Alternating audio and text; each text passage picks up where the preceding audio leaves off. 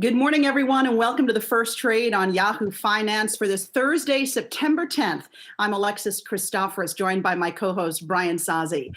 The recovery in the job market is losing steam. The number of Americans filing for first-time unemployment benefits held steady last week at 884,000. That is more than the 850,000 Wall Street was expecting. Now, jobless claims peaked back in March at about 7 million, but they remain at historically high levels and above the pre-pandemic record of 695,000. And those very important so-called continuing claims also increased to 13.3 million. That was more than expected. Despite that news, we have got stock futures higher here across the board. Dow futures up 46 points. Nasdaq futures continuing their recovery, up 100 points right now. And S&P futures up about 10. We have got Yahoo Finance's Emily McCormick joining us now for more on this report. So Emily, as you were able to dig in, what else stood out to you? Well, Alexis, it's worth repeating that headline number of seasonally adjusted new jobless claims. That figure holding steady at 884,000 last week, higher than the 850,000 that had been expected. Now, as we were talking about last week, this is now the second week that the Department of Labor seasonally adjusted new and continuing jobless claims under a new methodology. So if we take a look at those unadjusted new claims, those paint actually a more dire picture of the state of the labor market. We had unadjusted new claims actually rising by more than 20,000 to 857,000 last week. Now, this is the fourth straight week that we've seen those unadjusted claims rise, and the margin of increase is actually worsening as well. We did see unadjusted claims rise by fewer than 10,000 last week. So seeing that actual increase numerically about double over the past week now.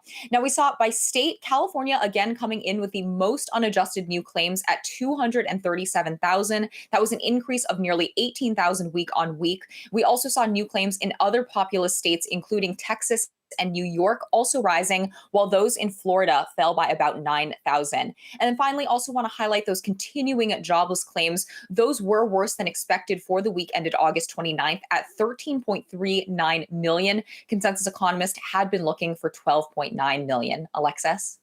All right, we have got some breaking news about Citigroup this morning. Michael Corbett has announced he's going to retire after 8 years at the bank. The firm's retail banking chief, Jane Fraser, will succeed Corbett, making her the first female CEO of a major U.S. bank. What else can you tell us about this switch at the top there, Emily? Well, Alexis, taking a look at this had been an expected succession plan, especially since Jane Fraser had just been named CEO of Global Consumer Banking last year. That really put her next in line to take on the top chief executive role here. And we did have Michael Corbett at the company the past 37 years. He has been CEO for the past 8 years here. He does also plan to step down from the board during his retirement, which will take effect February 2021. I also want to highlight here that the company is going to be looking for a new CEO of Global Consumer Banking in the coming weeks. So someone will be stepping in soon to take over Fraser. All right, Brian, I want to get you in here because does this put the pressure on other major banks to start putting females in these top C-suite positions? Well, all eyes, certainly Alexis, now turn to Jamie Dimon at JP Morgan, who's been the CEO since December 31st, 2005. It puts a pressure on him for two things. One, more clearly articulate who his successor is. He often likes to joke about this a bit on the earnings conference calls, but it remains a mystery who he's thinking about to succeed him. And then number two, put a female in this top job. He has three absolutely amazing candidates, and Mary Callahan Erdos, she leads the asset management business for them. Marian Lake leads the consumer lending business for JP Morgan. And the CFO, Jennifer Piepzak, three stellar female executives. Either one of them could likely succeed Jamie Dimon as CEO. And we've got Citigroup up by about 1/3% right now. All right, let's head overseas now and check in with Tom Belger. Tom, all eyes on the ECB's decision. They left rates unchanged, but what else did they say in that press conference? Yeah, what everyone was looking for today really was what the European Central Bank President Christine Lagarde was going to say about the euro's rise. That's now up 8% against the dollar since spring. And it's pretty unwelcome when, as she noted today, the momentum of recovery in services is already slowing and infection rates are rising. She did say today, policymakers extensively discussed the dollar exchange rate. She said they'll carefully assess developments going forward, but analysts are saying that's pretty soft. The euro's ticking higher today before and after the meeting. And she also said we don't have an exchange rate target, and inflation has even been revised upwards for 2021.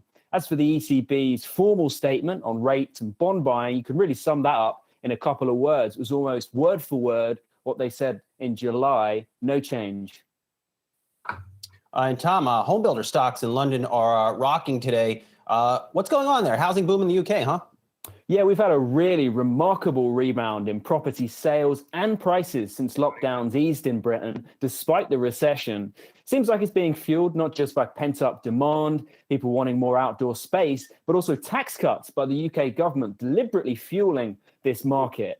So we had two leading lenders say this week, or in the past couple of weeks even, that prices are at a record high now. And now house building stocks, as you say, soaring today off the back of a leading industry survey, putting price growth across the UK at a 4-year high. They also found, or another survey even also found, that even for multi-million pound homes in central London, which has seen a real downturn in recent years since the Brexit vote, prices are now rising at their fastest rate in 5 years. Some real estate agents are saying this risks becoming a bubble. Brian. Tom, I really like that palm tree in your new house behind you. Thanks very much. All right, we'll talk to you soon. Tom Belger, thanks so much. Attention on President Trump has shifted from the election back to his response to the coronavirus crisis. Longtime journalist Bob Woodward's new book, Rage, reveals comments the president made on his true thoughts about America's virus and race crisis. Yahoo Finance's Rick Newman is here to break the details down for us. So, Rick, what did Trump say exactly in those interviews with Woodward that are coming back to haunt him?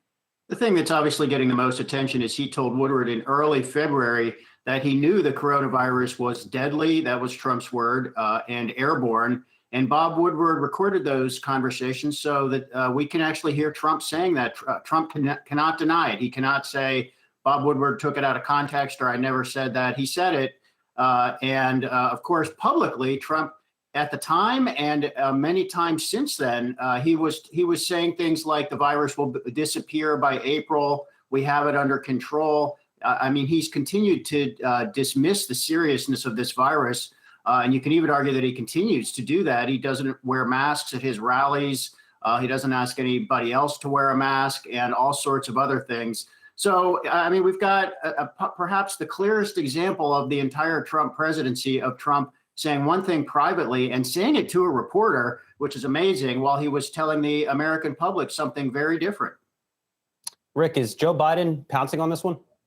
Yep. As soon as this came out yesterday, Biden was giving a speech, and he referred directly to the Woodward allegations. And this is one of the probably the top thrust of the Biden campaign, which is that Trump has just bungled the entire coronavirus response. And we need to elect Joe Biden just to respond to the virus more seriously than we have so far. I mean, you know, back in the spring, I think a lot of us thought by election day, we would not really be talking about the virus so much, but it looks as if we will be talking about the virus quite a lot, all the way up to election day on November 3rd. And we could even have a resurgence as it gets colder and people move back indoors. Hey, Rick, I don't know if you had a chance to see this, but President Trump tweeted just a few minutes ago about this very topic. He said that Bob Woodward had his quotes for many months. So if he thought they were so bad or dangerous, why didn't he immediately report them in an effort to save lives? Interesting way to look at that, but does he have a point? I mean, people are going to make of this what they will. You know, so I think, you know, Bob Woodward has worked for the Washington Post. He actually does not work for the Washington Post anymore. So he basically is just an author who writes books. But Woodward in the book is making the case that Trump may have endangered lives. I mean, this may have cost some people their lives, that the president wasn't being more forceful in his warnings to people. But Trump is not the only one. I mean, there are many, you know, some others, media critics, for example, and not just Republicans, saying, look, if Bob Woodward felt this was so important, Why didn't he report what Trump was saying privately back in February and March? Woodward actually did respond to this to a reporter at the Washington Post, and his answer basically was, I didn't have all the context I needed until much later in the process of writing this book. I wasn't sure how to frame Trump's comments. What do you say about that? I think without a doubt, as a book author, he wanted to save the best nuggets for the book itself rather than kind of blowing his wad on a story that came out ahead of time. But people will, probably have some doubts about Bob Woodward on that one. I want to switch gears here and ask you about the stimulus package. So Senate Republicans are supposed to vote today on that so-called skinny package. I'd imagine this is going to be DOA in the House, though. The skinny package means nothing to ordinary Americans. This is just a political exercise so that Senate Republicans can say, hey, we passed a bill going into the elections in November. I think the market needs to change its outlook here. The market needs to be pricing in the likelihood that there is no further stimulus bill, perhaps for the rest of the year. We're basically in a breakdown phase. Republicans and Democrats remain far apart. There's really no forcing mechanism at this point that will force them to come to the table and make a deal. And it seems that both sides think they are politically safe not giving in to the other side. So that means we may not see anything for the next 2 or 3 months. All right. Rick Newman, thanks as always. And coming up here on the first trade, we're going to hear from the co-CEO of Netflix, Reed Hastings. So don't go away.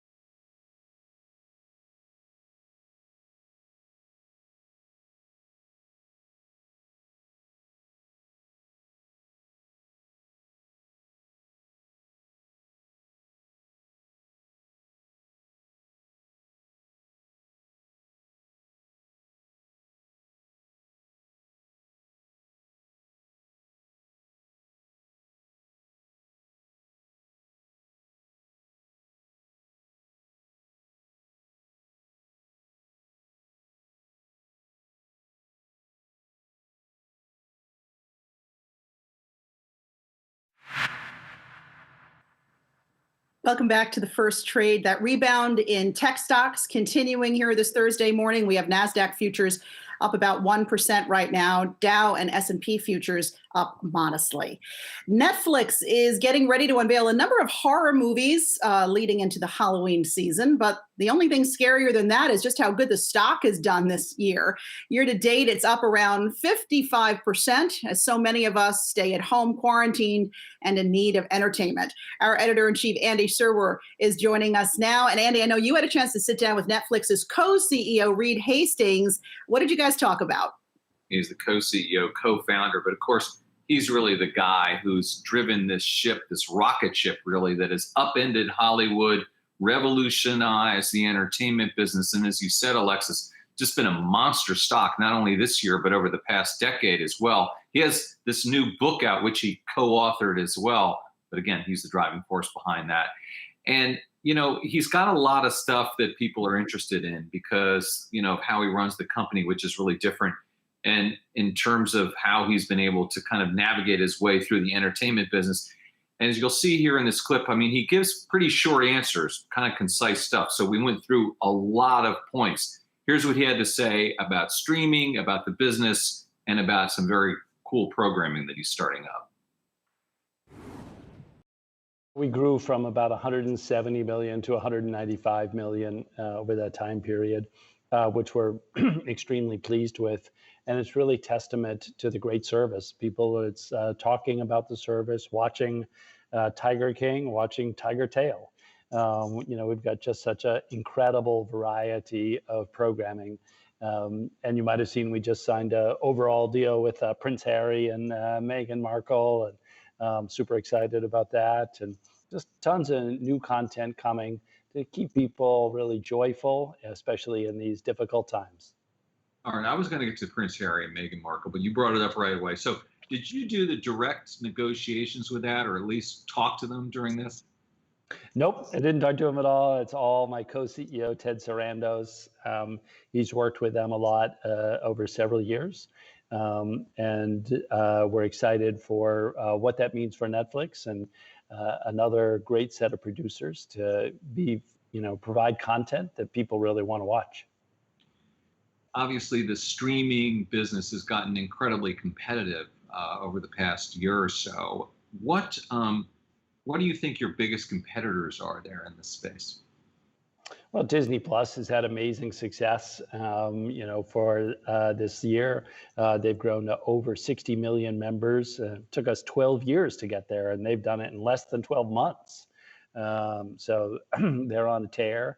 And then, of course, Hulu and Amazon and YouTube and TikTok. And there's so much competition for entertainment and escape.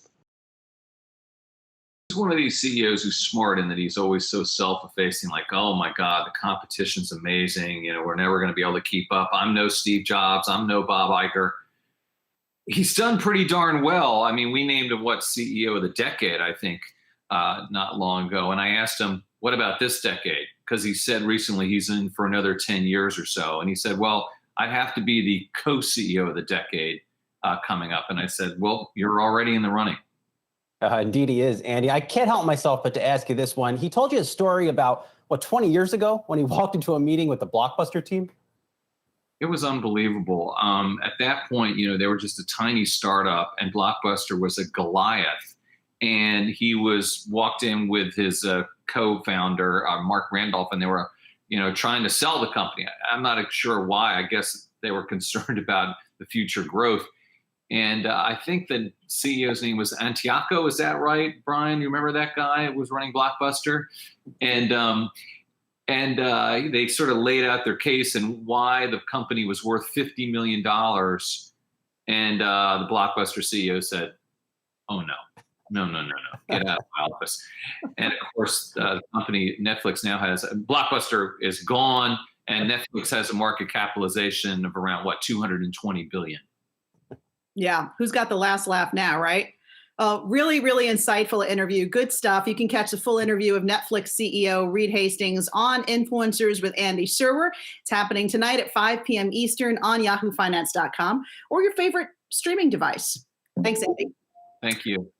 UBS is making a groundbreaking move into sustainable investing. This morning, it announced that sustainable strategies will be the preferred solution for clients of its global wealth business and its $488 billion in assets. That's nothing to sneeze at. With us now is Andrew Lee. He is head of sustainable and impact investing at UBS Global Wealth Management. Andrew, good to have you on the show again.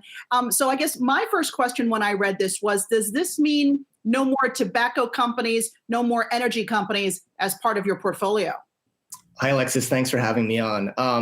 It's a great question. What the preference means is that all other things being equal, sustainable investments are going to be the preferred solution for clients who are looking for a global investment solution. So, specific to client preferences, their needs, their wants, this is going to be the first thing that we offer. It does not mean that we will not have certain things in our portfolio. We actually think that sustainable investments, although it encompasses the exclusionary approach to negative screening out of certain types of exposures, we think it encompasses much more. And what people are really focused on is using environmental, social, and governance factors to actually improve an investment process, look at the risks and opportunities ahead, and really improve investment returns on a forward-looking basis. So that's really why we've made this announcement, which we think is beneficial for our clients. Andrew, the Trump administration, through the Department of Labor, proposed a new rule to limit or regulate ESG investing. If that does become law, how does that impact the ESG movement? Yeah, it's a good point. I mean, I think if you look at the language in the DOL proposal, what it does actually acknowledge is that environmental, social, and governance factors, where they're material and relevant to the investment decision, it does acknowledge those. I think what it's concerned about is where you put environmental and social objectives ahead of financial returns. And for us, when we think about sustainable investing, these are core parts of an investment portfolio. And so we're always looking at, or our partners are always looking at, what's material and relevant for that investment decision. So it's where investment returns go hand in hand with sustainability outcomes or alignment to sustainability. So I think it's actually consistent with the language. The language clearly does indicate things about default, options within retirement plans, and that's something that we'd have to see. Obviously, we'll have to see what the outcome in November is before we make some conclusions about where the direction is. But we think that the long-term trends supporting sustainable from an investment perspective are very clear. And the DOL release does actually acknowledge the materiality factors being important from an investment perspective. Andrew, is there a trade-off at the end of the day between financial returns and social impact? And how, as a wealth manager, are you able to walk that fine line? Because at the end of the day, it's your firm's job to get the highest returns for your clients. Thanks, Alexis. Yeah, I mean, I think as I was saying before, we're looking at that set of opportunities where we think the financial returns go hand in hand with social and environmental outcomes. And I think that over the past few years, all of the incidents that we've seen where it's very clear that social and environmental risks and opportunities do impact companies, whether it's wildfires that affected PG&E, or whether it's all the data privacy issues that we're seeing with regard to technology companies, or more recently with COVID-19, people taking a very close look at how companies are treating their workers, health and safety, how they're managing the workforce. I think it's a signal of how well companies are managed for the long term. So all of these connections between social and environmental issues, these aren't do-good issues, although they do have positive benefit. They're where it directly impacts investment returns. And so it's this confluence of, as we look forward as an investor, how do you take a more holistic view of what's important? You have to take into considerations things like climate risk.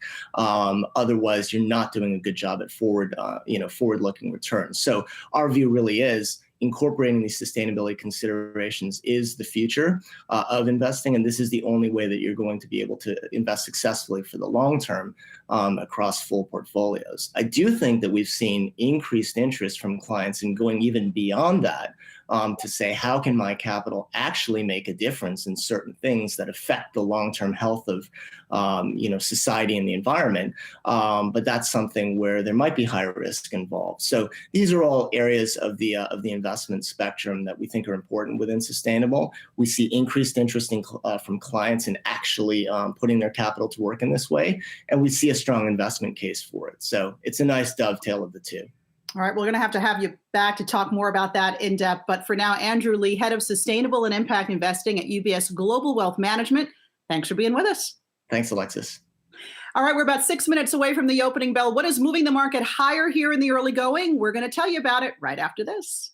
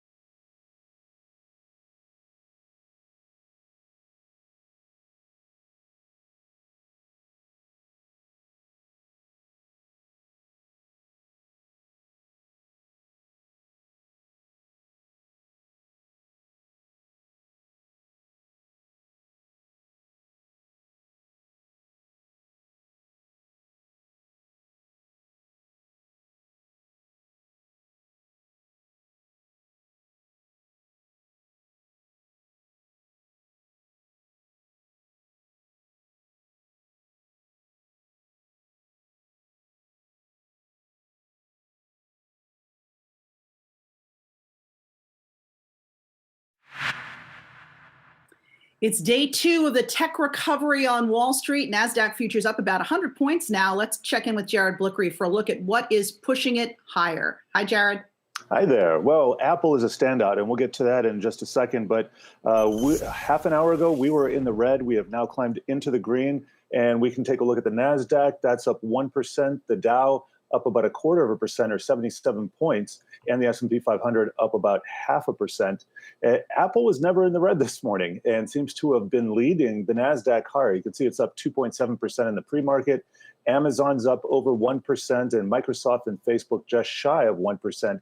Tesla is up another 5%, and just looking at what's happened over the last 4 days, trying to claw back some of those steep losses that we had into the holiday week here that we have. Also taking a look at the sector action. We do have tech in the forefront now, up over 1%, followed by materials. Financials have come strongly back as well. It looks like the bank sector is doing okay. JP Morgan up about 0.5%, Alexis. Thanks, Jared. We've got the opening bell on the other side of this break. We're going to break down all of the market action for you right after this.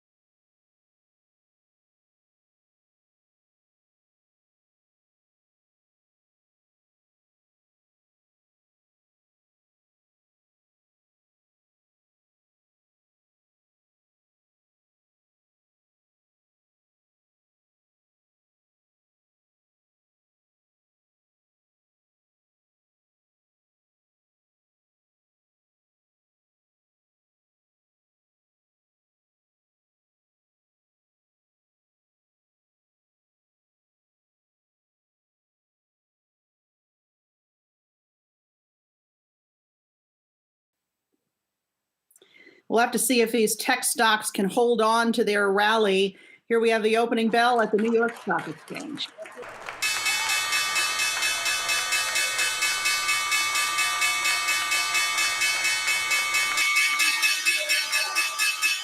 Stock futures were higher and tech stocks were rallying heading into this trading session this Thursday. We've got the Dow Jones Industrial Average going to start the day up 115 points. And here are your headlines making the first trade front page. Expect wildfires in California to grow today. That's because heavy winds are in the forecast, which will likely fuel the spread of the fires. Around 20,000 people in the northern part of the state were told to evacuate as wildfires threatened thousands of homes overnight. TikTok is in talks with the White House to try and avoid a full sale of its U.S. operations. That's according to the Wall Street Journal. The approach is happening since the Chinese government is making it harder to sell assets to U.S. tech giants like Microsoft. The administration set a deadline of November 12th to have TikTok sell or restructure its U.S. operations. And I know you're ready for some football. The 2020 season begins tonight when the Super Bowl champion Kansas City Chiefs host the Houston Texans. Kansas City's Arrowhead Stadium will be one of the few places to actually have fans in attendance despite the coronavirus, but it will only be at 22% capacity. All right, let's get back to the markets now with Buckingham Managing Director of Investment Strategy, Kevin Grogan. Kevin, good to have you here this morning. So what do you make of I'll call it the tech comeback we've been seeing over the past couple of days? Do you think it's sustainable, or do we have more downside to go here? Yeah, good to be with you this morning. So with respect to what tech stocks have been doing recently, it has been kind of a wild ride, specifically for that sector, but also just growth versus value more generally has been has had lots of wild swings over the past few weeks. I'd say where we are at Buckingham is we believe in investing in a highly diversified portfolio. So we own all of the stocks in the U.S. market, but we do incorporate a tilt or overweight towards the more value-oriented names. So that has been where we've been historically, because there is good long-term evidence and support of a tilt towards value. And so we believe in that over the medium term and long term, but over the short term, it's very difficult to predict what will happen over the next week, month, or year. Kevin, does big tech, these big tech names that have sold off, do they look like attractive values to you? So it would depend upon which name we're talking about. When we think about what is a value company to us, it would be looking at stocks that have low price to earnings ratio, low price to cash flow ratios relative to either other companies generally or relative to other companies within that sector. So again, it would depend upon the specific name that you're talking about in terms of what would be considered value versus not. Kevin, there are lots of potential market catalysts coming up. We've got a Fed meeting, an ECB meeting, an Apple event, of course, the election in November. But is there one catalyst you're looking at that could be perhaps really, truly market moving in the next few weeks?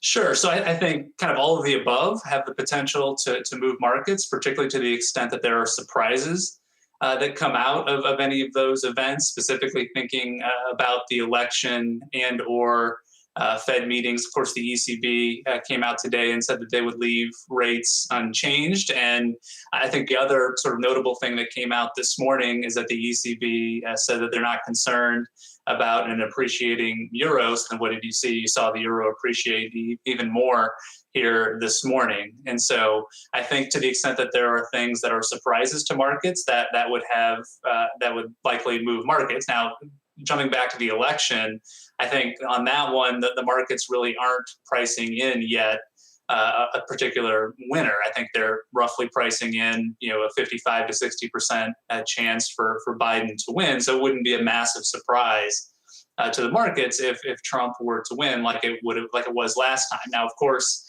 as we get closer to the election, I could see the markets, and let's say everything remains unchanged with respect to polls, I could see the market, further pricing in a higher likelihood of a Biden win. But I think in terms of where we are today, still several weeks away from the election, I think, the market's pricing in roughly, like I said, a 50 to 60% chance of Biden winning.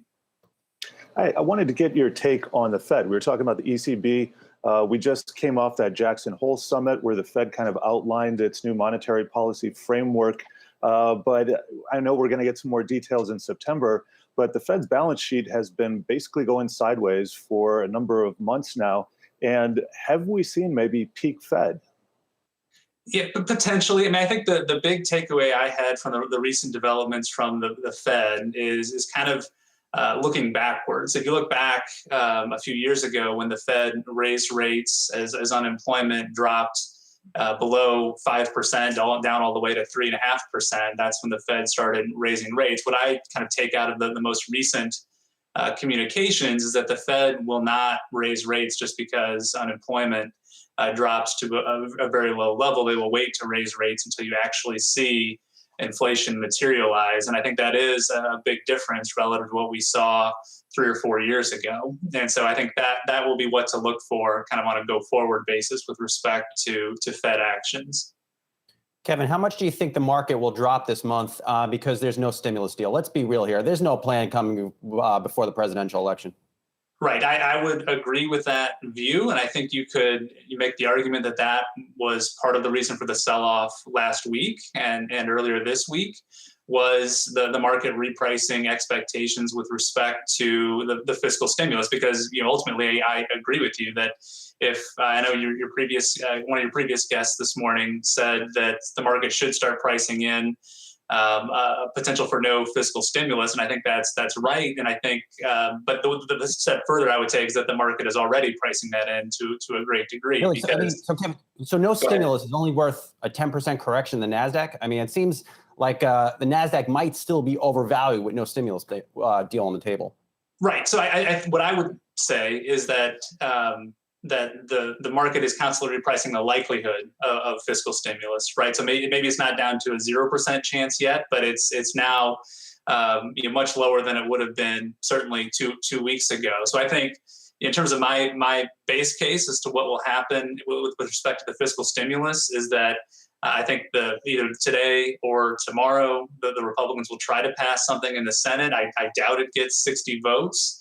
So I don't think it even gets past the Senate, and then we'll see where we go from there. I mean, I do think the jobs report this morning being a bit worse than expected could produce a bit more pressure on Washington to negotiate and get something done. But candidly, I've been surprised at the lack of movement there, that has basically been at a standstill for all these weeks with no real sign of much improvement going forward. And so, again, I think the market has priced that in to a good degree already. But if we truly don't get fiscal stimulus before the end of the year or prior to the election, then I think that you could see further market decline. But I don't think that's a certainty just yet.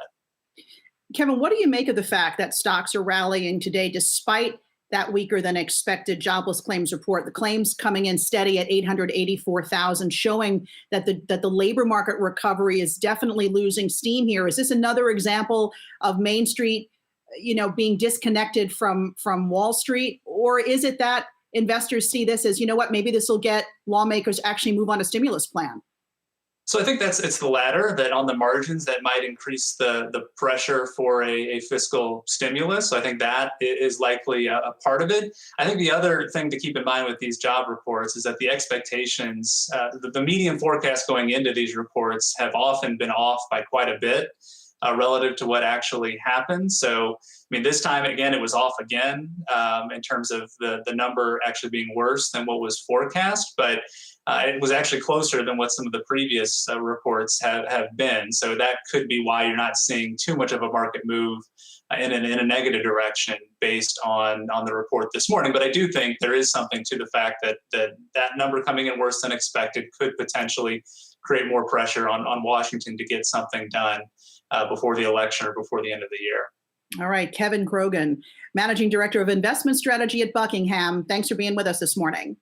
Good to be with you. Thanks. Coming up next, millions of kids heading back to school. What does it mean for those iconic yellow school bus companies? We're going to talk to the CEO of one of them coming up.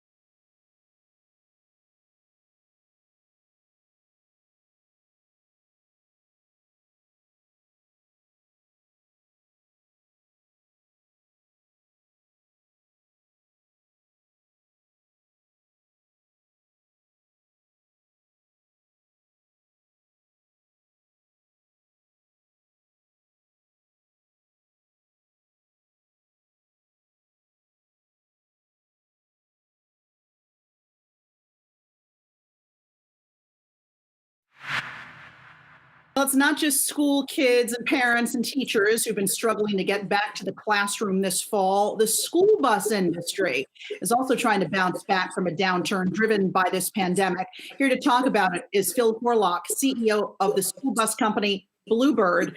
Phil, good to have you here. So, in your latest earnings call, you admitted this was a difficult quarter, but tell us how business is looking now that schools are getting back up and running in many states. Yeah, sure. Good morning too, Alexis. Yeah, great to be here.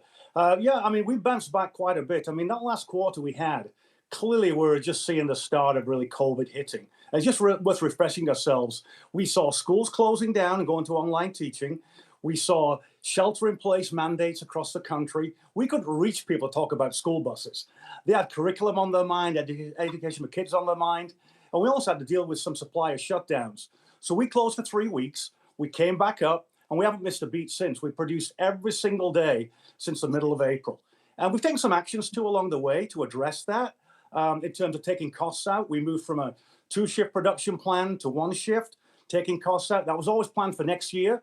We pulled it ahead, so we were able to take advantage of that. We did furlough and take temporary pay cuts for some of our folks. So we had to take some significant action here to drive our costs down.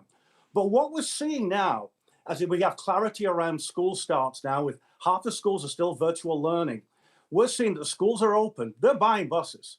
We've been selling buses. In fact, our sales in our current quarter, July through September, will be up about 40% from the prior, which was really the big hit. Still down from last year, but encouraging.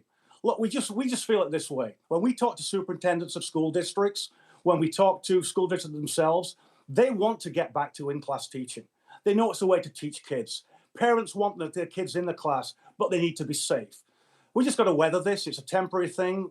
From a Bluebird standpoint, we've got great liquidity. We've got great free cash flow model out there, and we'll get through it, and there'll be a surge when we all get back to in-class teaching. And we'll Phil, as you know, property taxes are the primary sources to buy school buses. State budgets, city budgets, they've been hammered by the pandemic. What's the longer-term outlook for your business because of these pressured budgets? Well, you know, municipal budgets are still pretty strong. Property taxes are the main source of our funds. And property values all across the country are still holding up strong. So we're still confident in the near term that we can weather that. Certainly the taxes for this coming year, municipal taxes, are pretty much agreed. When we look at education, the education budget too, it's worth mentioning, school buses, believe it or not, are 0.03% of the education budget. It's a fraction of what's required to run the education system. And so I think people recognize, look, getting kids to school safely is extremely important. Mum and dad need that. And I think you're going to see a lot of support for school buses along the way. In our state of Georgia, our home state of Georgia, our governor released special bonds to actually accelerate replacement of old buses. So I think I'm confident that we'll bounce back strong. Phil, what about concerns of the tight space children are in while in a school bus? By definition, you would think that parents wouldn't want to put these kids on these buses because of the virus. How do you keep kids safe? And does this sort of lend itself to the next generation of school buses, the cleaner electric buses? Well, there's a lot of rigid protocols in place now, Alexis, on school buses. I mean, they're disinfected after the morning route, disinfected after the evening route. You place kids 1 child per seat as opposed to 3 per seat. So what's happening now is a lot of districts are running multiple routes. That bus is going out, picking up the kids with half the capacity, disinfecting it, going out and getting the kids again. So they're taking really good protocols. We've looked at things too from a driver's standpoint. The driver wears a mask, he can wear a face shield, protect himself. But what's really important on a school bus, which is the most regulated, safest vehicle on the road, is a driver has to be able to access the children in case of an emergency. You can't shield a driver in behind shields and protect him and try and keep him safe. He has to be able to access the kids. But the distancing on the bus is possible by managing the routes those buses run and staggering the school starts. And that's happening across the country where schools are open. Phil, what about a demand for those electric school buses? Is that picking up steam? Oh, I'll tell you, we've seen a great, unprecedented move this last year. So despite industry being down this year, obviously because of COVID-19, our electric school bus sales are up 250%. Now, we'll have about 300 on the road by the end of this year. We launched it just 2 years ago, so phenomenal growth in electric buses. People love the fact it's zero emissions, low operating costs, saves thousands of dollars a year. I should add too that Bluebird, I'm very proud to say, has been a leader in alternative power solutions for more than 10 years. You know, we adopted a strategy about 10 years ago to bring in propane-powered buses. So I'll give you some facts here. When you look at it, 50% of our sales now of school buses are non-diesel.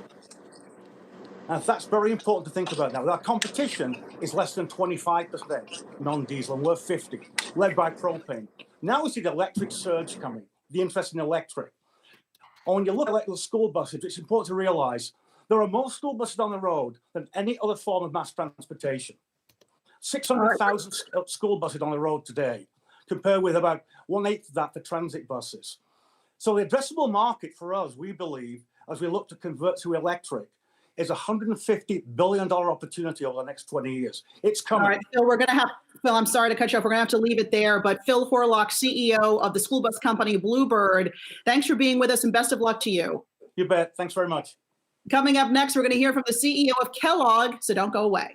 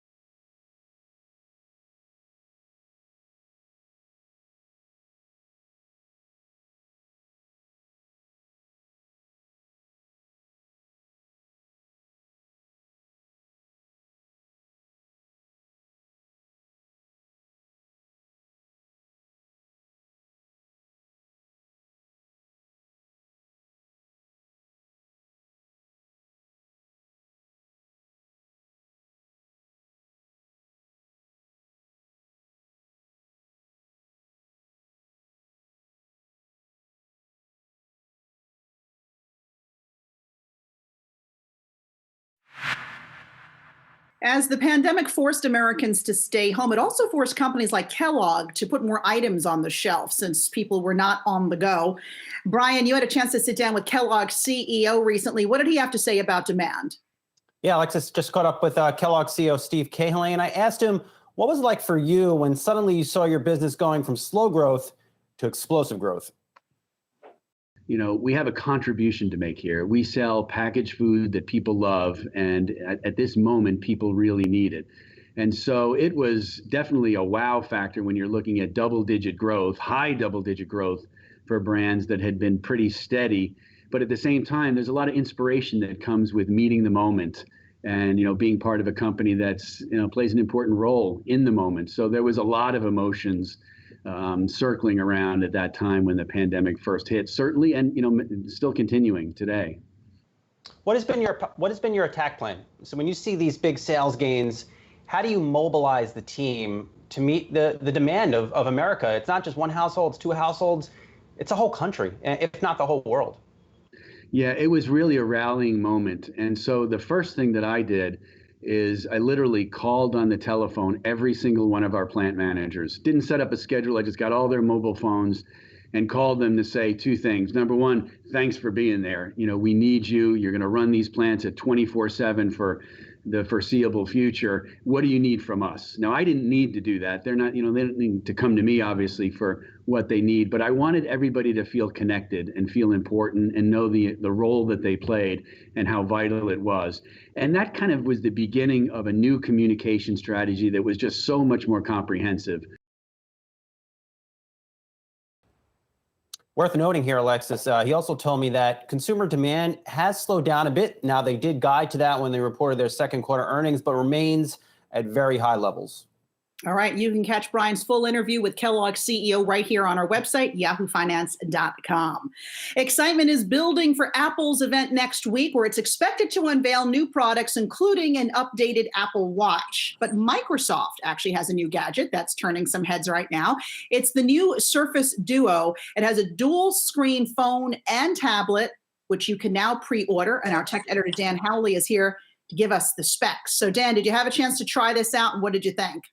Yeah, this is it. This is the Surface Duo. This is a Microsoft-built phone. That's their first hardware phone that they've made, and it's powered by Google's Android. The big deal about this is that, yes, it runs 2 screens. And the other big thing about it is you run multiple apps at one time. So this here is me running full Spotify, and this is our site on Microsoft's Edge. And you can see there that I'm able to do things like swipe up like you would in normal Android, go between your apps.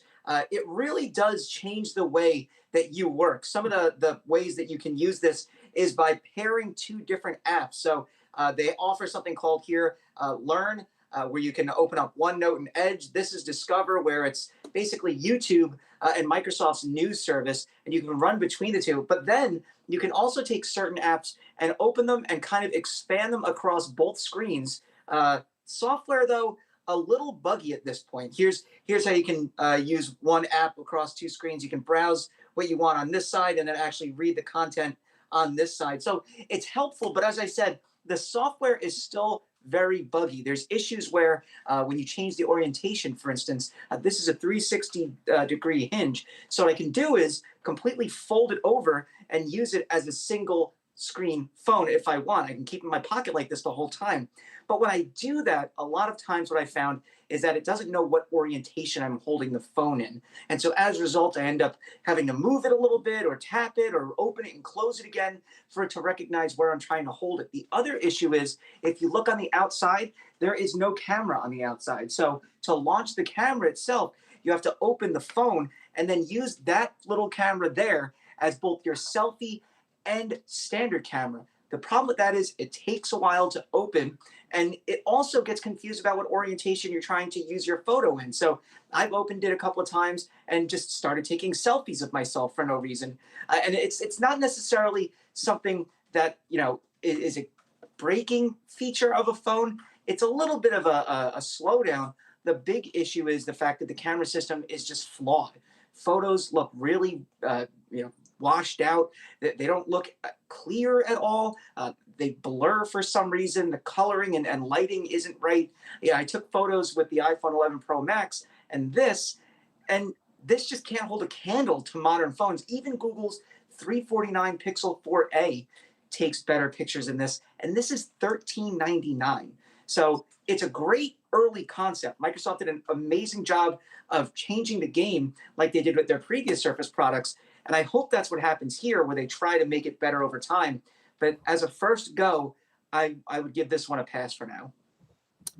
Dan, when I talked to Microsoft CEO Satya Nadella in January, when we were actually able to talk to people in person, he whipped this thing out of his pocket, and I didn't know what it was at the time. And I was looking at it, and he let me try it out. There is a use case for it. I mean, do you think you could see something like this eventually out of Apple or Google? Out of Apple, maybe not. Out of Google, yes. I mean, this is running on Android. They are specifically building Android now to support 2 screens and foldable screens. They just haven't done it very well yet. And you can see the results here where Microsoft and Google tried to meld it and make it work. It just doesn't come across. But the big thing here is I felt genuinely more productive when I was using 2 screens. I would have Slack open and Gmail open at the same time. And Microsoft doesn't force you to use their apps. So that's a big deal. But this is something that I think is going to be more future forward. As now, I wouldn't buy it. All right. Thanks for your brutal honesty, Dan Howley. Let's check in with Jared Blickery for another check of the markets. And Jared, looks like we've got a pretty nice rally underway here, first half hour of trading. Yeah, we are off the highs, but a lot of green here. Taking a look at the Nasdaq 100 heat map. Apple up over 1%, opened the day around 2.5%, I believe. Amazon's up about 1.75%, and Microsoft and Alphabet and Facebook in positive territory.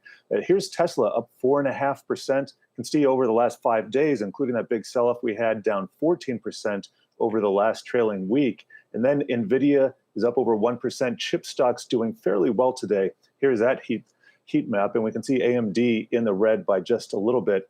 Now, the travel names, these have been very volatile. The cruise lines seem to be doing well. Royal Caribbean and Carnival each up about 5% along with Norwegian as well.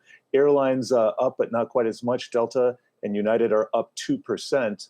And then taking a look at our banking sector, lots of green here. We got JP Morgan up 1% and some change, along with Goldman Sachs. Citigroup up nearly 2%. And let's just take a look at the rate space right now. We have the 10-year T-note yield up 1 basis point and just kind of treading water, going sideways in this range that we've been taking out for about the last 2 weeks here, Alexis.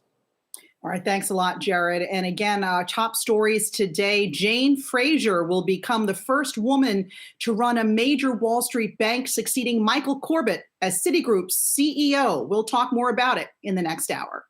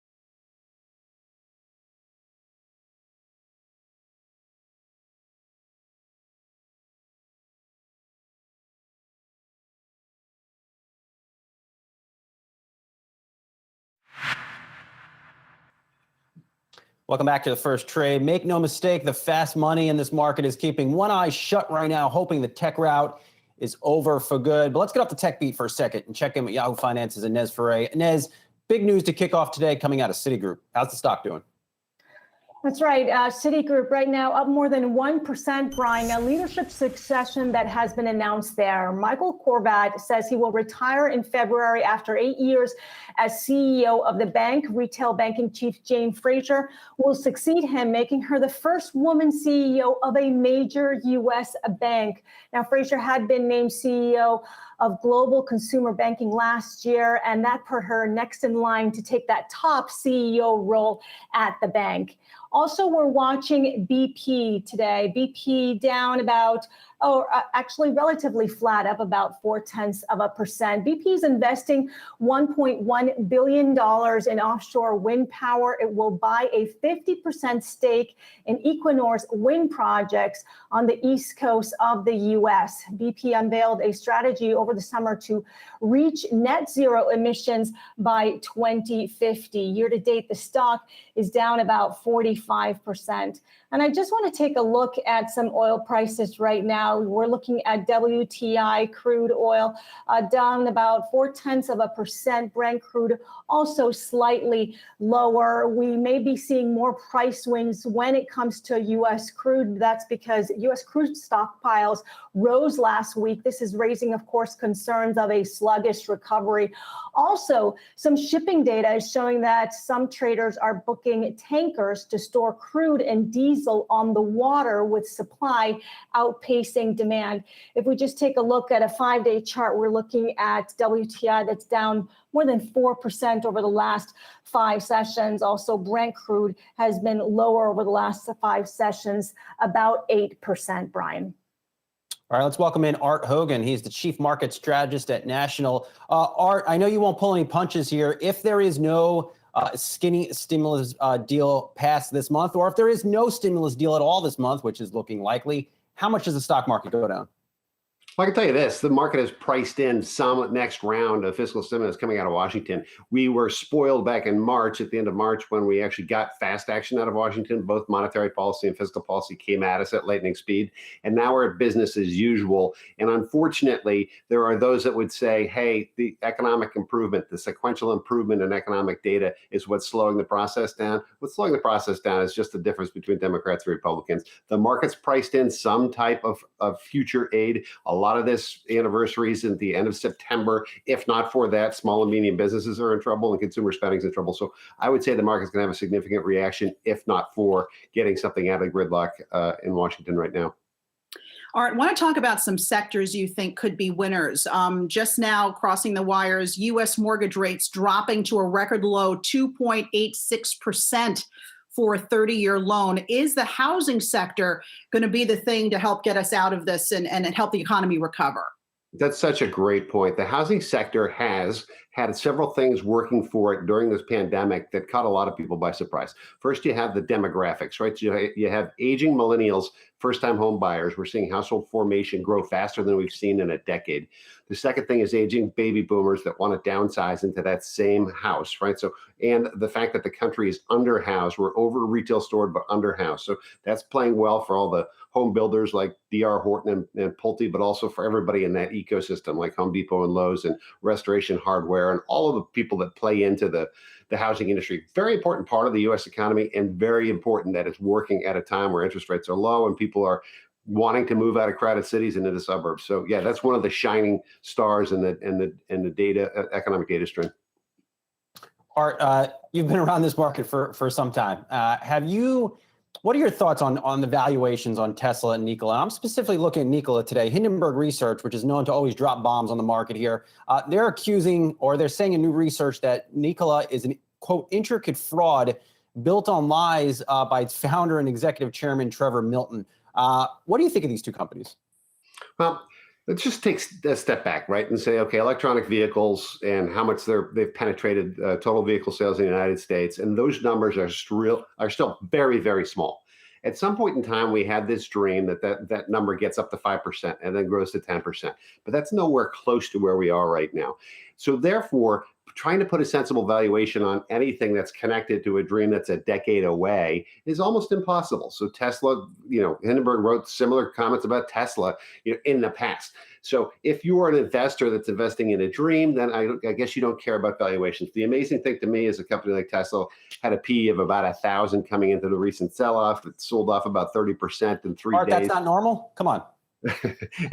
but it got its PE ratio all the way down to 700, right? So if you're investing in any of the SPACs that are EV driven, or if you're investing in Tesla, you're not investing because you're a fundamental investor. You're believing in a dream, right? You dream that someday EV penetration in the overall vehicle sales in the United States is going to be much higher than 5%, and it's not even at 5% yet. So, understand that and know what you're getting. When Tesla announced their split, the stock went up some 30 to 50%. Nothing fundamentally changed about the company. It's always going to be a cult stock. Betting against it is probably the wrong idea, but I certainly wouldn't put widows and orphans money into it ever. Hey, Art, I want to get back to real estate for a minute and hone in on commercial real estate, because you say there are some signs that companies are betting on a return to Manhattan in particular. So has the death of the office building been greatly exaggerated here? Yeah, I think the death of the office building and the death of New York City in general has been exaggerated. And there's been multiple people that have talked about this. New York's obviously a very vibrant place. All of us on this call right now would love to be able to go back into the office, have the kind of camaraderie, the social network, that the accidental creativity that only happens in groups of people and doesn't happen when we're, talking to each other on video. And certainly, most of our counterparts on Wall Street are starting some sort of, hey, why don't half of you come back or 30% of you come back and work for 2 weeks or work from home? I'm not sure if that's just the runway to getting back to normal. I don't think any of this normalizes until after we have a vaccine. But clearly, when you think about the office space that we have as a company and know that we're going to be at 50% occupancy, we have to rationalize how we do that, right? So there's separation and there's all the things that go into making sure that buildings are safe unless and until we get to a safer place with a vaccine. So I think the death of commercial real estate has been exaggerated. I certainly think it's going to be a slow climb back, and I certainly think there's some great valuations in commercial real estate and opportunities right now.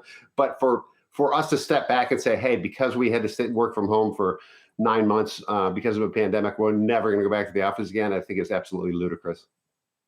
I just want to make mention two specific things you point out to illustrate that Manhattan real estate is not dead. Facebook announced a lease in August for the entire office space at the Farley building. That's the former post office near Pennsylvania Station, near Penn Station. And Right. we've also got I think Barclays is looking to move from Times Square to Hudson Yards. So to your point, there still seems to be interest in commercial real estate.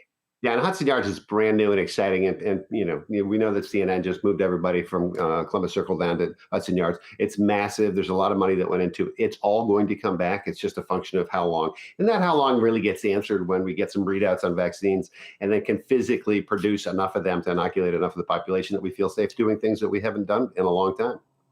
All right, before we let you go, give me 3 stocks that excite you from a fundamental perspective. The fundamental perspective, DR Horton, that sits right in the middle of this home building boom that we're going to have. And that's a long-term boom. So when you look at DR Horton, that's the lowest entry point. The average home is about $300,000. We love these guys. They're penetrated in 38 states across the country, rock solid balance sheet. And they meet that convergence of where demand is, aging baby boomer and aging and millennial. The second name I would say is JP Morgan. JP Morgan at $100 is being valued like it's a utility, not like a bank that's got a rock solid balance sheet and one of the best in the business. I'm very excited about the potential for net interest margins increasing. When the Fed talks about keeping interest rates low for a long time, they did not talk about yield curve guidance, and they're going to let the back end of the curve move up. But I think that's going to offer some. I think it's going to offer some ability for a company that makes money off of interest 60% of the time to do really well in 2021. And the last, not surprisingly to anybody, is Apple. This is something that I've owned forever, and we haven't even talked about what's going to happen to Apple as 5G rolls out. It's going to be an amazing process, and they're sitting right at the epicenter of a multitude of new rollouts of hardware while they still keep their ecosystem intact. So I think Apple, JP Morgan, and DR Horton, 3 of my favorites right now. Art Hogan, Chief Market Strategist at National, always bringing the fire. That's why we always have you on. Have a great weekend. Thanks so much. And as I sip a cup of coffee, Lucid Motors is zooming full steam ahead into the electric vehicle space. The company has unveiled its first electric car to the world, more than 1,000 horsepower beast of a sedan that says will deliver a number of industry firsts. Yahoo Finance senior columnist Rick Newman is back with us for the details. Rick, will my giant cup of Starbucks fit in this Lucid car? Half of a Starbucks star, I guess, would fit in this car. They say they've redesigned the sedan. They've taken advantage of miniaturizing components and other things like that to create a roomier sedan than you would find in a Mercedes showroom, let's say. And it's actually a little bit shorter in terms of the entire chassis than competing sedans. What this company is trying to do, they say Tesla's done a great job, but there's still room in the ultra luxury sedan segment, which would be where the Mercedes S-Class resides or the BMW 7 Series for an electric vehicle that has every imaginable luxury appointment. So this sedan called the Lucid Air is going to go on sale sometime early next year. It has a range of 500 miles or more, the company says, on a single charge. And it's trying to find people who want to buy an electric car who aren't satisfied with what Tesla has to offer. Rick, the space here for EV cars getting real crowded. Who is Lucid targeting? Is it millennials? Is it people who are looking to buy an EV car for less money? Who are they targeting? No, definitely not millennials, and definitely not people looking for a bargain, because this car, when they introduce it next year, it's going to be around $160,000 to $170,000. Later on, they will introduce a value model that might come as cheap as $70,000. So they're obviously not going for young buyers or millennials. I guess I feel like they have identified a market of very wealthy people who just aren't satisfied with the Tesla Model S, which itself starts at $70,000 and can go as high as about $120,000 or $130,000. I mean, there are people with, stupid money who can buy as many cars as they want. And I guess they think there are a few people out there who want to have the next best thing in electric cars, if that's what this turns out to be. Rick Newman, 160K, pretty affordable for you. Did you put a deposit down? No, I didn't put a deposit down, Sazi. I'm going to wait for you to get one and give me your review. All right, fair enough. Rick Newman, senior columnist at Yahoo Finance. Good to see you. Guys. All right, we'll see how paranoid investors are amid this sell-off with Investopedia editor-in-chief Caleb Silver. That's coming up next.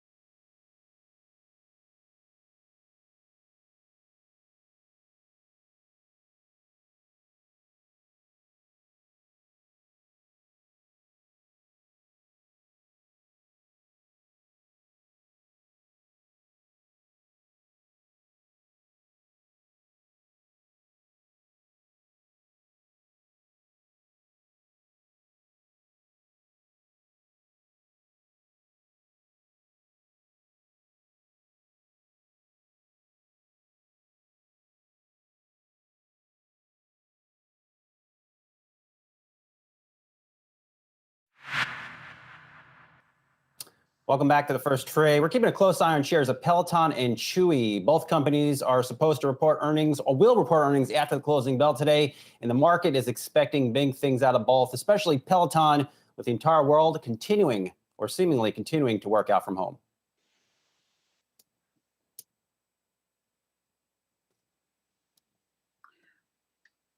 All right. Despite the wild stock market swings, investors remain bullish. Joining us now to discuss is Investopedia's editor-in-chief, Caleb Silver. Caleb, good to see you again. So you are out with your investor anxiety index. And when I was going through it, I don't know, I was a little surprised to find the number one concern for investors right now is the election, even more so than COVID-19. We were surprised to see that as well. This comes from our investor reader survey of our newsletters. So we have about 500,000 daily subscribers to two of our newsletters, surveying them since this crisis began, Alexis.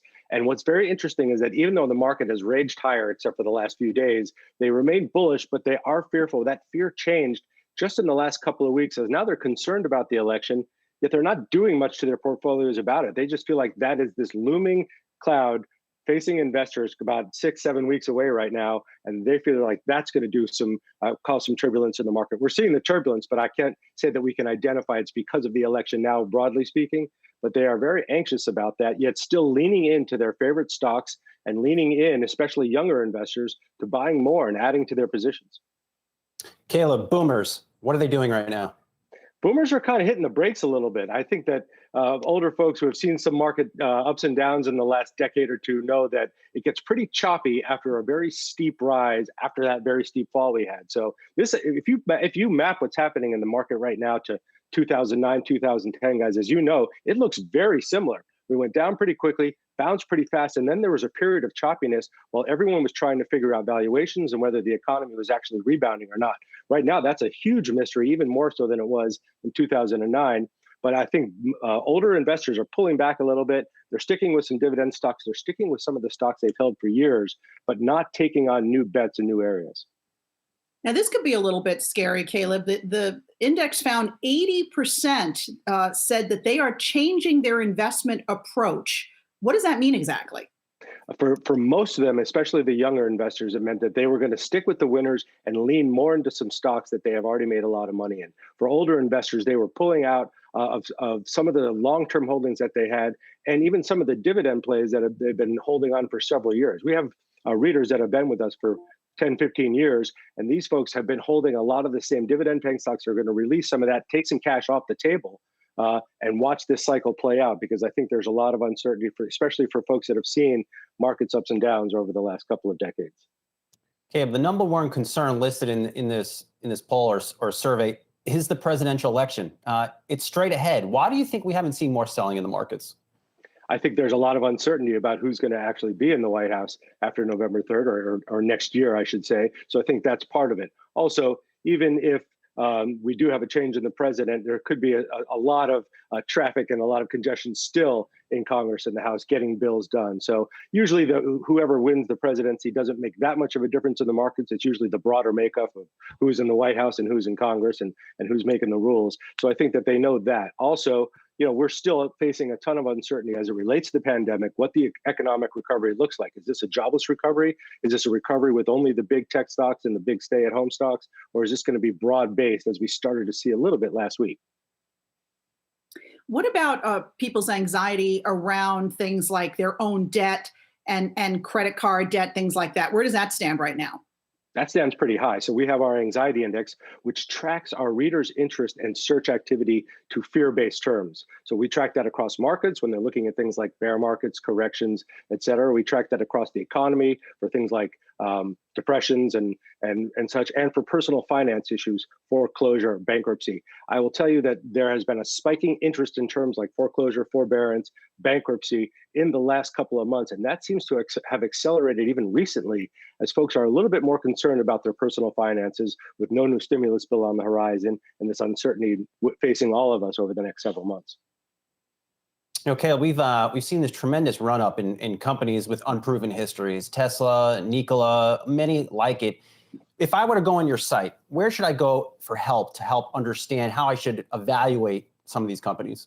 Great question. So we've been doing a series on how X makes money, how this company makes money, how Tesla makes money, to show people, to give them a breakdown of where the company brings in its revenue, where it spends its money, how much it spends on marketing, to give them a real look at the fundamentals. So you can look up your favorite companies and ask how they make money. You'll come to Investopedia, and we have articles that show you how to do that. But just also learning fundamental analysis and looking into these companies' ticker pages. You have great ones on Yahoo Finance.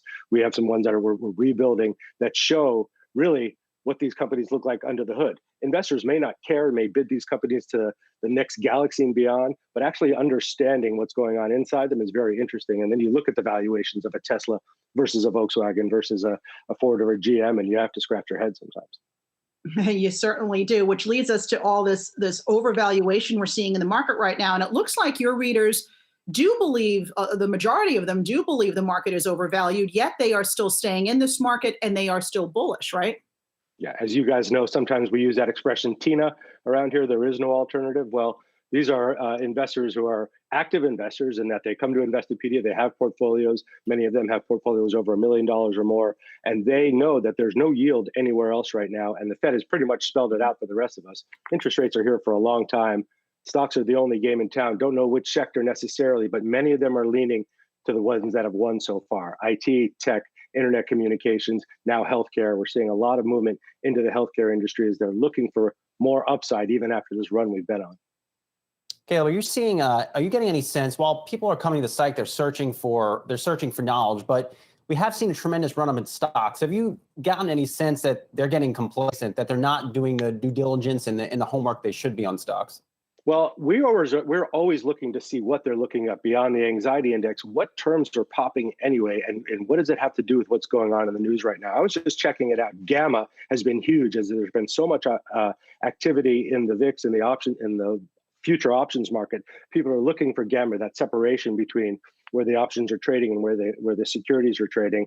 People are looking up VIX ETFs to see if they can play the volatility by buying ETFs, which is very possible, and you can also buy the reverse. And they're looking up things like bull trap, which shows you that they're seeing that there's been these bull runs trap.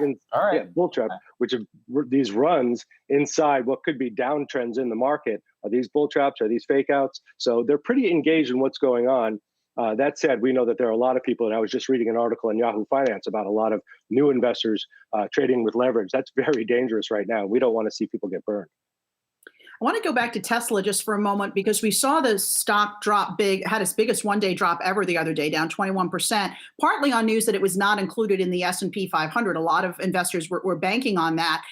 Why do you think it wasn't included, and do you think it's just a matter of time before it will be? Yeah, I think I was surprised that it wasn't, and probably not as surprised as Elon Musk, but I was surprised that it wasn't because it is proven, though you may have to look inside the details of its quarterly track record for profitability, but it is so widely held right now. The problem is it's so widely held by institutions and it's so widely held by retail investors that if you added it, I guess there would have been another huge run after that split. There is something to be said for this oversupply of a stock that is very hot right now, but there is so much supply right now, and investors, especially new ones, don't really realize stock splits don't generally lead to higher stock prices. It did immediately, but over the long term, that doesn't necessarily lead to increases. It takes quite a few years for that to catch up. All right, Caleb Silver, editor-in-chief of Investopedia. Always good to see you. Thanks for having me. All right, do stick around. Much more ahead on The First Trade.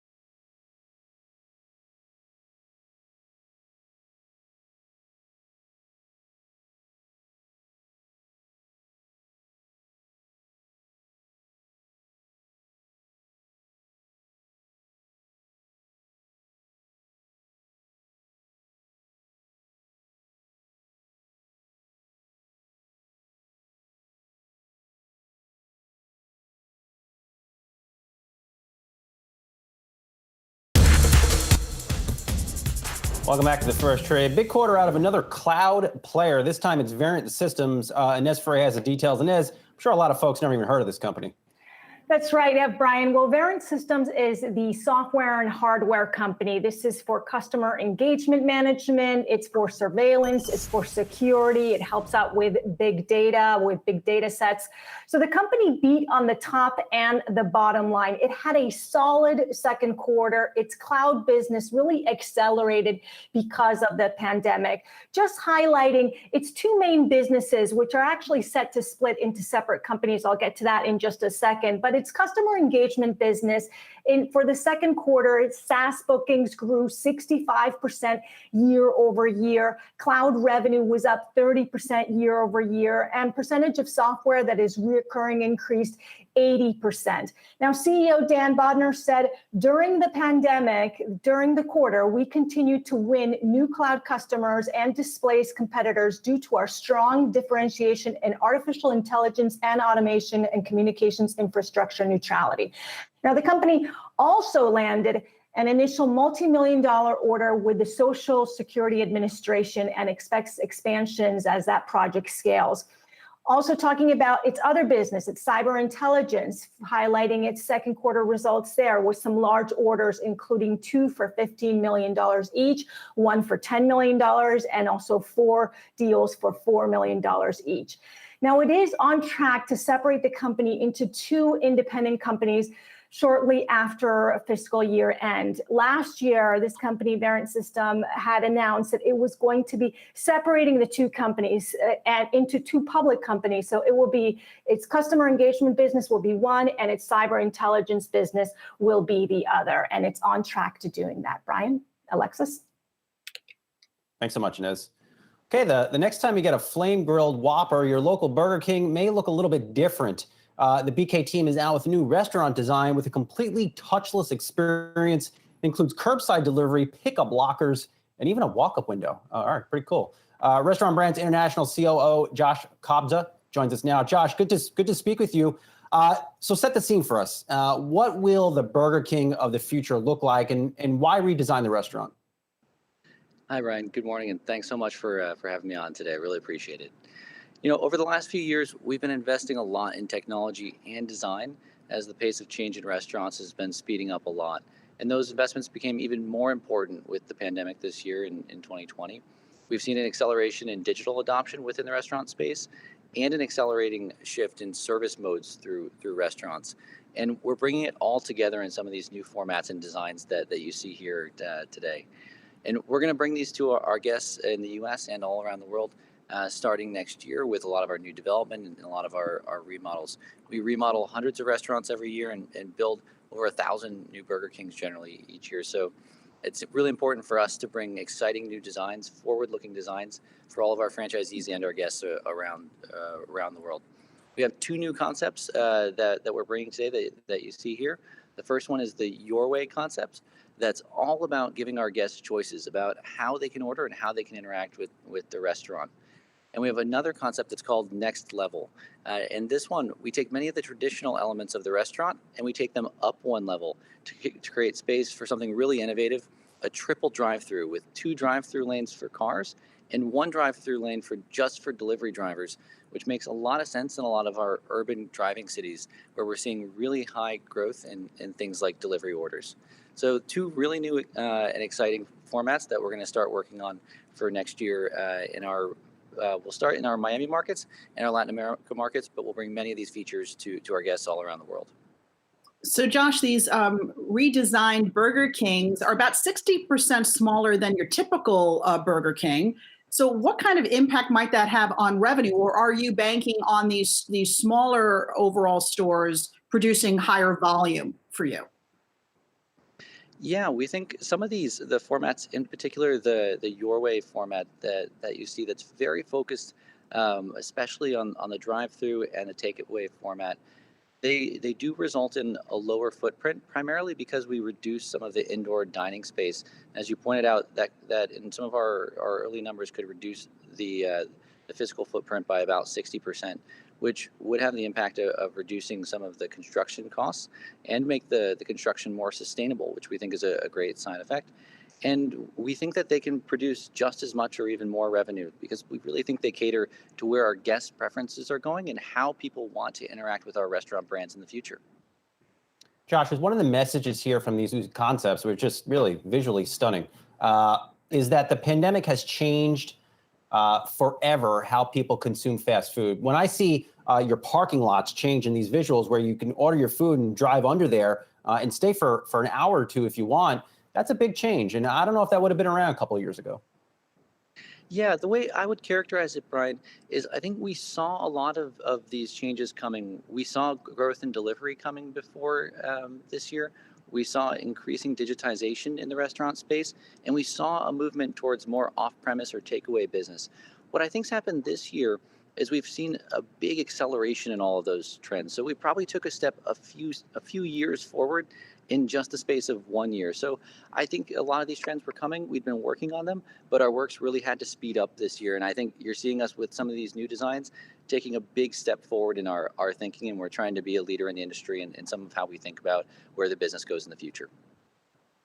And of course, restaurant brands is more than just Burger King. You've got Tim Hortons, you've got Popeyes, and I understand that the very popular chicken sandwich at Popeyes went on sale in Canada-wide, just a few days ago. What does that mean to the overall business? And congratulations on that. Thanks so much. And yeah, we're really proud of our chicken sandwich. It's been tremendous for the business, and our guests love it across the U.S. And one of the big things that we've been working on since we launched the chicken sandwich last year in the U.S. is bringing it to our guests in our Popeyes markets all around the world. And as you pointed out, we recently launched the chicken sandwich in Canada. We had been rolling it out across a few different markets, and now it's going national. We think it's really exciting for Popeyes, for our guests, and for the future of our business. In Canada, we think it provides a really new leg of growth for the business there, and we think it just supports kind of the growth path that we see for Popeyes all around the world over the next few years. Josh, I got to be honest, my local Burger King doesn't look anything like the new concepts you put forward. Realistically, how long would it take to put all of your restaurants or majority of them in the United States to make them look like that concept? Yeah, it's a great question, Brian. I think that many of the features that you see in these new designs are things that we're already rolling out. So things like curbside pickup is something that we can roll out more quickly. Things like the digital menu boards that you see in the drive-through is something that we plan on rolling out really quickly. We're already in over 1,500 of our Burger Kings around the U.S. and something we plan to do in just the next couple of years. And then some of the bigger picture remodel features, some of the bigger picture construction and changes, those will probably take a little longer. They'll happen more on our normal remodel cycle that'll happen over a longer series of years. And then as we build new Burger Kings, you'll start to see more and more of these designs come over a longer period of years. I'll put a plug in for my hometown. Bayshore, Long Island needs one of these new restaurant concepts from Burger King. I'm just going to say that right now. All right, Restaurant Brands International COO, Josh Kobza. Good to see you. Thanks so much, Brian. Thanks, Alexis. Have a great day. All right, do stick around. Much more ahead on the first trade.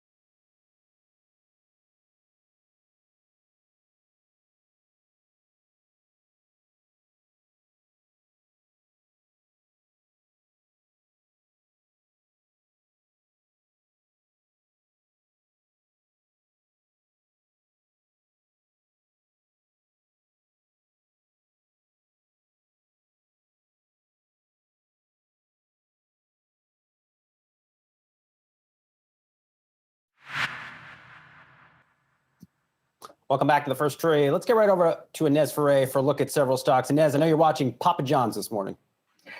Brian, Papa John's is expanding its footprint in the Northeast as sales have really surged during the pandemic and announced a new deal with its franchisee HB Restaurant Group, which will open 49 new sites in the area of Philadelphia and also in New Jersey by 2028. Remember that in the second quarter, North American same-store sales grew 28% for Papa John's, really has had strong results during the pandemic, up 45% the stock year to date.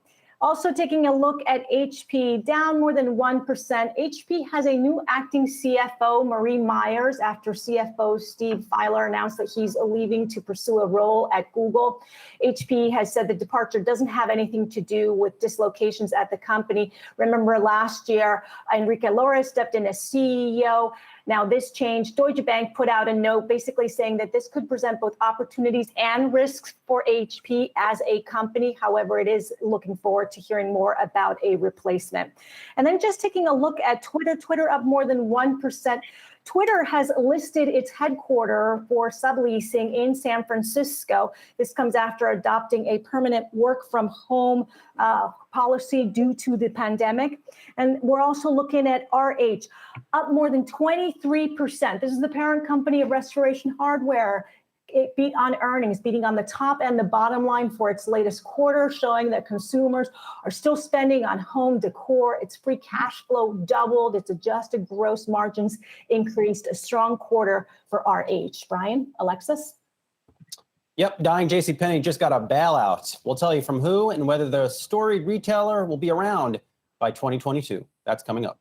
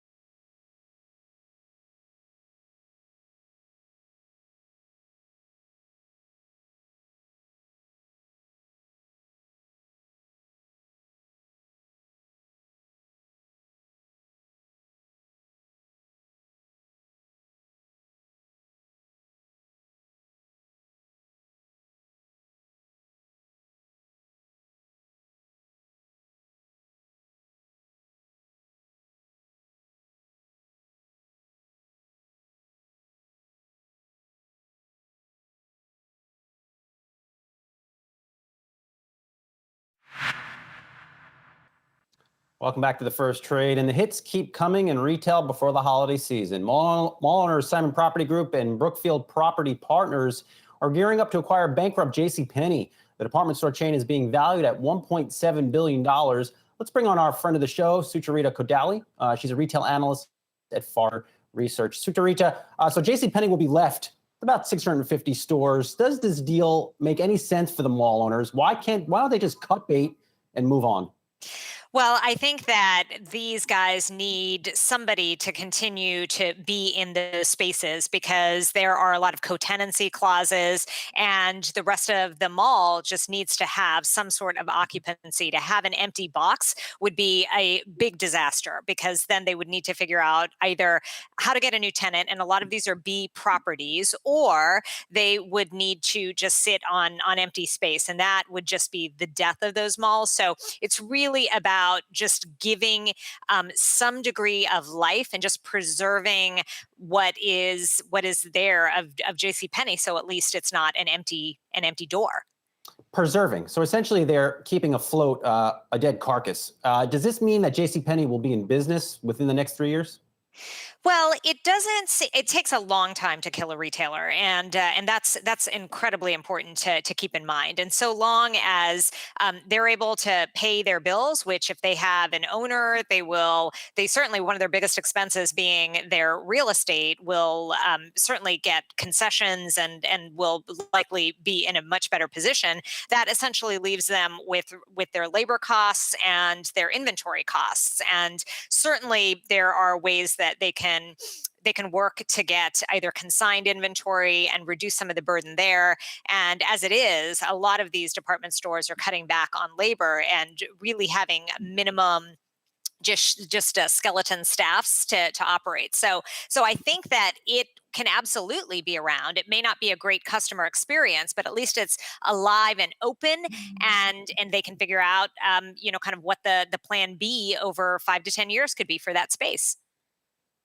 Sucharita, I want to get your take on the drama playing out with Tiffany and Company. So the owner of Louis Vuitton pulled out of its $16.2 billion buyout of Tiffany, saying they've mishandled the pandemic, that their results have been very poor, the company's been mismanaged. Tiffany sued LVMH, LVMH countersued Tiffany. It's gotten really messy here, but at the end of the day, what is the fate of Tiffany and Company without this buyout? Does this iconic store as we know it go away? Oh, I can't imagine that it will go away anytime soon. I mean, this is a brand that is nearly 200 years old. This is a brand that has survived wars and all sorts of economic downturns. If the pandemic ultimately has its say, it will be because of the mismanagement of the management team, not because of anything related to the strength of the Tiffany brand. These luxury brands are extremely resilient, and they have extremely loyal customer bases. And the most important thing is that they are able to manage through. They do seem to have the capability of doing that. Ideally, it would be nice to be under the aegis of a large luxury conglomerate like LVMH, and it could have theoretically helped LVMH too, because it would have got them into hard luxury. But on the other hand, they do have the ability to there are different directions that the company could take in the future. Maybe it becomes an acquirer in of different brands too. Okay, so you're saying maybe Tiffany may be doing some buying here, because I was going to ask you who else might come to the table to buy Tiffany at this point, and might there be an advantage because Tiffany may be a little desperate and could go for a better price?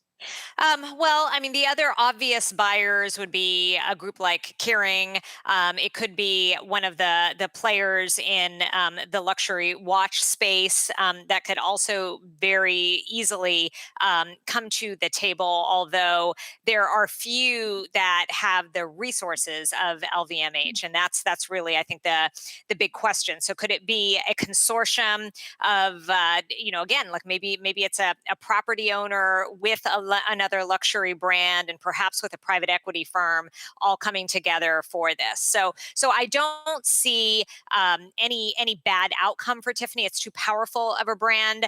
In scenarios like this, it's not uncommon to have a PE firm coming in and offering something that could be attractive for both sides. So we'll wait to see what happens. Sucharita, something else caught our attention this morning. Home Depot essentially canceling their Black Friday sales. What are you hearing from major retailers? Is this finally the season that Black Friday is over. It's no longer going to be a thing. Maybe it starts in October, because the bottom line is, who is going to show up at these stores amidst a pandemic on the day after Thanksgiving? Right, right. And that is really the big challenge with any kind of Black Friday offering is how are you going to manage crowds? And the companies that have all said that they're either going to cut back or do something very different this year are those companies that are coming from positions of strength. It's Walmart, it's Target, it's Home Depot. Their sales have been doing fine through the course of the pandemic. So they're in the luxurious position of being able to say that they're going to do whatever they want to do come Thanksgiving. And if that means just even closing the store entirely to manage crowd control, they have the power to do that. The bigger challenge is for all of those mall merchants and other specialty retailers and sectors that are not doing as well. And they are going to have to be forced to either cut back on their hours or to do something drastic, but to completely shut their stores down entirely is just not fathomable for many of these companies. They are highly, especially the department store sector, heavily dependent on Q4, heavily dependent on days like Black Friday and the weekend after. And they are going to have to do things like scheduling visits, reducing the number of people, and just spreading out as much as they can in the weeks before, and also extending sales so that they can spread out traffic in the weeks after. So, Trita, what does this mean for consumers? If there's not a traditional Black Friday, does it actually work to our advantage because these retailers are going to be forced to offer these discounts for a longer period of time? Well, the consumer, no doubt, is going to benefit anyway because these stores are doing so terribly that they will likely offer all sorts of incentives for consumers to shop. So I do expect that the consumer is going to absolutely benefit. And the consumer is going to certainly be able to get a lot of these offers from the comfort of their home, because that's really the push. It is the push toward buying online and getting items shipped to you, or buying online and coming to the curb and picking it up and having the items dropped in your car. The latter is a process that I think is still a work in progress for a lot of retailers. And, if you do get curbside pickup, you may be waiting a long time in the parking lot. So I'd encourage people to certainly shop online and get items delivered to them. And I think that's what retailers are going to push for as well. Alexis, I'm expecting a big gift from you. I'll gladly take the 75% off sweater from Lululemon. I'm all for it. Oh, nice. May not be Lulu. All right. All right, we'll leave it there. Sucharita Kodali, retail analyst at Forrester Research. Always good to speak with you. Great. Thanks for having me. All right, one of your favorite toy makers is in expansion mode. We have an executive from the company on with us in under 2 minutes. Stick around.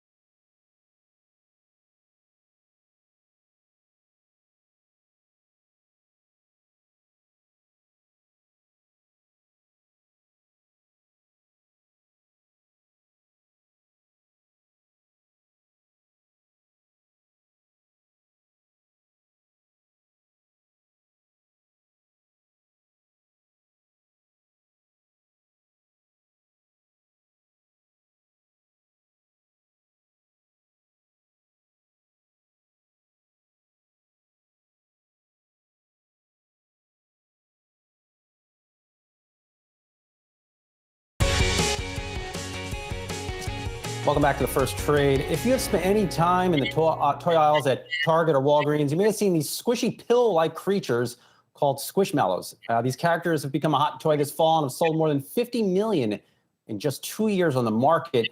The latest character added to the line, the Child, licensed from Disney's The Mandalorian. And joining us now to talk about the rise of Squishmallows' popularity is Jonathan Kelly, co-president of Kelly Toy. Jonathan, admittedly, I've seen these in the stores. They look addictive. I just want to fill my house with them. Where did you get this idea? We were in Japan on a trip several years ago and started to see different forms of product. And we brought the product back, took it apart, and worked over several months trying to develop the softness and the cuteness. And we have a kawaii look that has a Japanese sort of look. And just started developing the product, launched it with Walgreens in fall 2017, and it took off from there. They really are addictive. I see the baby Yoda called the Child behind you. I just want to squeeze it. Talk to us about a deal that happened recently. So Allegheny Capital's Jazzwares took a majority stake in Kelly Toy. I know that Jazzwares also recently bought Wicked Cool Toys last year. What does that mean for your company and for the brand? Just making the company stronger with better distribution, the opportunity of getting more licenses that make sense for the brand, and really partnering up with a strong toy company, with all the consolidation going on over the years. Jonathan, really interested. We've seen so many families move out of urban areas into rural areas during the pandemic, into really, frankly, much bigger spaces. What are you seeing in the business right now into those homes, and they have more spaces for toys? Squishmallows are selling like crazy and flying off the shelves. We have collectors out there looking to expand their collections. And actually, we've added on a couple of bigger sizes in the 20 and 24 inch that are doing really well at retail.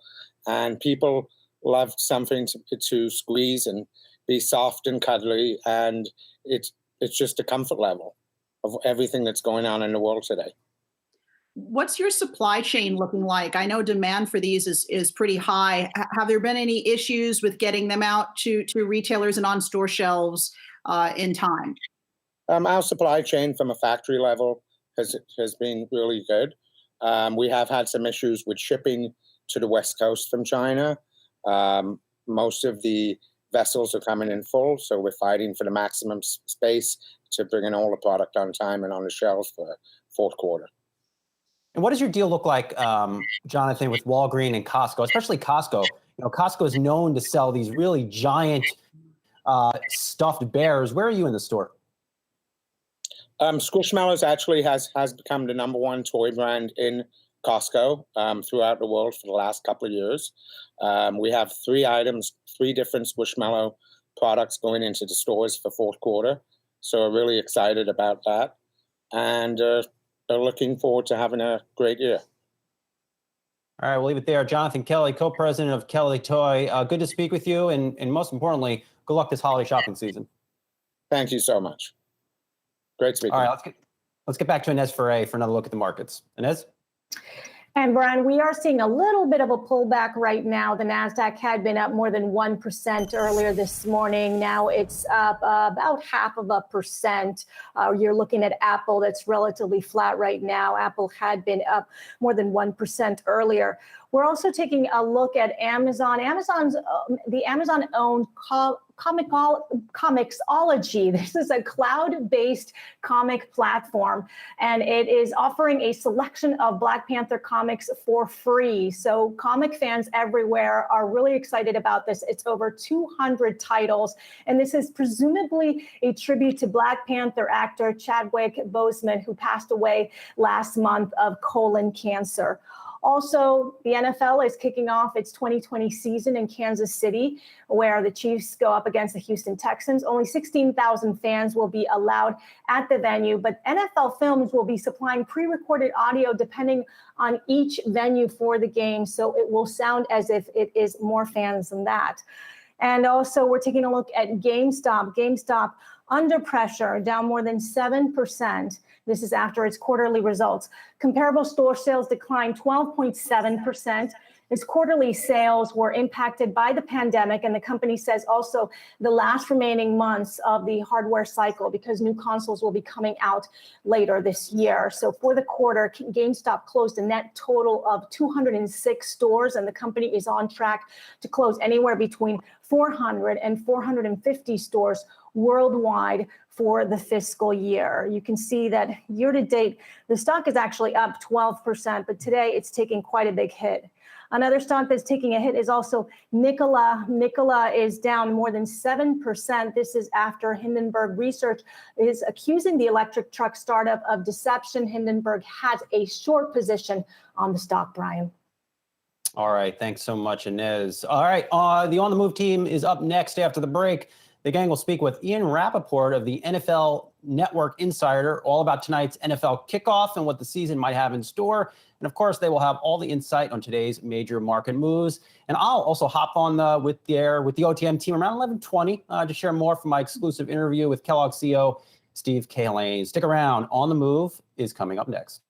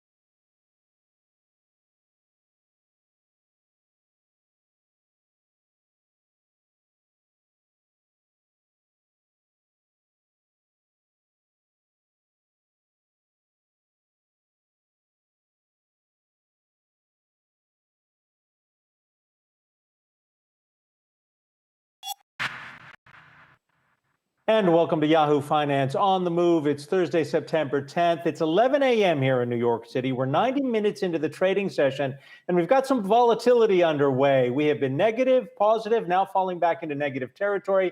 S&P 500 off 10 points. Dow is off more than 100 points, and the Nasdaq, once again, is off roughly 10 points. Driving these markets, no second check just yet, as nearly 1 million more Americans file for unemployment. Congress has failed to act. Why Republicans, the new skinny stimulus bill, may already be dead in the water. Devastation on the West Coast. The skies from California to Oregon turn orange as wildfires destroy millions of acres.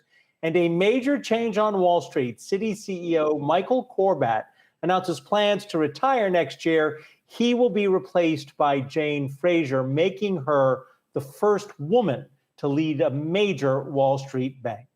Welcome to On the Move. I'm Adam Shapiro along with Julie Hyman. Joining us this hour on our panel are Brian Chung and Julia LaRoche. And we want to talk about the stimulus bill that's expected to be voted upon in the Senate, especially with the latest claims for unemployment from last week. To help us break this down, we invite into the stream Ed Mills. He's Raymond James Washington policy analyst. He's joining us from Alexandria, Virginia. And some people have pointed out that this bill, at least the stimulus bill, might be dead in the water.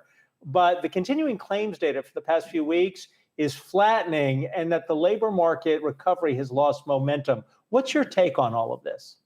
Well, my take is, where is the catalyst? I mean, what has happened that really has jolted Congress into action?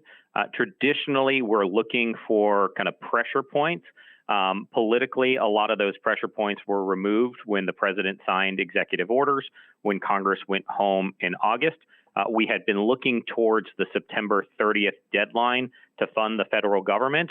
But with headlines out that Nancy Pelosi and Steven Mnuchin have cut a deal that does not require a phase 4 fiscal relief package added onto it, it is getting harder and harder to find that pressure point that gets Congress from talking about it to actually passing any additional support for this economy. So, Ed, first of all, what would that catalyst look like theoretically if it was still to happen? And second of all, yes, markets have been rocky as of late, but it doesn't seem as like necessarily that a further rally in stocks is predicated on passage of further stimulus. Or is it? I mean, what happens if indeed this thing doesn't happen? Yeah, I think that's a great question, because I do think there's been a bit of a game of chicken going on with the markets. Historically, what I've always told clients at Raymond James is that look to market reactions, and Congress will always respond to that. We saw a market in free fall in March, where when Congress kind of looked at the kind of market, they felt they needed to act, and they quickly got in place the CARES Act. What we've seen as we got up against the July 31st deadline, as we got up against August recess, market was kind of in full recovery mode. And so the pressure wasn't there. And when I talked to clients, they said, well, part of the reason why we're not reacting is we know that Congress is ultimately going to do this, and they fooled us before in not getting to this. So if there is a negative market reaction between now and the end of the month, that adds to the pressure. Outside of that, you need to look at other kind of political pressures coming up from within, rank and file members saying, I do not want to face voters unless we've extended unemployment, unless we've done another round for small businesses. So that's where we look to see if there's some smaller measures that possibly could get added on at end of the month. Hey, it's Brian Chung here, but there's still that pretty large chasm between what the Republicans are proposing, which is about $500 billion, and what the Democrats in the House had proposed a few months ago with over $3 trillion of funding. So where do you expect that middle to be? What we do know is that the unemployment insurance, obviously that $600 extra a week has expired, but so will, and I think a lot of people forget about this, that $300 of extra jobless benefits that were authorized under that Trump executive order, which actually ran out last week. Yeah, Brian, you're absolutely right. I think that, what we've seen is that people have thought the sweet spot here is somewhere between $1.5 and $2 trillion. Republicans started off with a $1 trillion bill. Democrats were north of $3 trillion. The middle is $2. What we've seen in the Senate is that Majority Leader McConnell does not have support from his members to even do the trillion, so they've walked it back and have done this skinny bill. And I don't know if this necessarily would have the majority vote that it would occur if it was on final passage. The reason why you will see 51 Republicans support this package is because it will come on a procedural vote. It's easier to convince a individual Republican member that the vote that they're having is about overcoming a Democratic filibuster versus saying this is exactly what we want. We are still waiting on what is the kind of full Republican position here that clearly has support from their rank and file members. And if that doesn't exist, bridging that gap, getting at that top line number, dealing with the individual details is next to impossible until you kind of have established negotiating positions and a top line number. So, Ed, just to bring this all home, regardless of the outcome of the election, something will happen with stimulus after the election. Doesn't matter who wins, right? Maybe. I think it really, what you saw is, the more the market recovers, the more kind of jobs numbers are not kind of in historically terrible positions, the less political will we're seeing in Washington, D.C. If there is a Democratic sweep, you probably have to wait until December, until kind of January after inauguration, because the size of the package will have to be kind of only supported by Democrats. If it is a Republican reelection of Donald Trump, you might have a closer to the skinny bill, or you might try to get additional stimulus through infrastructure. But the path towards kind of getting that deal is pretty uncertain even after the election, unless we have that catalyst, unless we force members to do something. Ed Mills is Raymond James Washington policy analyst. We appreciate your being here on the move. The other thing we are watching right now, of course, is market reaction, not only to the skinny stimulus, but all kinds of issues driving markets up and down today. There's continued volatility, and we invite into the stream Mark Hackett. He is Nationwide's financial chief of investment research. He's joining us from Philadelphia. I want to start with something that you've pointed out, that there's been a period of consolidation following the dramatic move since March, neither unexpected nor is it unhealthy. So the sell-off that we've seen the past couple of days, you don't consider that unhealthy? Is that simply because tech stocks might have been overvalued? It a little bit more orderly than it's been. Some of the volatility that we're seeing is a little bit more akin to the emotional trading that we saw earlier this year than what we've seen over the last couple months, which was a very calm market. So we would like to see it a little bit more orderly than certainly what we saw, the last 5 days or so. But in reality, we can't just keep moving higher. We had a 7% positive move in August. August is a traditionally weak seasonal month, and it was the best August since 1984. So there is an expectation that when you have the type of move that we've seen, the best 5-month move since 1938, there is an expectation that you should have some movement in the markets as you reach an equilibrium. Hey, Mark, it's Julie here. So most of the attention, of course, has been captured by the sell-off in stocks. But as you pointed out to us in your note, it's not just stocks. It's been pretty cross-asset here. And in particular, I want to highlight what's happening in oil prices. They're down again today, below $38 a barrel. We just got the weekly inventories numbers out of the United States, which showed a build in crude inventories of about 2 million barrels. The estimate was for a drop of 3 million barrels, although there was a drawdown in gasoline inventory. So what do you think what's happening in oil? How does that reflect on the broader market, and how concerned do we need to be about that as, say, an economic indicator? Oil move is really predicated on two things. Number one, it is kind of a proxy for a risk on trade. And the fact that the markets have been rocky over the last couple of days generally would hurt oil prices as well, as we've seen. But as you also mentioned, this is kind of an indication that the global economy isn't quite out of the woods yet. There's some of the high frequency data that we've seen is a little choppy, but also as you mentioned in your last segment, unemployment claims have not moved exactly the way we would want them to be. So keep your eyes on oil, keep your eyes on the dollar. And also keep your eyes on rates. It's not just about equity prices, to try and get an indication of the sentiment of investors. It's Julia LaRoche, and you were just referencing keep your eyes on the dollar. Walk us through what you're looking for specifically there and what some of the implications might be. Yeah, remarkable decline in the dollar over the past, since really March. We had the flight to liquidity/quality in March. Since then, it's been a very directionally down move in the dollar, as many had bet that the rest of the world was going to eclipse us in terms of the recovery from COVID. That has not been the case. We've seen bounces in a lot of foreign countries at this point.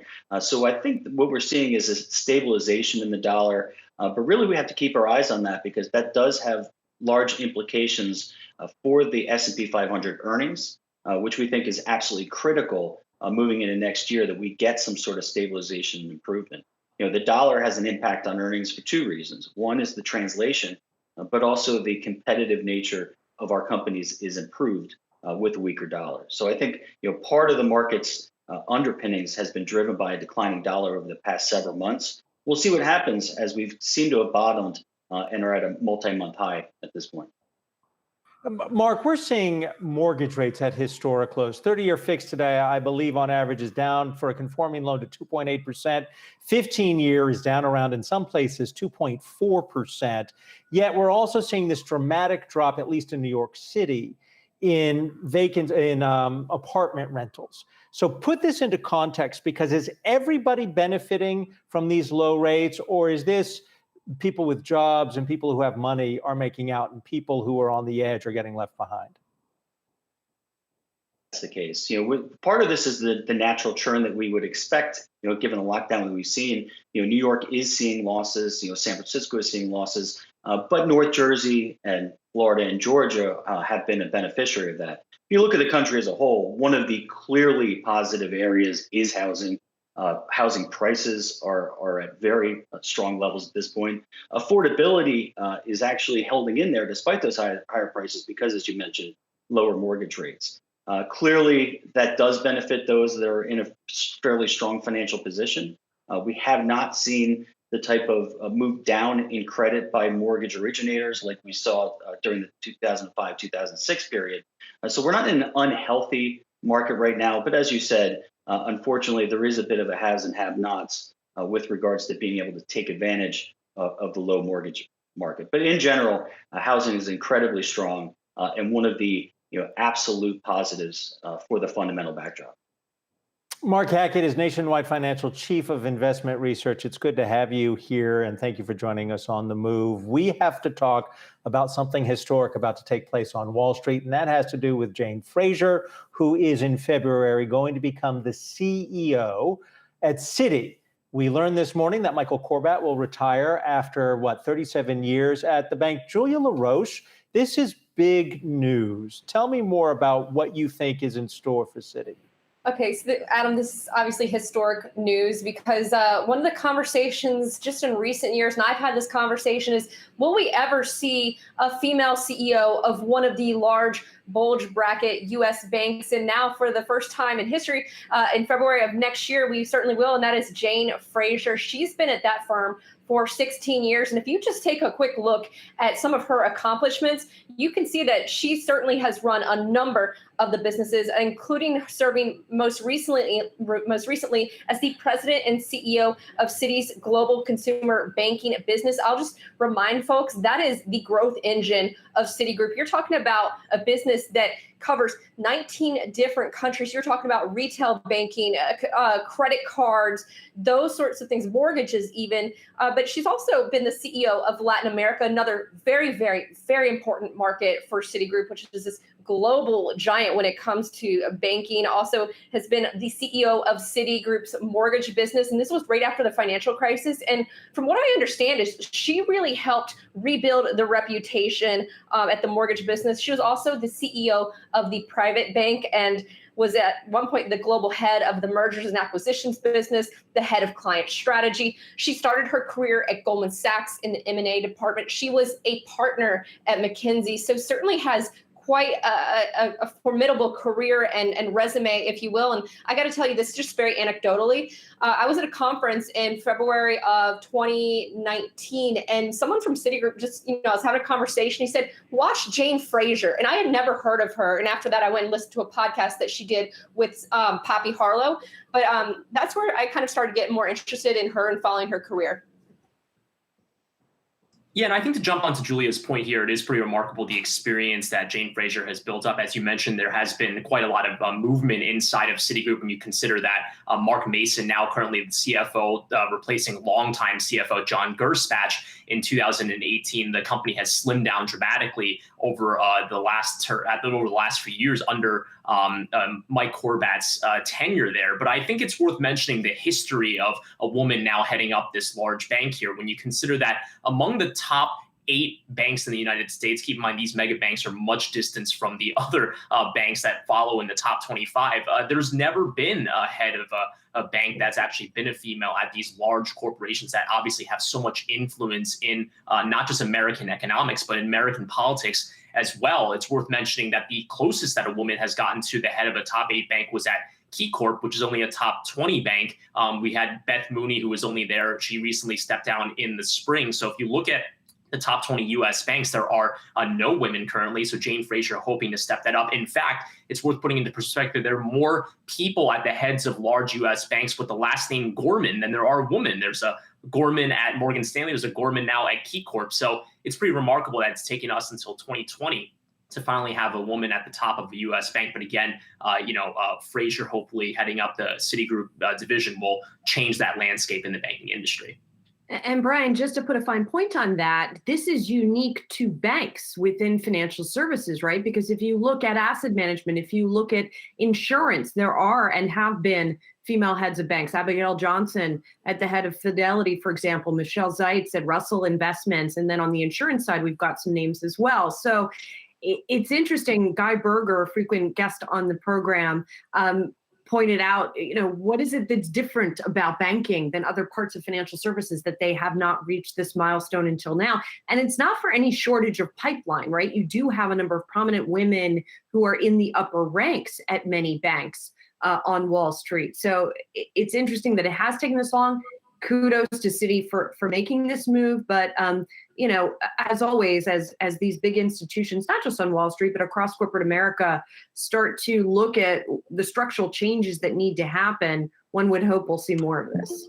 Let's talk about corporate America, but e-commerce, and that has to do with Amazon. They announced this big job fair, you might call it, because they're going to try and hire 33,000 people for jobs in their corporate system as well as in their tech department. Average pay about $150,000. Brian, it's good, but there's still, 11 million positions as of the last jobs report that still remain vacant nationwide? Yeah, absolutely. And when we talk about the jobs landscape, we do have to acknowledge that, especially right now, it's not as easy as, well, there's a job opening. You can find someone to fill that in right now. And that applies to the topic and the company that we're talking about right now. There's a lot of people who are on the sidelines right now who, yes, they would love to be off of unemployment insurance, would love to be back in the workforce, but for several reasons they can't do that. One reason being maybe they're stuck inside because they have kids that can't go back to school at the moment, or maybe they also just don't feel safe getting back to work or taking public transportation to work, as might be the case in a city like New York City, for example. So I think that there's still, and the jobless claims numbers that we got this morning underscore that friction about people not being able to go back to work, having to turn to unemployment insurance. So when we talk about these large corporations with these jobs to fill, it should definitely be expected that it's not going to be easy to put people into those roles, at least in the next 6 months, at least, until there really is a vaccine. And I would also point out, Brian, I mean, as dominant as tech has been during this pandemic, and as much as people have needed their services, which is driving this Amazon need to hire, you can't reskill everyone. There aren't going to be enough jobs for all the people who are out of work within the technology industry. So you're going to have other sectors of the economy that are going to have to recover, right? That's just what's going to happen, even if there is demand coming from tech for these jobs. All right, folks, we're going to take a break, but we want to check some stocks right now, especially something we've seen before. This involves, as we go to stocks on the move, the electric car or truck manufacturer, Nikola. Look at this. Shares were down at the opening bell, 6.5%, and then skyrocketed. They were off even greater. The stock, for at least for 1 month, is up almost 10%. But be careful with this news, because there was a negative report from Hindenburg Research. This is a short seller, so they have skin in the game, but they were accusing the company of what they called, and this is a quote, intricate fraud. Now, the company responded, Trevor Milton, saying that he needs a few hours to put together a response to their lies. There was a news earlier this week because Nikola had decided to purchase electric systems to run their vehicles from General Motors. So this is a developing story. Keep an eye open on this one, but we've seen short sellers do this kind of thing in the past. So remember that as well. Also, overstock.com. Shares are up almost 15% at the opening bell. That was after they had fallen quite a bit in the past couple of days. For the month, they're down about 25%. Here's what's been going on. So in 2014, Overstock began to develop blockchain technology through its subsidiary T0. T0, during the earnings report a couple of days ago, had seen its revenue skyrocket greatly. So Overstock was being pulled down a bit by the drop in cryptocurrencies. But right now, that stock is rebounding up. It was at the opening bell about 15%. We have more on the we have more on the move for you right after this.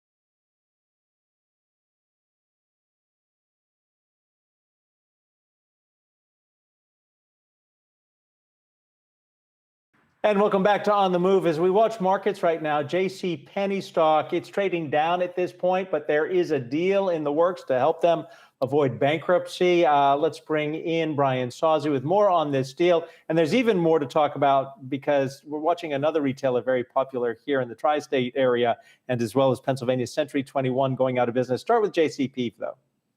Yeah, Adam, Simon Property propping up another dead corpse in JCPenney. It is amazing to see Brookfield and Simon Property, which are essentially bailing out one of their tenants in JCPenney, valuing JCPenney at $1.75 billion. That definitely borders on a joke. What will amount here is that 650 stores will be saved across the country. And we talked to a retail analyst earlier in the hour here on my show. And she says, really don't expect any growth from JCPenney. And she's right. They're not going to go out there and open stores. I think all this deal does is prop up this dying carcass, ultimately for Simon Property and Brookfield to think about what goes in those 650 stores when JCPenney doesn't survive. Well, here's the question though, Brian, because it's not just JCPenney. Of course, they as we mentioned, bailed out Brooks Brothers as well, or bought Brooks Brothers, right? And we're seeing some interesting partnerships here between some of the mall owners and some of these legacy retailers that are having trouble. So the question is, what can they do differently, if anything? There are retailers that are doing well right now, right? Mm-hmm. So are there changes? Is it even possible to make changes to help a JCPenney or a Brooks Brothers or some of the other retailers that have not done as well? Brooks Brothers, sure. You just go in there and refresh the stores because they still look absolutely dismal and they look the same as they did 15 years ago. So that's something you could perhaps refurbish, close down half the stores and make that model work. JCPenney's model is completely dead. You saw Ron Johnson, when he was CEO of JCPenney, try to reinvent the store model. The stock absolutely crashed. They're still paying off a lot of debt from that, even after this bankruptcy. JCPenney, ultimately, those stores will be filled by Amazon fulfillment centers. That's just the bottom line here. And Brian, of course, we have to bring up, as Adam mentioned, Century 21, a store that a lot of us here in the city are very familiar with. And it looks like they have 13 stores that are going to be shutting down their business. What ultimately happened there? Tourism. And the read through here, Julia, Century 21 has feasted on tourism to New York City primarily. The tourists come to the city with lots of their digital cash and they blow thousands and thousands of dollars on discounted designer pants, shoes, handbags, you name it, even jewelry. But that model is also not working. And the read through here is for Tiffany. I just wrote a story about this on Yahoo Finance. What happens if tourists are not coming to the city in these giant hulking department stores or flagship stores? What are you going to do? And if you're Tiffany, you're in big trouble here. And I think a year from now, you can very easily see the stock much lower than it is today as a public company. Hey, Brian, the circle of life, at least when it comes to Kellogg's, as a young kid, you start with Fruit Loops. When you get old, you go to All Brand. You spoke to the CEO. What is work from home doing for them? That's some transition, Adam. I like that. From death to life. So Kellogg CEO Steve Kaline leading a comeback of the company right now. I had a chance to talk to him for our Yahoo Finance Present series. Talk to him about some of the major trends he is seeing in his business right now. Take a listen. For our company especially, because we're at the intersection of those two things, of the way people are living their lives and how they're eating, how they're nourishing their families. And we're at the intersection of how we actually deliver that from a business continuity standpoint and the way that we all work. Like I said, our home office never closed because we wanted to stay, in solidarity with our plants, which never closed. But virtually everybody is working from home.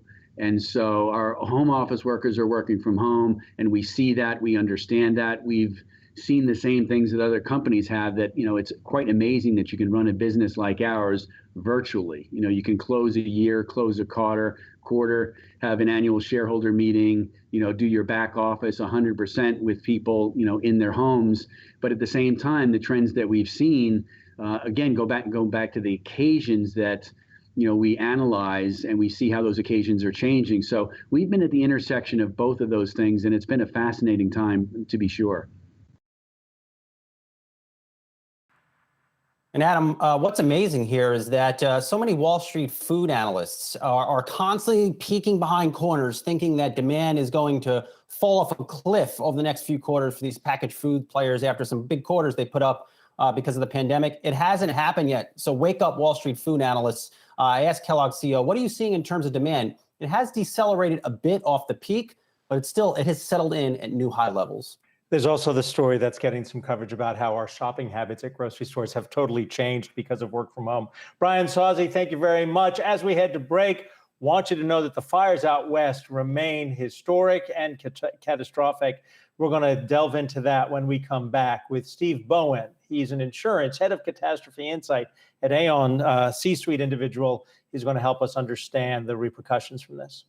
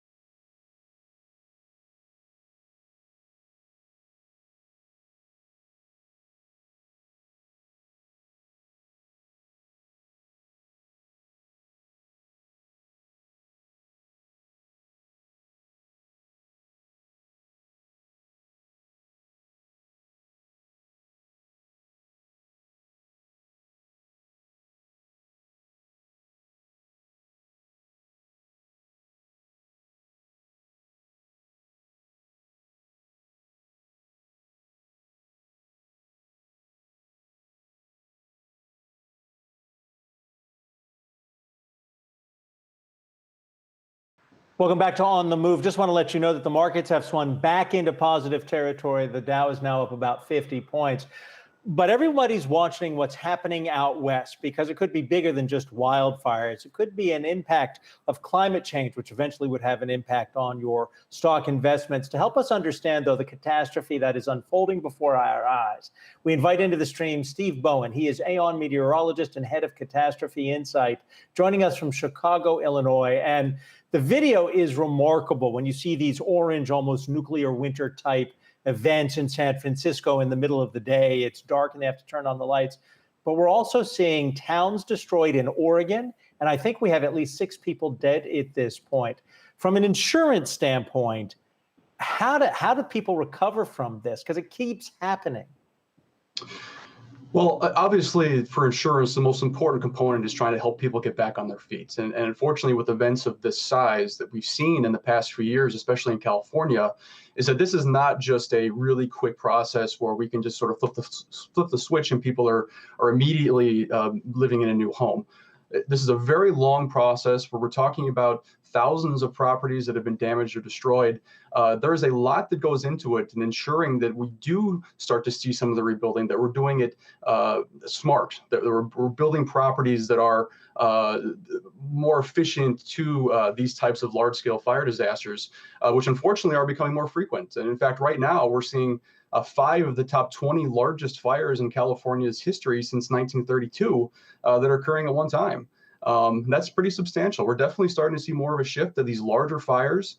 And unfortunately, they're getting into more of these areas where people are living, and that's leading to catastrophic effects. So from an insurance perspective, all we can do is continue to help people understand the risk and show them that the risk is starting to get a bit worse, and what we can do to help them take steps to ensure their safety. Steve, this is remarkably similar to the conversation we had with you recently about hurricanes, right? And people moving into coastal areas in higher numbers where they're bigger risk and all of that being tied up with climate change and the increased risk of these types of natural disasters. If you can, we talked about sort of risk mitigation when it comes to hurricanes as well. Talk to me a little bit more about what that looks like when it comes to fires, because we have record acreage now burned in California this season. The season still has a couple of months to go. So should people be living in different areas? I mean, what you mentioned construction, what does fire resistant construction look like? Is that even possible?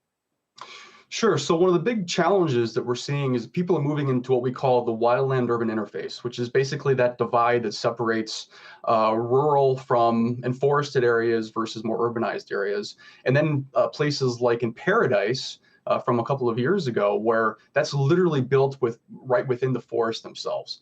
And unfortunately, we're starting to see more and more people moving into these, what we call WUI areas that are high risk for fires, where we know historically fires have occurred, but no one lived there. But now if you add the fires occurring at an even more intense rate and the fire behavior continues to change, it's burning more stuff. And that's not a very good trend. Now, in terms of how you're going to build to ensure that you're protecting yourselves, there's a lot of things you can do. Don't put brush around the perimeter of your home. Use things like rocks. Make sure there's several feet separating any type of brush or tree overhang that could lead to ember spray onto your roof. There's different types of materials that can be used to ensure that it's a bit more, it's a bit less flammable, that may be more resistant. But unfortunately, if you are in the direct path of some of these things, there's very little you can do, because we're talking fire temperatures that are thousands of degrees, which can just burn through pretty much anything. So it's a very, very scary peril. We've talked to firefighters on the ground over the past few years, and they all acknowledge that the fire behavior has definitely changed in the past decade or so. Steve, it's Julia LaRoche. And of course, Julie had just mentioned we had you not too long ago talking about Hurricane Laura and some of the risks there. And now these fires of historic proportion. If we could just step back and look at 2020, I would just be curious from your vantage point how some of these disasters that we're seeing kind of stack up in years past that you've been in your role. It's definitely changed. It's definitely changed. And I would say it's not just wildfire, in which we are seeing more of these larger scale events. It's around severe convective storm, which is basically a fancy word for thunderstorm, where in terms of tornado, hail, damage, straight line wind damage. I mean, this year, we're talking a record number of billion-dollar disasters for thunderstorms, which I think a lot of folks probably would be surprised to hear that. And you add into the fact that we are seeing hurricane events that are, of course, we talked about before, hitting increasingly populated areas and expensive areas. We're seeing many more of these high dollar loss costs that are becoming a bit more challenging for everyone to realize. So it's going to take a lot of education to understand that it's the physical science is changing as we're dealing with climate change and how that's having an influence on larger and more intense events. And you're combining that with the fact that we continue to put ourselves more in harm's way, that's not a good combination for increased risk. So, in my time that I've been with Aon, I have absolutely seen a shift in the overall cost of these events, and the frequency of these high dollar cost events continue to grow. And it's not just the US, we're seeing this globally as well. So, Steve, you would expect, some of us believe the market would disincentivize people from taking these risks, because one would assume insurers would charge more if you're going to be in a risky area. It doesn't seem to happen, though. Is there a concern from the business side of the insurance industry that government might step in and say you can't rebuild anymore in, say, for instance, the hurricane flood zones, or now in the forest when it's prone to forest fires? Well, there's definitely a growing collaboration between the public and private sectors to try to identify these really high risk areas, to figure out ways to help people, because you can't just tell someone, okay, you got to move out of your neighborhood and have nowhere to go. So there has to be some incentivized program that's going to allow people to reasonably move into these safer areas, but it's just not that simple. We're talking a pretty substantial amount of money that would be required to do it. So, and again, it's not just the new construction that there needs to be focus on. It's what do you do with the stuff that's already there right now? And unfortunately, there's no simple solution to this. But as I mentioned before, there are some initial steps that are being taken to identify these high risk areas and ensure that that people do have an opportunity to buy insurance. You're not pricing them out completely. but also making sure that there are going to be some protections in play, that when people, if they don't have enough insurance, that's another topic we haven't discussed about, is underinsurance, to make sure that people do have some financial component to be able to get their lives back in order. Because as we've seen, between floods, fires, thunderstorms, hurricanes, everything, things are becoming a bit more risky, and we need to identify ways to lower that risk. That would be a great reason for us to invite you back to this program in the near future to talk about underinsurance and those issues. But now we have to say thank you very much. Steve Bowen is Aon's meteorologist and head of Catastrophe Insight. We're going to be back in a minute as the clock is running out for TikTok to do a deal with the U.S. government, perhaps. Akiko Fujita will fill us in.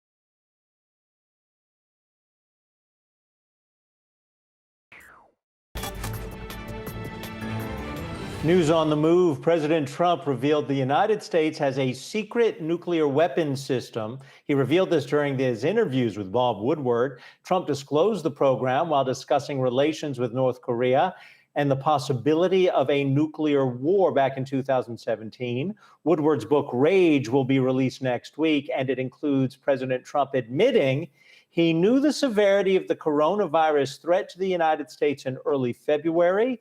But Trump said, and this is part of the audio tape recordings, he wanted to play it down to prevent panic. Weeks after a massive explosion killed nearly 200 people in Beirut, a huge fire has broken out near the site of the original blast. It's unclear what triggered the blaze, but the Lebanese army said it began at a warehouse storing oil and tires. The city is still cleaning up following the August 4th disaster, an explosion of more than 3,000 tons of ammonium nitrate that injured more than 6,000 people. Singer-saxophonist Ronald Kali Bell, a co-founder of the hit band Kool and the Gang, he died at his home in the U.S. Virgin Islands yesterday. He was 68 years old. His publicist did not disclose the cause of death. Bell co-wrote hits like Ladies' Night, Jungle Boogie, and Celebration. Kool and the Gang rocketed to fame in the early 1970s with a blend of jazz, funk, and soul. They remained popular into the 1980s and 1990s. Other hits include Get Down on It and Joanna, and a lot of people are wondering why they have yet to be inducted into the Rock and Roll Hall of Fame.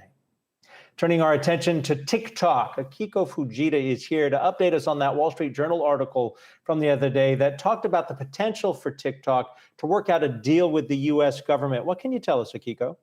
Yeah, so Adam, this is a story that came out yesterday from the Wall Street Journal, specifically saying that talks of avoiding a full sale have picked up over the last few weeks. Now, let's kind of backtrack and talk about what this whole process is, because the fact that ByteDance is having a conversation with the US government is not entirely a surprise. As part of the overall CFIUS review, which sort of set all of this acquisition talk in motion, the company at question can approach the US government to try and find some kind of resolution that would mitigate the concerns over national security risks.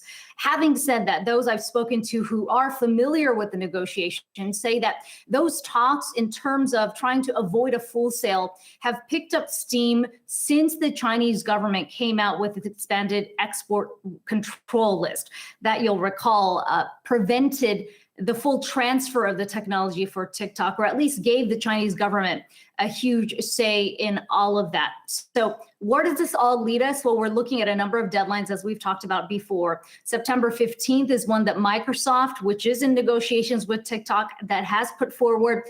President Trump has mentioned that as well. But when you look at the two executive orders that set all of this in motion, we're looking at a date of September 20th, which is 45 days since that initial executive order.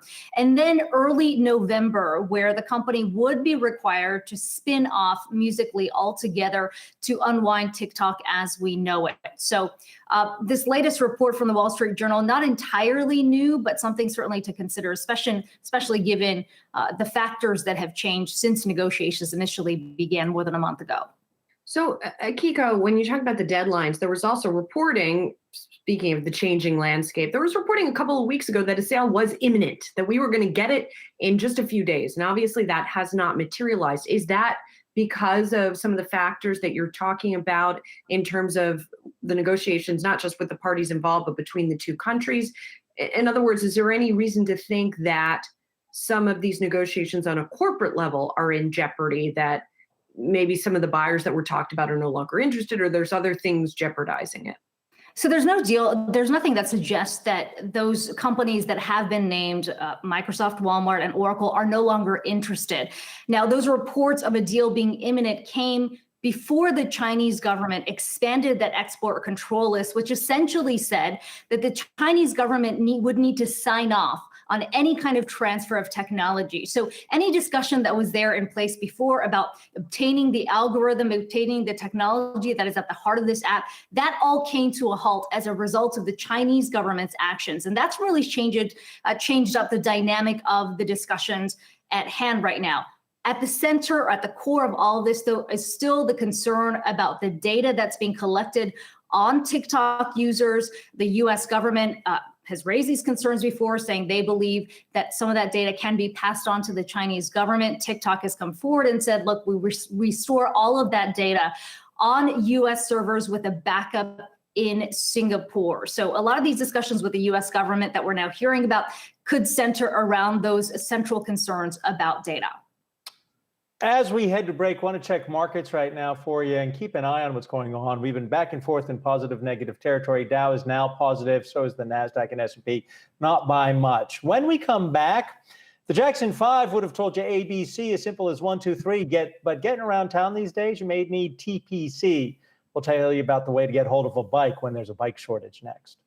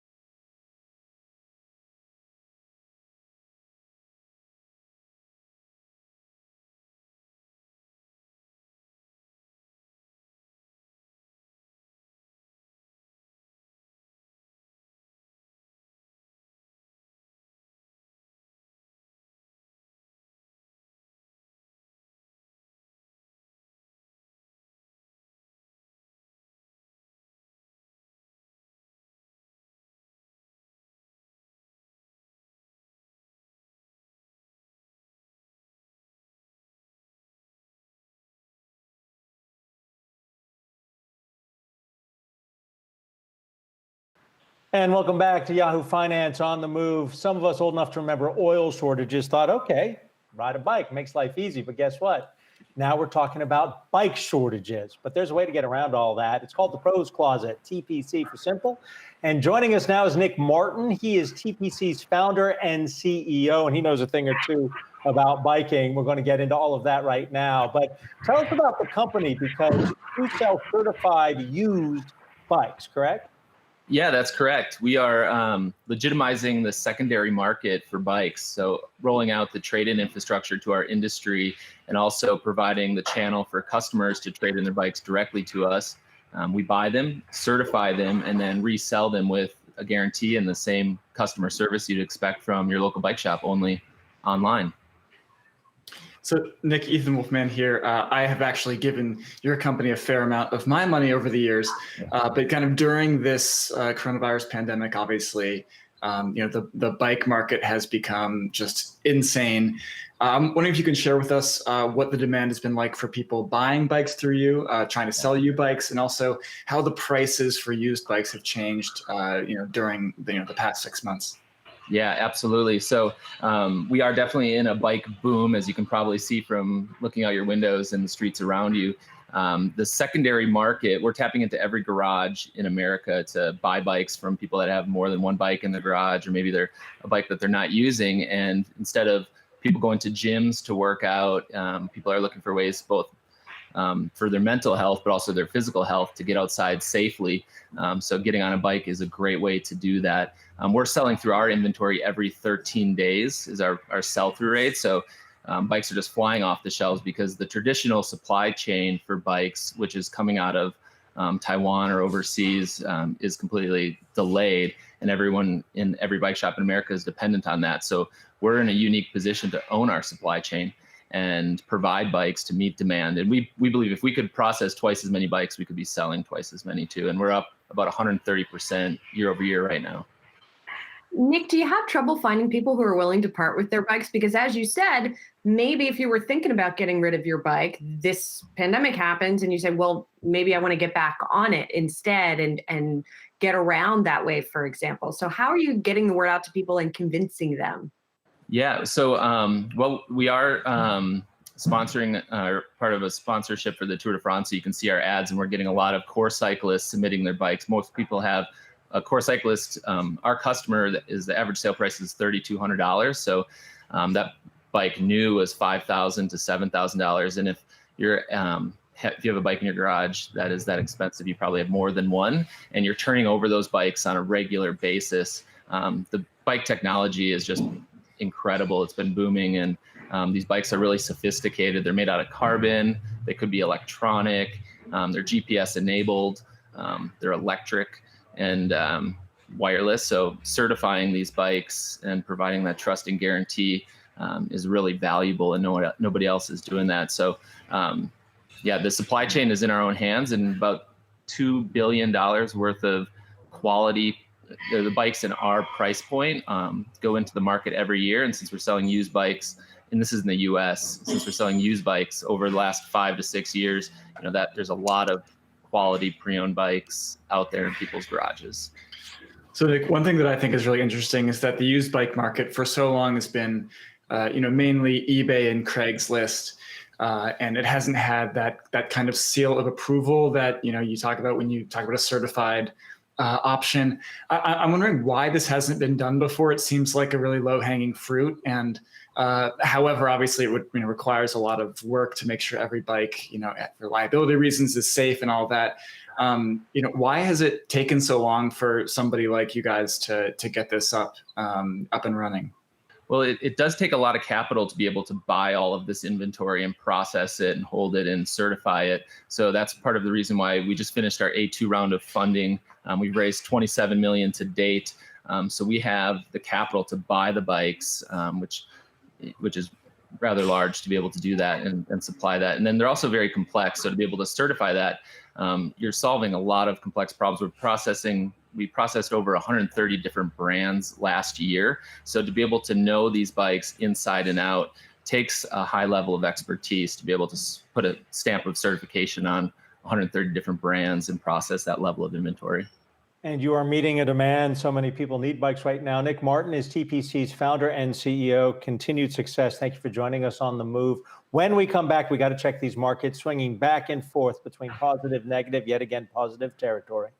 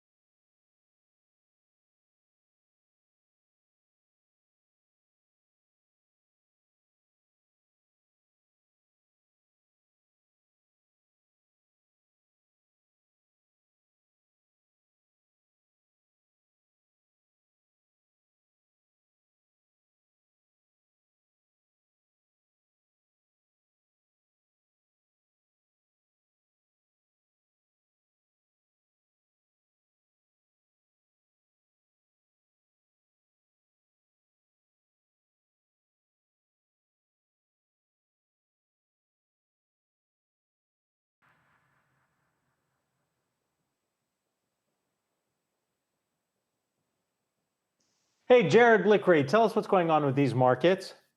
Well, we've come off our highs, but we still have gains in the Nasdaq, although the Dow and S&P are currently negative, but only slightly. It's a pretty low volume, choppy day that we have here. And let's take a look at the Nasdaq 100 heat map.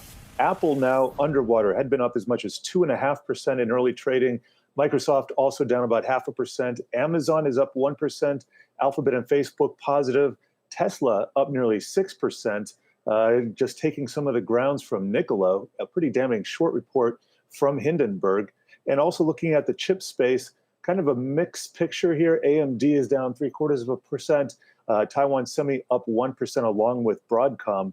Travel space is bid though. We can see cruise lines doing fairly well. Royal Caribbean is up about 2%. Carnival's up 3%. And the airlines doing fairly well as well. United's up nearly 2% here. Looking at the banking sector, this has turned red for the most part, except for Wells Fargo, though. They're up about 1.5%. JP Morgan, Bank of America, Goldman Sachs, Morgan Stanley, and Citigroup all underwater right now. And then also looking at the transportation space, kind of a mixed picture. Those guys that are shipping things like UPS and FedEx underwater, while the railroads look bid here. UNP up about 0.4%. Let's take a look at the US dollar index finally, and it is down for the second day in a row, Adam. Jared Lickery, thank you very much. We have much more on The Move coming your way right after this break.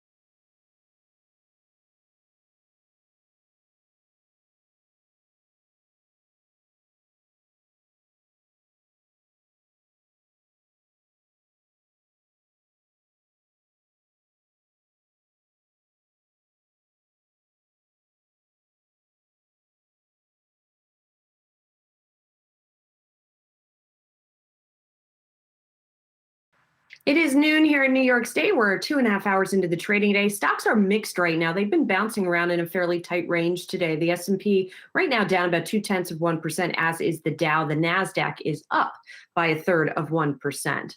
Another day without a deal as millions of Americans struggle. Congress is deadlocked on another round of stimulus, while Republicans' new skinny stimulus plan is likely to fail this afternoon. An historic moment on Wall Street. Citi's Jane Fraser is set to become the first woman to lead a major U.S. bank when Michael Corbett retires next year. What that change means for the company and the industry ahead. And no sharing, the fallout as Ireland orders Facebook to stop sending user data to the U.S. Welcome to On the Move. I'm Julie Hyman, along with Adam Shapiro. Joining us this hour on the panel will be our Melody Hom and Dan Howley. Let's start with what's going on with the markets. It seems like a fairly benign or more calm ending to the week, as we have seen a lot of volatility, both to the up and downside, characterizing U.S. stocks. To talk about it, let's bring in Jeff Kleintop. He is Schwab Chief Global Investment Strategist. He's joining us from Boston. Jeff, it's good to see you. And as we see this sort of volatility happening in the U.S., you are encouraging some investors to look outside of the United States right now, at least at the outperformance we've seen among some international stocks. Do you think that is going to continue? Will they be more insulated from the volatility we've seen here? I think so. One of the side effects of the distortion in the market caused by those FANG stocks this year, just running away from the rest of the pack, running away from the average stock in the U.S., is that if you look at stocks on an equal weighted basis, the equal weighted S&P 500, say, versus the equal weighted all country world index, excluding the U.S., so international stocks are actually outperforming U.S. stocks this year on that equal weighted basis for the first time in nearly a decade. And I think that's meaningful. And there are a lot of reasons why we're seeing this shift. First of all, international economies and earnings estimates are rising and recovering more quickly than those in the US. I think that's part of the factor. There's more stimulus. You just talked about the failure of that CARES Act, or the extension of that CARES Act here in the US. That's not happening overseas where that stimulus is being applied. And you've got additional, I think, stimulus measures likely coming from the European Central Bank later this year. We got a little bit of hint of that today. So all that put together, yeah, I think not only are they more insulated from the volatility and the risk associated with those high flyers, but they're showing better average performance as well. I think it's time for that cycle to turn. Jeff, when you look at the United States, though, and so much of equity is being driven by stimulus, whether it's coming from the Fed or from, fiscal policy out of Congress, are you writing off the fact that something will happen after the election, no matter who wins? No, I'm not. I actually think that some of the things that may come out of that they may not be as big as what's been put in place in Europe. The size of the program just recently announced last month was absolutely enormous. I think it'd be very difficult for the U.S. to provide something comparable. Just to give you an example, as we look at unemployment benefits in the U.S., that extra, say, $400 or $500 or $600 a week is important, certainly, to the U.S. Folks who are unemployed. But in Europe, you're talking about 60, 70, 80% of income replacement all the way extended through next year. So it's a far greater program being put in place there than even this modest program that might get reinstituted later this year.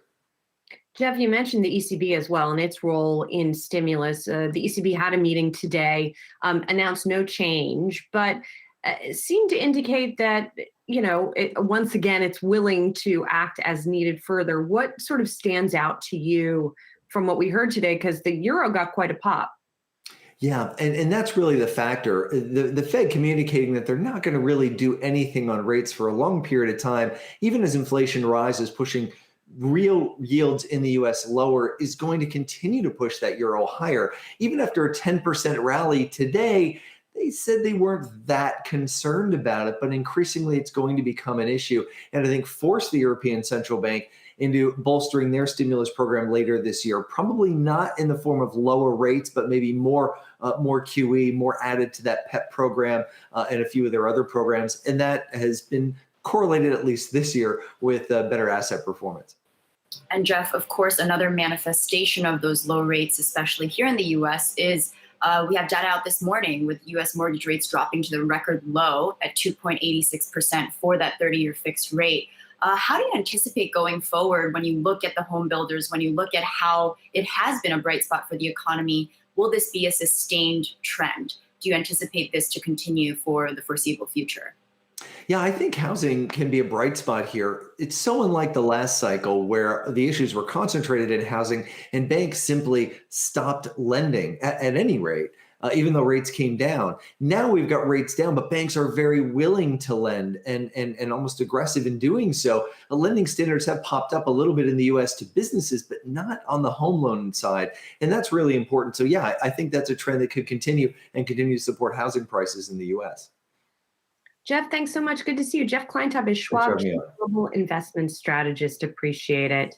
All right, I just want to check on Tesla shares because they have had a wild ride this week thus far, really this year. They're up about 6% today. But of course, earlier this week, they had their biggest single day drop ever on the news that they were not going to be included in the S&P 500. We have a number of other electric vehicle points of news today. And to talk about all of this, I want to bring in Corey Johnson, Epistrophe Capital Managing Member. He's joining us from out in the Hamptons. Corey, so what happened when it came to Tesla here? I know you have tracked this company closely for a long, long time. Yeah. Journalist in a former life. So what is the deal here with Tesla? You know, there certainly was a lot of speculation about this stock, not just going into last week's decision by the S&P not to add it to the S&P 500, despite it meeting a lot of the criteria. But I think this has become an instrument of speculation, not a representation of a share of ownership for that company. And so, you know, this thing trades wildly, really like never before, with the addition of sort of all these Robinhood traders. We know that twice as many Robinhood traders have it in their accounts as did at the beginning of this year. There is massive speculation about everything that happens in this company, and it drives the share price like crazy to the point where it doesn't represent an investment in the company. It just represents a bet as to whether someone's going to pay more or less for it down the line. And yet for a year, we have had different people on our program saying, you know, you're going to get burned, you're going to get burned. And no one's gotten burned yet. And Tesla keeps expanding, whether it's Germany or China. Yeah, well, there's definitely expanding their footprint. What they're not expanding much is revenues. And I think that's why people who look at this from a fundamental basis continue to be flummoxed, because this stock does not represent its fundamentals. And I think the S&P saw that when they looked at this company and said, is this a company we want as a significant part of the S&P 500 average? You know, these decisions by the S&P are so much more important than they were before, because Wall Street has gotten so much dumber than it was before. Passive investing that just adds a stock because it's on someone else's list is such a dominant part of Wall Street right now that those decisions by the S&P 500 have such greater gravity, more gravity than ever before. So when they look at this company, a serial money destroyer, a value destroyer that has only shown a paper profit in the last few years, or last few quarters, as a result of getting credits from the government, I think the S&P looked at this thing and said, this is not a business, it's profitable. This is an instrument of speculation. Speaking of another business that's not profitable, at least not yet, is a sort of newer upstart competitor to Tesla, right? It's Nikola. And this company just signed that deal with General Motors. It's selling an 11% stake. The stock, though, is down 9% today because there's a new short seller report from the aptly named Hindenburg research firm that basically alleges that Nikola is a fraud. Now, the founder of the company has come out and said these are lies, and he's going to reply to them in detail. But what do you make of that situation? Well, look, you said Nikola sold shares to GM. As a matter of fact, they didn't. They gave GM 11%. GM gave them some technology and access to GM batteries and battery technology that GM has spent billions on. Now, Nikola getting the expertise of GM, both in terms of manufacturing their vehicles, the drivetrain technology to be used in trucks from GM, is some of the best in the world, right? So that's great potential news for Nikola, but they sold nothing. GM gets an 11% stake in this thing. Mary Barra at GM, who I know you had on the show earlier in the week, was able to sort of say, hey, you want electric stocks, not just electric vehicles. We're working on both. It'll help them certainly if Nikola ever gets in the game making vehicles, buying trucks. It'll help the gross margins for GM in terms of how much their batteries cost to make. It's also worth noting that Tesla also does not own its battery technology. That's Panasonic's technology there. But I think that, the move towards electric is exciting, but it hasn't been very important except when we look at the stock market. We've seen the stocks move a lot. We've seen, in terms of vehicle purchasing, we've seen fewer than 2% of worldwide vehicles move towards electric. So let's talk about the announcement about Lucid. They'll begin producing cars next year. Tesla has a huge head start, but one of the engineers comes from Tesla, and they say it's not the battery technology that'll make Lucid profitable and ahead of Tesla. It's their efficiency in design. Can you tell us more about this, or is this a pipe dream?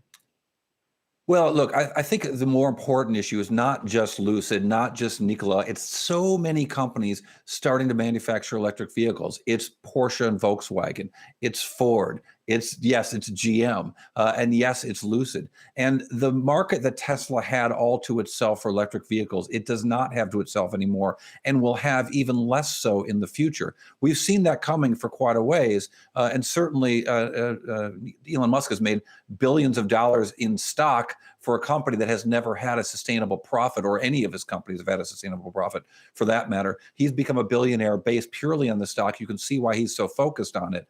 But at the end of the day, the competition for electric vehicles is greater, and the competition for those emission credits that have driven the brief moments of profitability for Tesla will continue. It's notable that Lucid is in fact based in California. Will have options to get some of those vehicle credits as well as Tesla.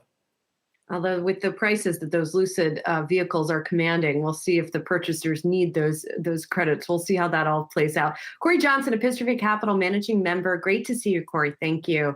And we should mention, by the way, speaking of Lucid, Peter Rawlinson, the Lucid Motors CEO, is going to be on the ticker at 1:15 p.m. today. So you want to make sure to tune in for that.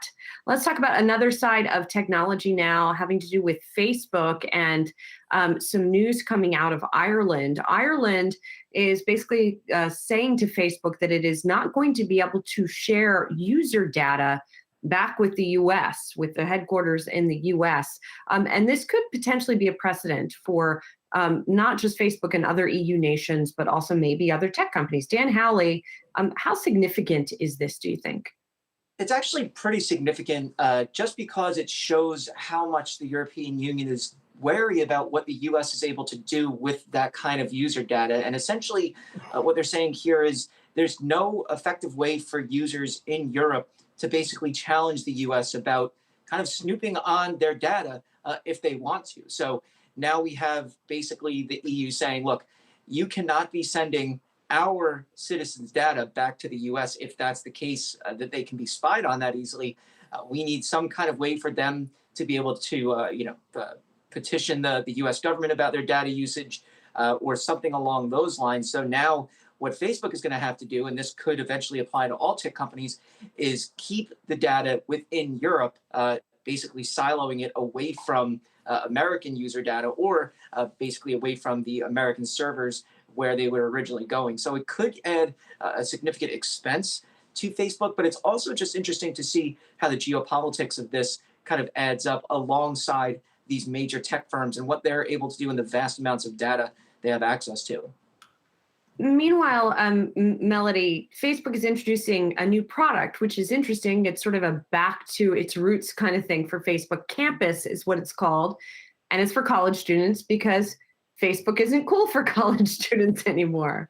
Yeah, back to the future, Julie. This is the origin, right? The Facebook story is it started on Harvard's campus and it was meant for some degrading things, I guess, for rating women. But this is supposed to be an insular community. It's still connected to people's Facebook profiles, but there will be a special section in the Facebook app called Campus where students do have to provide their .edu email and then their graduation year, and they'll be entered into a more tight-knit community. You can also provide your major, classes, hometown, what dorm you live in, your minors, and your various interests. I do want to point out, Julie, this is an area that is so white space to me. I've been following this company that's still in beta called Fora, and it's going to be a new avatar-based social app that's specifically for college students. It starts with college, and then you extrapolate for there. sort of following how Facebook first expanded. Let's remember Yik Yak, which was closed a couple years ago, was specifically meant for college students. College ACB, Juicy Campus. There were all these platforms dedicated to college students who do spend a lot of time online, are typically the first adopters of a technology. So for Facebook to be sort of reinvesting in this strategy, it's sort of long overdue in my mind, because this is where the population seems to thrive and engage the most. Yeah, Melly, I just want to go back to that point that you made at first about Facebook being used originally as a way to degrade women, because they've really tried to rewrite that history so much. Facebook, Mark Zuckerberg will basically talk about how he had dreams of changing the world, but this is a hot or not app that they managed to use to create Facebook. It was not some kind of, altruistic venture at first. So I'm just really glad you pointed that out, and more people should. All right, good points for you both. I want to come back to the topic of the fires that are happening on the West Coast, now in California, Oregon, Washington State. At least 7 people have died, although there are estimates that many more will have been killed or injured as these fires swept through various towns. The record in California now is 2.5 million acres that have been burned, and we still have a couple months to go of fire season. So what are the economic and market implications of all of this? Coincidentally, a CFTC requested report on the effect of climate change on financial markets just came out this week. And Melody, I know you have been looking into that. So what stands out to you from that report with regard to climate change generally and fires more specifically? One of the big takeaways for me is that, traditionally speaking, natural disasters like the wildfires we're talking about are often perceived as a local story, right? It's a very regional phenomenon. But according to the CFTC report you're mentioning, that's very much changing. Representatives across the board from major oil companies, asset managers, banks, they're saying, no, this has a ripple effect, as California in particular contributes so much to the global economy as well. Also, in general, lower home values. We should expect to see these home prices being slashed across the board. As why would you choose to live in Sonoma? Why would you choose to live in San Francisco, coupled with the ongoing coronavirus pandemic, where we have seen a lot of these tech giants decide to scrap their HQs, decide to allow employees to work from home permanently? The incentive is just simply not there. I've spoken to several business leaders across Northern California. I'm in Southern California right now, and I do have to say, the effects are not as dire, of course. I do not have orange skies, but my throat is closing up. We're trying not to open our windows. We're trying not to go outside, because you do see the residual effects and damages. So just from a global health perspective, as we're amid a global health pandemic, I can anticipate that this will really hit the local economy here pretty hard. Melody, when you talk about it hitting the local economy, our guest in the last hour talked about the insurance incentives, actually, that it, help people choose to build perhaps or rebuild in areas prone to fires. Is that anything that's of discussion in California as maybe it's time to halt that?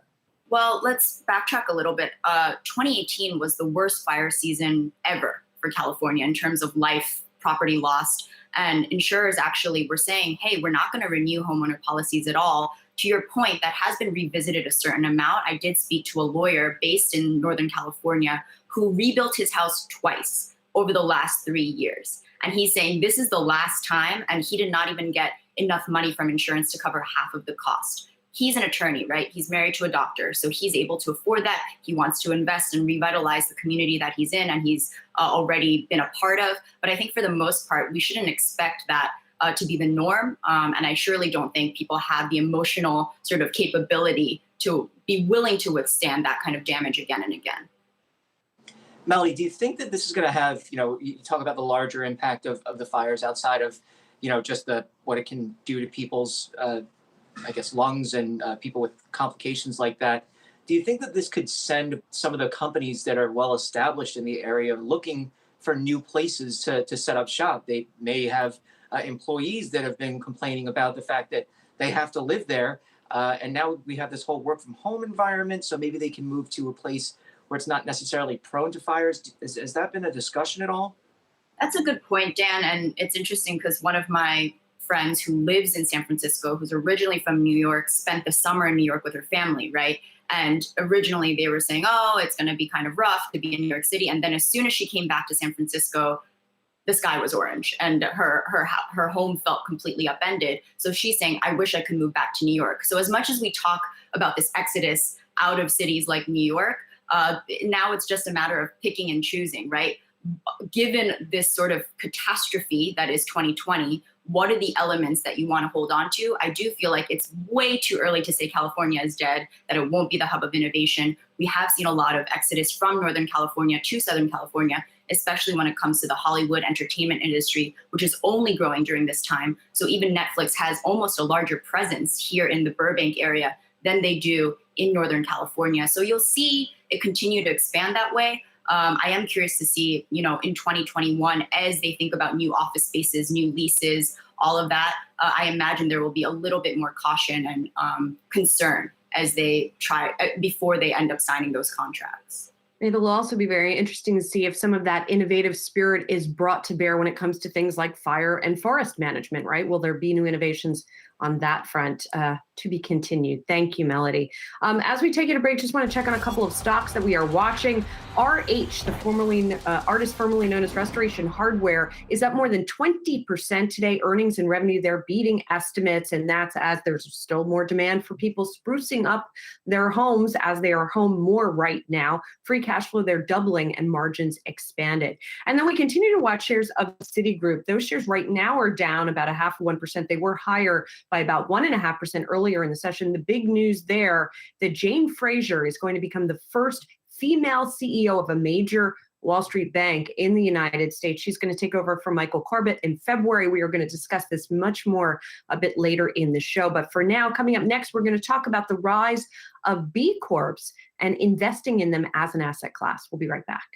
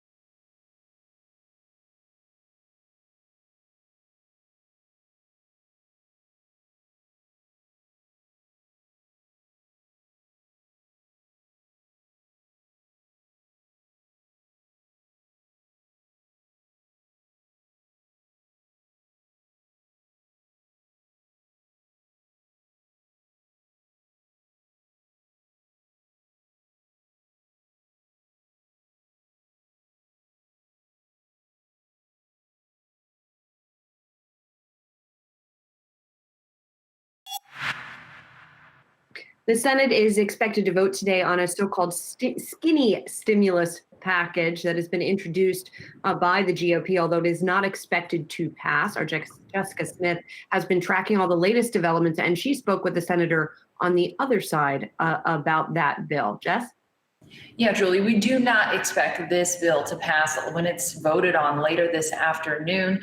We don't even know if all Republicans will be on board with this yet. We expect most of them to vote for it, but it's not clear if all of them will. They do not have enough votes. to actually advance this bill. Democrats have been trashing it since it was released earlier this week. They say it's inadequate. It just does not do enough. I did speak with Senator Ron Wyden, a Democratic senator from Oregon, the top Democrat on the Senate Finance Committee, and he told me that this does not reflect the priorities of working people, that it just prioritizes the interests of corporations. He pointed to the liability protections that are included in this bill. But I did ask him about Majority Leader Mitch McConnell's argument that lawmakers should vote on what they agree on. They should do this piece by piece, voting on something rather than nothing. And here's what he had to say in response to McConnell's argument. I hope that he's going to recognize that the idea of putting on this sort of 24, 36-hour show trial to pretend that he's actually doing something for working families when there is virtually no there is not going to score him any points with the American people. Clear yet if negotiations are going to pick back up again after this vote. They've really been stalled for weeks now. There's been no progress over the summer, and now in the past week that lawmakers have actually been back in Washington. Democrats are hoping that Republicans come back to the negotiating table after this vote, but we will see what happens. People I've talked to just keep saying that this gets harder and harder the closer we get to the election. Julie. That does seem to be the consensus, doesn't it? Jessica Smith, thank you so much. Well, we are about a year from the Business Roundtable commitment to stakeholder capitalism, taking into account not just shareholders of a company, but the broader community and broader stakeholders. That said, relatively few companies have made the legal transition to becoming B corporations, where they have a legal duty to take into account the stakeholders in the broader community. Our next guest is betting that that will change, and this will become more of an investable asset class. He is Jeffrey Tannenbaum. He is founder of Titan Grove. We spoke with him about a year ago as well about this phenomenon. And Jeff, you just sold a company called Modus that is a B Corp. The private equity buyers have committed to keeping it a B Corp. But where do you think we are in terms of a tipping point, in terms of more companies signing on to this legal designation and also investors getting more interested?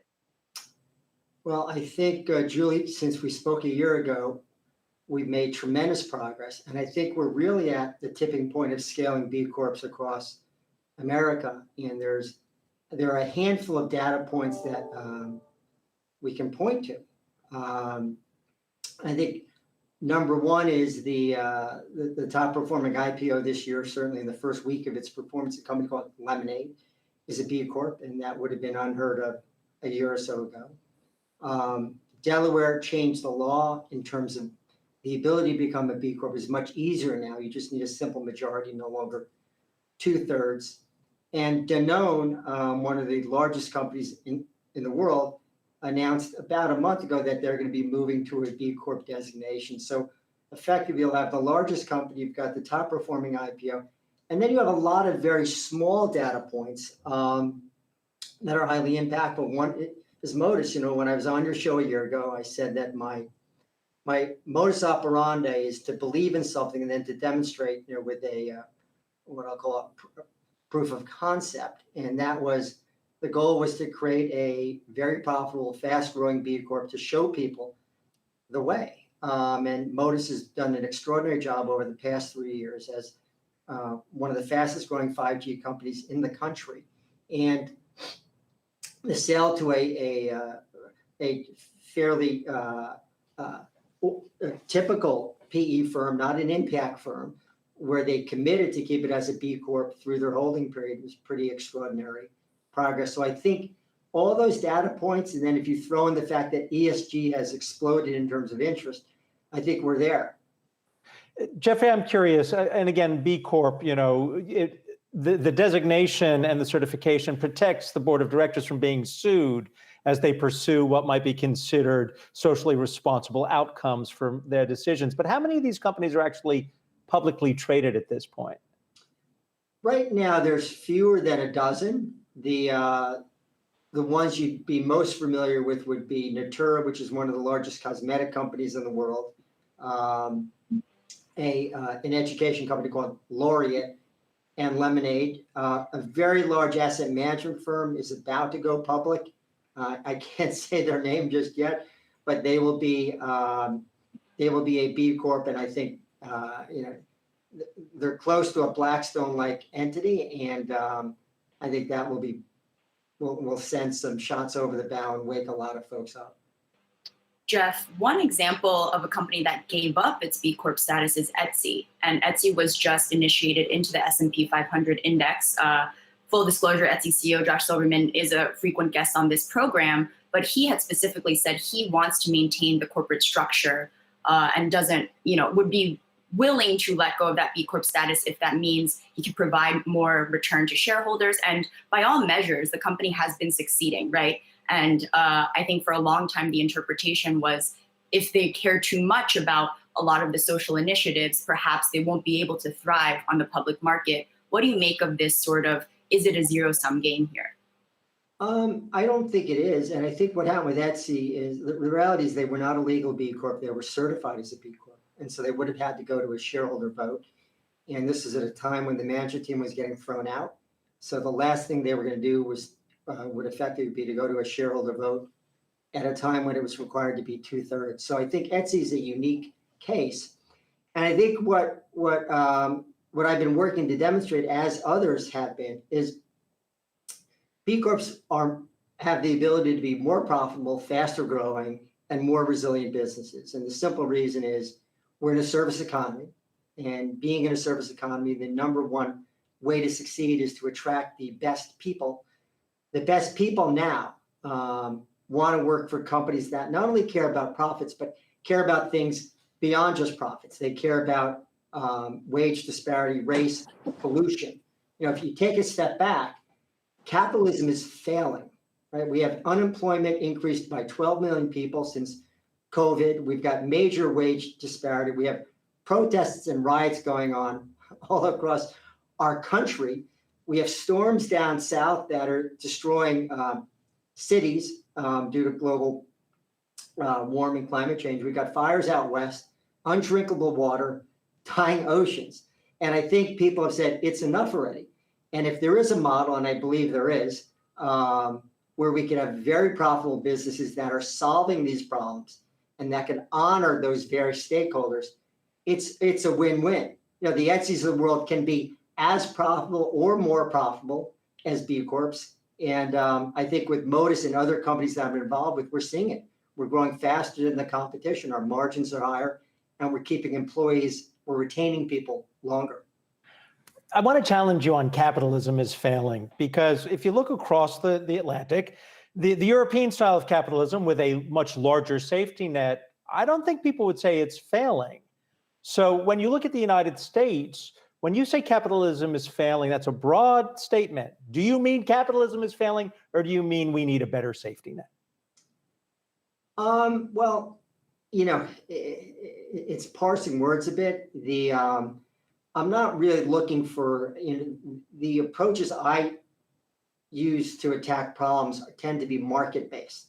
So I'm not looking for a broader safety net. What I'm promoting and what I'm proposing is that companies can do much better jobs at what they're doing. And I feel like CEOs and board members are in a straitjacket due to a Supreme Court case from 35 years ago called Revlon, where essentially said CEOs and boards can be sued successfully if they don't do one thing, just honor maximizing shareholder value. And look, I grew up very much as a capitalist. Jerry Kohlberg, the founder of the PE industry, was my mentor. When I started my hedge fund, it was the first of its kind hybrid. George Soros was my backer, right? Capitalism has really been my career. But I've also found that you can combine that with a kinder, softer path where everybody could be winners. And I saw that when I started S-Power, people said you couldn't start a solar company and make money. Well, we did. And we built the largest solar company in the US, 3,000 jobs in red and blue states and skilled jobs. So I think the answer is the corporations have a better job that they can do. Perhaps leaders can do a better job with social net, but that's not really what I'm promoting. A market-based solution. Jeff Tannenbaum, good to see you again. Thank you so much for your time today. He's the founder of Titan Grove. Thanks. Thank you. When we come back, we'll be talking about esports and the rise of mobile gaming in particular with the CEO of Skills, Andrew Paradise.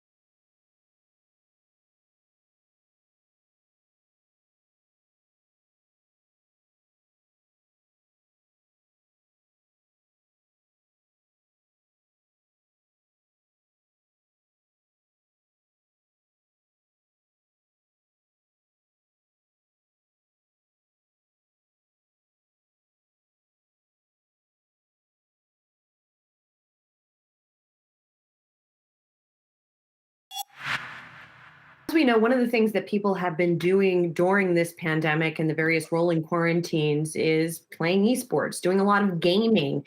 Our next guest's company will run 2 billion tournaments in 2020. I had to read that number several times to make sure I was reading it correctly. We're joined now by Andrew Paradise, the CEO of Skills, which is a mobile esports platform. Andrew, how is that even possible? I mean, 2 billion tournaments. How exactly does your platform work? And I guess people are not doing anything else, or they're fitting in this gaming where they can? Honestly, we're just getting started, but we are the leading mobile esports platform in the world. Skills is a B2B2C technology platform that enables game developers to monetize their games through competition. And our platform powers thousands of games across the app stores. But our longer term vision, our 100-year vision for our business, is to build the competition layer for the internet. So I have to ask this question with a preface. My version of gaming is 1980s Palace Playland in Old Orchard Beach, Maine, where you went to an arcade. How do you make money? Because the creation of your company was because you got annoyed when you accidentally hit on an ad and lost the game you were playing. So if you've eliminated that, where do you make the cash? Yeah, so we're a transaction-based business model, and we revenue share with our developer partners so that we're mutually aligned for success by monetizing the end consumer. We'll generate $225 million in net revenue this year in 2020, and we're projecting $555 million of net revenue in 2022, so a 57% CAGR. Andrew, what games in particular are really kind of taking off at this point in time? And I guess where do you see the industry going as far as mobile gaming goes, right? We have 2 new consoles coming out from Microsoft and Sony. PC gaming continues to do well. Nintendo has its Switch, which is on fire. So I guess where do you see the industry moving, and how long does mobile gaming stick around for? Well, today, mobile gaming is a $68 billion segment. It's larger than movies, music, and books. It's the fastest growing segment of gaming, and it's projected by multiple sources to grow to $150 billion by 2025. And when you think about mobile gaming as a platform, it's interactive content built for interactive devices. That's why it's becoming the future of entertainment. In terms of other forms of gaming, console and computer, they're not. They're definitely not going away. They're longer form formats today. I think we still have a ways to go to see the right types of adaptations for mobile and tablet. So in terms of controllers and peripherals, to build that longer format kind of consumption pattern on mobile and tablet. But you're already seeing mobile esports becoming and mobile gaming really becoming the leading type of gaming in more developed markets like Asia. Andrew, talk me through the social component of all of this. Is there a social component? What does it look like? And as we had a conversation earlier in the show about TikTok, but also about Facebook's new campus product, which is aimed at college students. Is gaming and our platforms like yours actually becoming a different kind of social network, one that may replace even for some users the more established networks? Absolutely. I think when a consumer chooses to pull their phone out of their pocket and seeks entertainment, they have a lot of options. Whether it's a static form of entertainment like a TikTok or a Facebook, or an interactive form of entertainment like a Skills. Our platform, certainly competition is social, right? and I think we really think about our onus to society of building out a competition platform that will enable the healthy types of competitive interaction versus the unhealthy types of competitive interaction. And so it is absolutely about a social experience, and it's a interactive social experience. Andrew, I got to ask, you mentioned Asia, smartphones are really the way a lot of people around the world get access to the internet, right? They don't have standard laptops or desktops. It's mostly smartphones. I guess moving forward, do you think that it's going to continue that way where the other countries or developing countries around the world focus more on that, and then that's where you start to see the majority of the players? Or do you think that in the US and Western Europe, we're seeing even more people switch over to mobile gaming? Or do you think they're continuing to do gaming on consoles and PCs and then supplementing downtime with gaming on mobile phones? Well, it's a funny anecdote. When I was a venture capitalist in the 2000s, we were predicting text messaging would become huge in the United States because it was already prevalent in Europe. And I think you're seeing that in that case, the European market was ahead of the US market. In terms of mobile gaming and interactive content, we're seeing that the Asian markets are far more developed than the US market. And I think a big reason for that is we have a lot of fixed infrastructure already built out in the US between personal computers as well as landlines. You're seeing your fastest growing segments in terms of mobile actually in Africa. In terms of wireless carriers, we're actually very bullish on India as a massive mobile gaming community. There are now 350 million smartphone users in India, which is actually, if you think about that, more people than the entire United States. Andrew Paradise, really interesting stuff. Thank you so much. You're the CEO of Skills. And speaking of various forms of entertainment, we spoke in this week's episode of Influencers. Our Andy Serwer talked with Netflix co-founder and co-CEO Reed Hastings. Remember, he has said that gaming is one of Netflix's major forms of competition. Hastings talked about his new book, No Rules Rules, and how abandoning traditional corporate culture has allowed Netflix to thrive. You guys are big and getting bigger, but if you compare your business, Reed, to the other FANGs, people say, oh, they're not an ecosystem, right? Netflix, they're just movies and that's it. And you look at Google and Apple and Amazon, and my goodness, they do so many things and they're going to take over the world. Netflix is this little thing here. Is that an issue or not? No, it's accurate. I mean, the GAFA companies, are big, broad tech platforms. And the four of them plus Microsoft are formidable. They've got much bigger market caps. They're in multi-business lines. Many of them have ad support and are very data exploiting in that way. And we don't have any of that. We're just simple, extremely great entertainment company. And then, for about $15 a month, you get amazing content. Do your ambitions ever include news and sports? I don't think so. I mean, those are very different and well covered, and we've got just so much we want to do in entertainment. So we're going to stick on our current path for quite a while. That was Netflix CEO Reed Hastings. Coming up, a very different kind of entertainment. The NFL season kicks off tonight. Speaking of very different, it's of course going to be a very different kind of season. We'll have a preview next.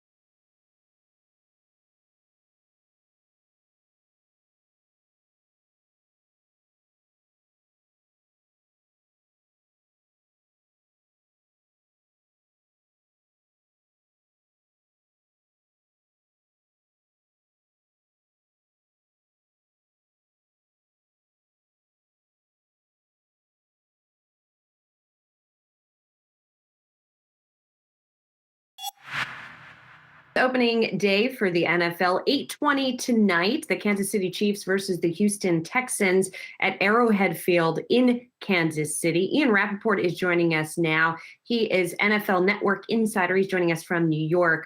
Ian, it's good to see you. So obviously it's going to be a very different season here. There are going to be a few fans that will be allowed tonight. I think 22% capacity there.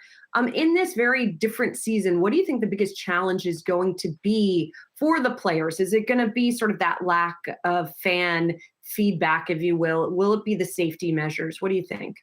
I actually don't think the lack of fans is going to change things that much. I mean, first of all, for players, I mean, they've been going through practice for a month and a half with no fans. It's not like they need it to get them excited or whatever. I mean, you're used to hearing from fans, but they're going to hear some noise. I mean, there's going to be ambient noise in the stadium. On TV, when we're watching, they're going to, try as best they can to kind of mimic the previous experience. But honestly, like, these guys have been watching sports on TV for 4 months. There's no fans almost anywhere.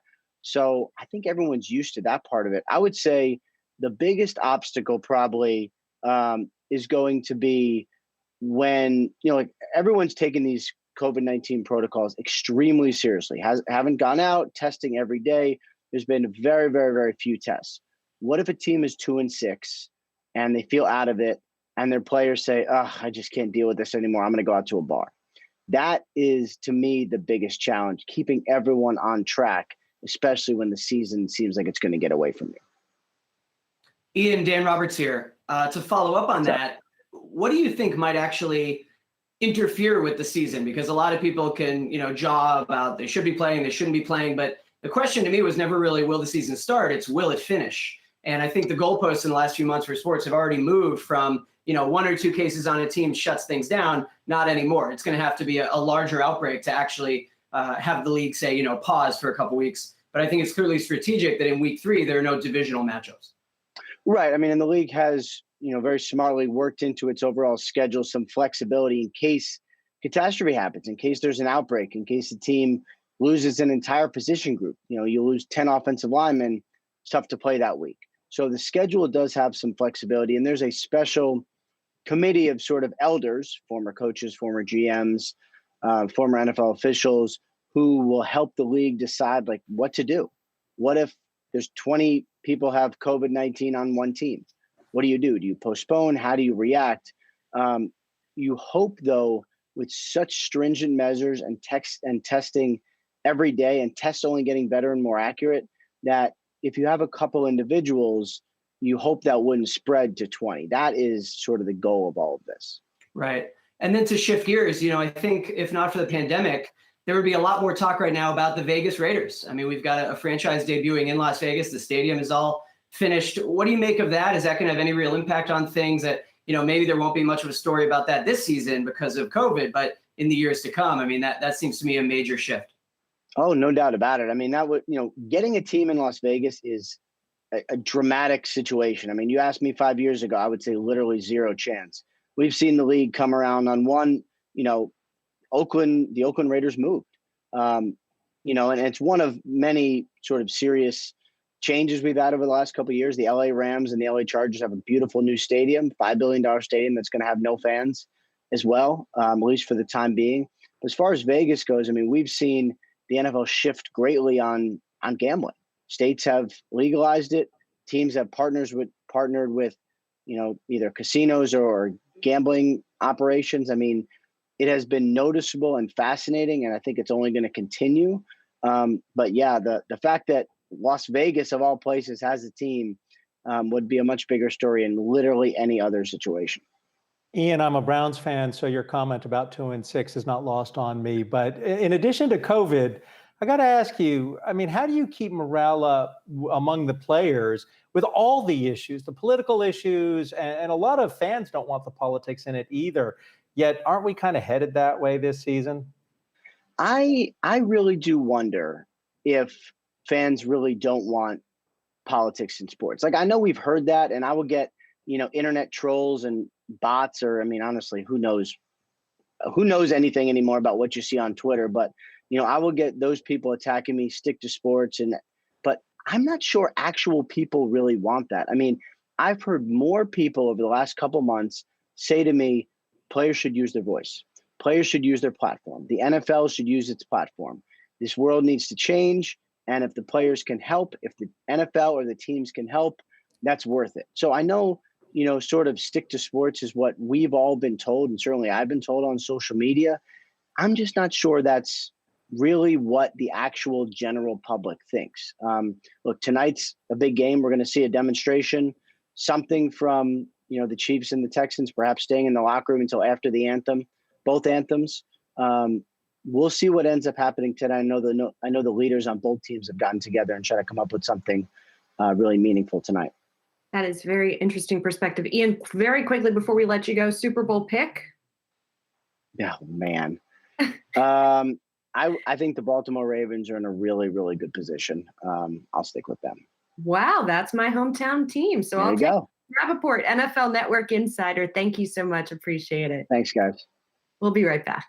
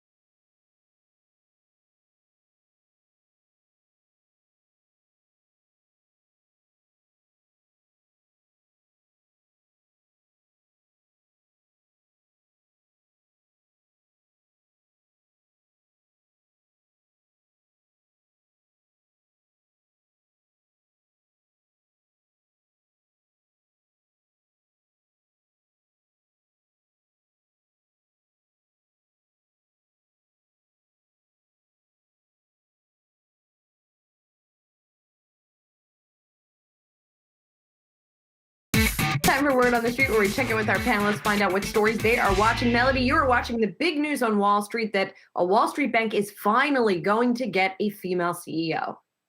Wow, Julie, it is about time. So Citigroup has officially announced that Jane Fraser, 53 years old, who's been working at Citigroup for 16 years, will be taking over after Michael Corbat will be stepping down. He has run the bank since 2012, of course, after stepping in for Vikram Pandit's abrupt departure. He was with the bank for 37 years. We knew that he was going to eventually be leaving, but this comes perhaps 2 years earlier than originally anticipated. I want to point out that there was a big testimony with the bank CEOs, with the big bank CEOs, let's recall, earlier this year. And Mr. Corbat, along with his counterparts, were asked, and of course they were all white men, if they were likely to be succeeded by female candidates one day, and no one had actually said yes in that moment. Of course, a couple days later, JP Morgan Chase shortlisted Marianne Lake and Jennifer Pipesack to one day succeed Jamie Dimon as CEO. And then, of course, Citi beat everyone to the punch by announcing this move. It's pretty significant. Julie, I mean, you mentioned earlier in a tweet that there are plenty of asset managers, plenty of smaller firms out there that do have females as their CEO. And the pipeline has been continued to be invested in and developed. But this is pretty monumental in terms of a title shift and an ability to say, hey, let's see how she performs. And there's going to be sort of equal footing by many regards. I also do want to point out that even outside of the big bank space, when it comes to the financial world, we saw that Kim Liu, who was formerly of the Carnegie Foundation, she has actually been appointed the CEO of Columbia's endowment, and more women are being placed in those roles. So it's a really exciting time and long overdue. It is indeed. Not as big a deal, but maybe an exciting time for Instagram users, as Instagram is rolling out a couple of new designs, Dan.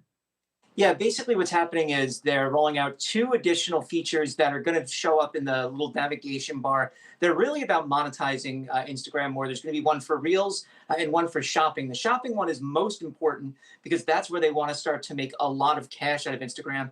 And by giving it a more prominent position, they will be able to do that. And the other one is for Reels, which is basically their attempt to destroy TikTok. So, you know, big priorities for Facebook there, making money and destroying competition. They want to put it front and center on Instagram, and that's exactly what's happening. Thank you, Dan. Thank you, Melody. Appreciate it. Coming up next, be sure to stay tuned for an interview with the CEO of Lucid Motors.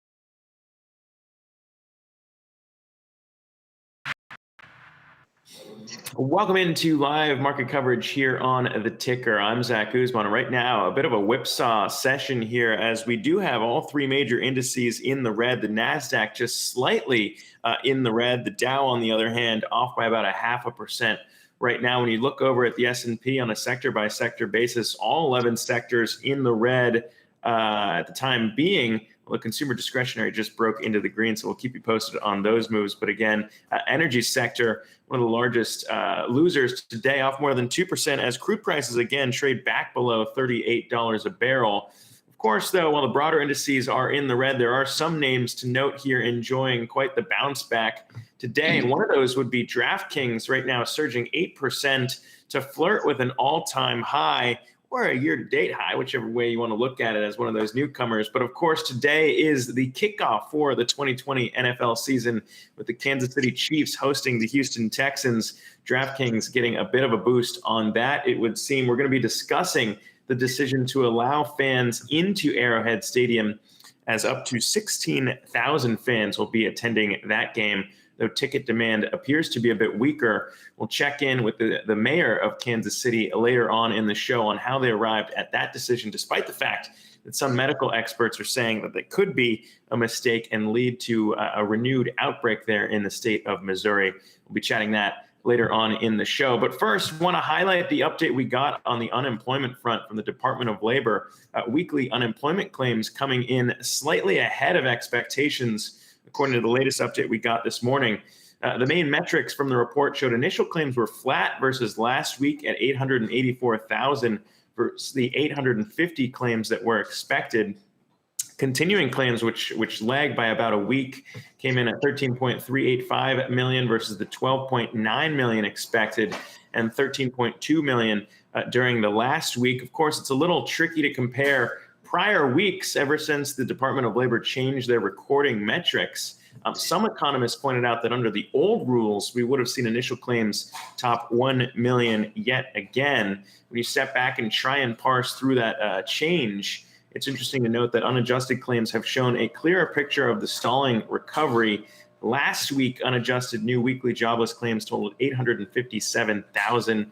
148 for an increase of about 20,000 over the prior week. That would be the fourth straight week of increases in unadjusted new claims. Keep in mind, well, it is a huge improvement from the peak that we saw earlier in the pandemic when we topped 6 million weekly jobless claims. It's worth noting that we never topped 700,000 in a single week back during the Great Recession, just to put that number in context. And one more attempt to put things in context when you step back and look at the insured unemployment rates, which we highlight here on the ticker, just to show a regional breakdown. We are still seeing weakness in some of those economies levered more to travel, mainly Hawaii leading the U.S. with a insured unemployment rate north of 20%. Puerto Rico, Nevada, New York, and California round out the top 5 regions showing the worst unemployment rates when you look at it on that metric. While we are discussing all of those things, of course, investors are still grappling with the fierce sell-off that we saw earlier, starting last week and continuing into this week. Since then, we've seen a bit of a rebound in tech stocks, the main epicenter of the most recent sell-off, but a lot of questions still remain over whether or not the worst is behind us. And we're going to open the show with a discussion on that. Joining us right now is Dan Niles, Satori Fund founder and portfolio manager. And Dan, good to be chatting with you again. You noted how quickly the sell-off actually hit us here, and put that into historical context for us for what traders should be thinking about in terms of just, I guess, a good reminder of the volatility that we're dealing with here in 2020. Yeah, I mean, I think when you look at the volatility, if you go all the way back to when the COVID crisis first hit, that was the fastest drop from an all-time record high to down 30% in history. Then the rally, where we got to a new record high in 126 trading days, that was also the fastest gain from a 20% drop to a new record in history. So these moves have just been absolutely violent. And as you just mentioned, if you look at this drop in Nasdaq from an all-time record high to down 10%, it just took 3 trading days. The prior record was 6 trading days, which happened during COVID, which, again, is sort of during this period. But if you look at a more normalized period, the late 90s used to hold the prior record. And that took 11 trading days to get down 10% in the Nasdaq from an all-time record high. And that's trading days we're talking about. So, the moves are happening 4 times faster, and the violence is incredible. And part of that is because you have a lot of leverage in the system. You've got retail investors making up 25% of the volume. It was closer to 10% before the pandemic. And then they're using a lot of call options, which increases the leverage in the system even more. And that's why you're seeing these massive moves like you are. Yeah, and it was interesting to see. I mean, you're a hedge fund manager. You try and capitalize on volatility. It's good for you depending on which side of the trade you're on here. I know you closed a few of your short positions in the intense selling that we're discussing here, especially in the tech sector. But now adding to some of those long positions here. So I guess explain when we're watching all these moves play out, how you kind of grapple with some of the things that triggered this sell-off in the tech names we're discussing, but also, I guess, some of that fueled the rally before this in terms of the Fed, again, coming out saying they're looking to be even more accommodative for longer. Sure. I mean, we have a portfolio of names. So for us, there's the core positions. So what do we like regardless of what's going on? And where do we think fundamentals can still keep improving, whether we have a vaccine, whether we don't have a vaccine, pre-pandemic, post-pandemic, what are our core positions? And so those are things like video games or the move to 5G, et cetera. And so that's sort of a core of the portfolio. Then we've got things where we trade around the positions and we look at the risk in the portfolio every day. And especially with these violent moves, you have to assess that. And the risk is really judged by, how expensive the market is. And from that metric, you can't, even with this drop down, there's no way you can make any case that this market is at a good valuation. I mean, you're trading at about 1.6 times market cap to GDP. The average over the last 50 years is 0.8. So we're at double the valuations that's average. And you can make a lot of things and say, well, interest rates are lower and the Fed's going to keep the rates lower. But, if you look at Europe or Japan, the rates have been low for years in some cases, and the PE multiples are 20 to 30% lower, and they have higher dividend yields. So that's sort of the backdrop where you're trying to manage the risk against the opportunities you have, which is why we put out that tweet on Tuesday saying we had covered over half our short positions, but we were still sitting in 30% cash because this was just a reaction to 3 days of intense selling. You're going to get a bounce. And now we'll have to see what happens. And, it's healthy today to see the market, down a little bit because, that big move up yesterday was just a reaction to the big move lower. So there's a lot of trading around, I guess is what I'm trying to say, is we're trying to balance the risks in the portfolio. Yeah, when we talk about those names that you've been on the show before talking about Activision being one of those gaming companies you like. But when you step back and look at some of those other big tech names, also some of those names that you're talking about in terms of adding back to your long positions there in Facebook, Amazon, and Microsoft. So, I mean, would those also, in your mind still, when we talk about valuations here and some of those tech names, again, those names that have held up relatively well compared to the other pieces of the market here that have just completely fallen off a cliff in the pandemic, some would say deserving of boosted valuations there. Are those also the names that you would say to a new investor coming in here at these levels would say be a piece of your core holdings in Facebook, Amazon, Microsoft? Yeah, I mean, I think if you don't have any positions in the market, those are the names that I would look at, and for different reasons for each one of them. If you look at Facebook, the great thing is I always say they have a great insurance policy. They don't make any money off of over 1.5 billion WhatsApp users. I use that all the time to keep in touch with people all over the world that I've met.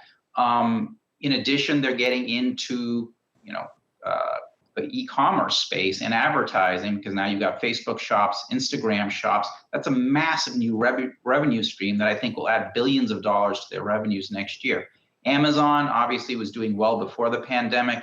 This just got everybody using it. And then Microsoft is doing very well in terms of they're providing cloud services to people.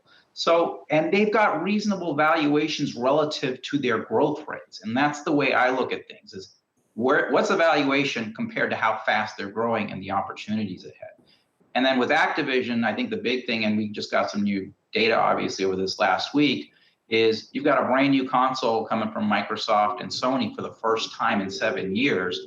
And you've got a price point at $300 for the cheaper version of this console that Microsoft's putting out instead of $500. And so that should really help supercharge demand for that as well. And so those are, 4 kind of core positions. We've got obviously shorts that offset it. We had a tweet earlier about how we had shorted Apple and Tesla. And, we've covered both of those shorts since on this downdraft.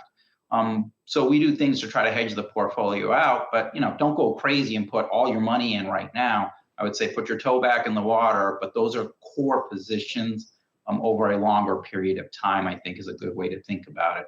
Along with 5G related stuff. We like Qualcomm actually quite a bit as our play on 5G. And you've seen a positive pre-announcement, obviously, from wireless carrier Qorvo earlier this week. So that gives us a little added comfort. Yeah, one last follow-up here on the tech sector, since I know it's of interest for our viewers. But when we think about some of these names, they're not even the ones, those FANG names, they're not the ones that have really enjoyed the strongest, even though they've enjoyed a stronger than most 2020.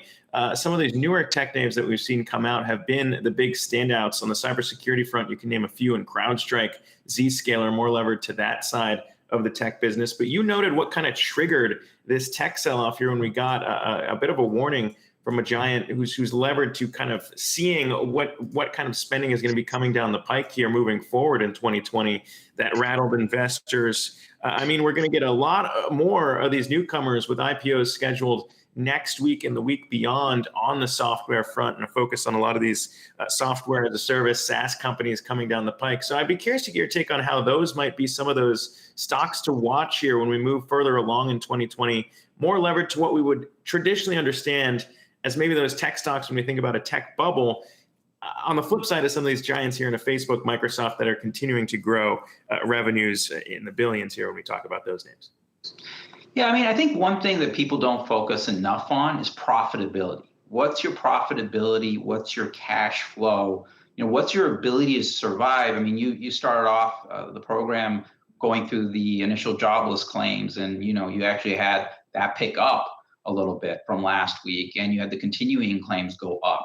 And so, the point is that if you're making a lot of money, like a Microsoft is, for example, or a Facebook, et cetera, if things get bad, that's okay. With some of these new companies that are coming out, they're growing very fast on the top line, but they're not making any money, or they're losing a fair bit of money. And the thought is that at some point in the future, they will make a lot of money. But if you go through a period where the economic recovery isn't as strong as people think, those stocks can have a really big problem. And so for me, those are not the names that I am looking at right now, because as I said earlier, valuations are really high anyway. And a good way to think about this is if you go back to 2000 when we had the tech bubble, Amazon was making about $1.6 billion in revenues a year. Over the next couple of years, their revenues almost doubled to $3.1 billion. The stock went from $106 a share to $6. So you lost 95% of your money while revenues doubled, but they weren't making money. And so the point being is that you have to be very careful with a lot of these new high-flying tech names that people get incredibly excited about if they're not profitable. Because if the market starts to roll over, people will feel comfortable owning a Microsoft or Facebook or whatever, these big guys that are making a fair bit of cash flow, because they're going to survive. But somebody that isn't making a lot of money, they could be in really big trouble. And those are the names that people will get rid of first. And so that's, and to some extent, that's what you saw with, Tesla, which is barely profitable. Great company. I'm not arguing that at all. Great technology, great cars, but they're barely profitable. And that's part of the reason why that stock got hammered more than the other, FANG stocks, et cetera. Plus, on the way down because of that profile. And that's something to keep in mind. Yeah, and probably no surprise there as to why it was one of those shorted names that you had going into the big tech sell-off as well. But Dan Niles, always appreciate getting the chance to talk with you, a fund manager who manages to be up through all the chop that we're discussing. But Dan Niles, Satori Fund Manager and Satori Fund Founder, Portfolio Manager. Appreciate you taking the time to chat as well. My pleasure, Zach. We're going to take a quick break here on the ticker. When we return, discussing a little bit more on the EV front. A newcomer here looking to take on Tesla. We'll chat with the CEO of Lucid Motors as they unveil their big challenger to Tesla's lineup of cars. All things shaking out in the very hot EV space right after the break. Stay with us.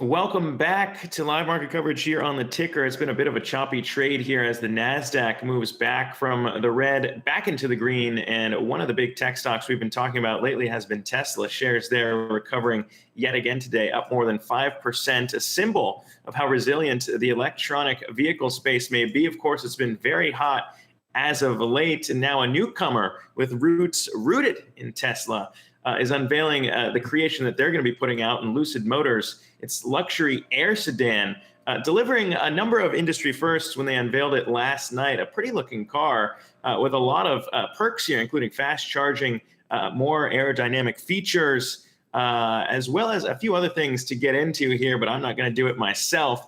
Here to chat that car and the challenger that they're putting out to take on Tesla is Lucid Motors CEO Peter Rawlinson joins us right now. And Peter, thanks so much for taking the time. I said you have roots at Tesla. You were previously the Model S chief engineer at Tesla, but explain to me what you're trying to do here with the Air sedan and what Lucid is trying to do to distance themselves from Tesla and the other EV challengers. Well, you can see the Lucid Air sedan behind me, a beautiful car which is taking electrification to a whole new level. We have a car which has broken through the 500-mile range barrier. We have over 500 miles, and that's been independently validated. And it's been also tested with independent observers in real world, achieving 490 miles range. So we're taking the electric car to a whole new level. And although the media likes to compare us with Tesla, it's a natural comparison point. We're really in the luxury space. Our core competitors are Mercedes-Benz S-Class, 7 Series BMW, Jaguar XJ, Lexus LS, Audi A8. And these cars are from these grandee traditional manufacturers, and they all have one thing in common. They're all gasoline powered. If you want an electric vehicle in that true luxury space, there isn't one today. And Lucid Air is the answer. A groundbreaking car with all in-house technologies, all developed in-house here at Lucid in Silicon Valley. We do all the technology in-house, the software as much as the hardware. Yeah. And that's what's leading to this incredible breakthrough in efficiency. Well, let's talk about, I mean, the comparison to Tesla seems fair, seeing as you came from there as well. But I mean, when you think about the luxury space, all these features are nice. It is also pushing the price tag on kind of the EV space as well. The four-door Air, you guys say will start around $160,000 after factoring in federal subsidies. I'd push back. I mean, you look at the Tesla Roadster, that too is up there in the luxury price line, though it is, a two-door car here. Talk to me about why you want to go in the luxury direction and what makes that different in terms of marketing to that consumer with the Air. Sure. Well, actually, the price point starts from below $80,000 with the Air, which will be available in 2022.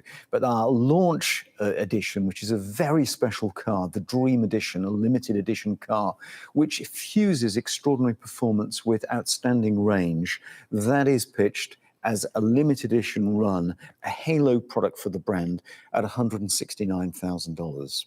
Now, I think it's an interesting point you raise. The first product defines the brand. So this has to be a technological tour de force to show what Lucid stands for.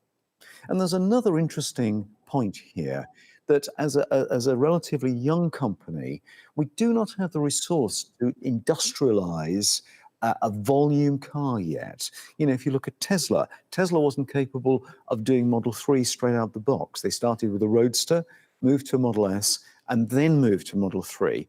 And because it takes an order of magnitude more investment to industrialize a product in the $30,000 to $40,000 price range. Yeah. So it makes sense for us as a young company to define our credentials with this extraordinary high-tech machine, beautiful luxury product in this free space in the market. And then we can make more affordable cars available to the public in the future. Yeah, and it's an interesting kind of rendition of the Tesla playbook. As you said, starting with the Roadster, moving back down towards the typical run in the Model 3. You guys could do the same thing, but land a little bit higher and focus in on the luxury market. Of course, it's going to cost money, and you guys struggled with that in the past, but you kind of fixed it in 2018 with backing in Saudi Arabia's public investment fund. You got more than $1 billion there in their move to take a controlling stake. I'm curious how much that's going to last here, if there are other capital plans in terms of building it out as you see it here to get down to that 60,000 mark by 2022. Talk to me about what more might be needed on that front. Well, we're very fortunate to have really strong partnership with the Public Investment Fund of Saudi Arabia, and they're a strategic partner. They're in the long term with us. So we're in a sound financial position. But I want to grow the company because it's very important that the world accelerates to sustainable mobility. And we're in this to accelerate that process. We have an SUV planned and other products. We have a 10-year plan, multi-platforms.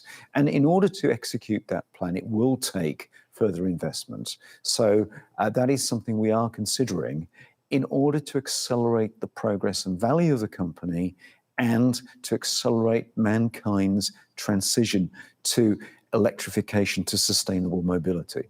Yeah, and you've mentioned that too. There could be IPO plans on the horizon, maybe 1-2 years down the pike. When you talk about mankind's shift to the electric space for cars, there's a lot of different competitors out there now, a little different than what Tesla was doing years ago when they were doing this. But now, you think about some of those other newcomers here, Nikola, even Fisker, planning their own SPAC here. Now that you've seen some of these companies have such success going the SPAC route, would that be something you'd consider maybe a little bit sooner than planned because we've seen these companies able to raise so much money and so quickly with such pizzazz, dare I say, on a short-term level? It's a very interesting situation. There's a true SPAC fest taking place before our very eyes in this green energy space. But I think the difference here is that Lucid's got the core technology. 10 years ago, I was at Tesla. And the hot money was on Fisker then, and Coda and other companies. And I see history repeating itself. Tesla had the core technology in-house. The others had no technology to speak of. It was all outsourced. And look where Tesla is today. And look where we look at the situation today is that Lucid has all the core technology in-house, the software piece as well as the hardware. We are as much a software company as a hardware house. And all that core technology, the battery systems, the battery management, the motors, the inverters, the power electronics, all the advanced driving systems in Lucid Air belong to Lucid. We have hundreds of patents. And that is the value proposition of Lucid. And that's how it differentiates itself from these other startups who really, I don't see their technology. Where is it?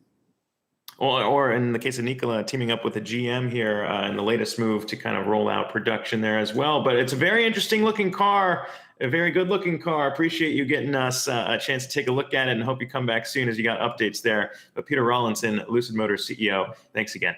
Thank you so much, Zach.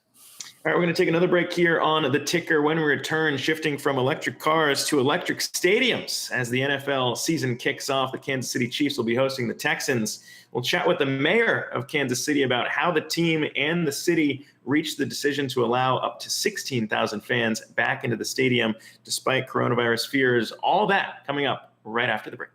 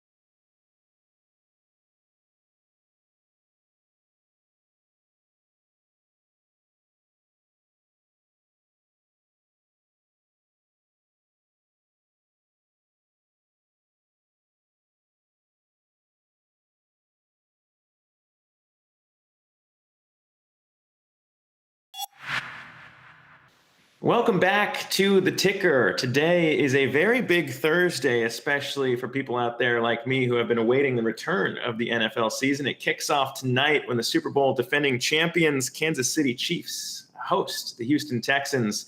And interestingly, unlike other sports leagues, the NFL is going to be having something in that stadium that most others did not.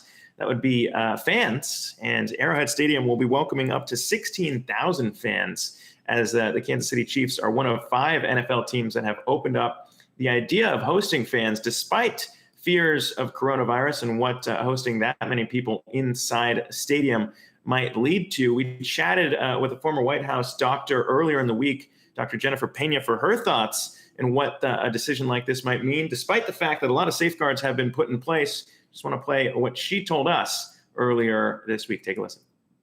It's hard to believe that with opening up the season, even in a limited capacity as they're planning to do, that we're not going to see an uptick in cases, and it would be tragic. And so I would have to say I disagree with that decision.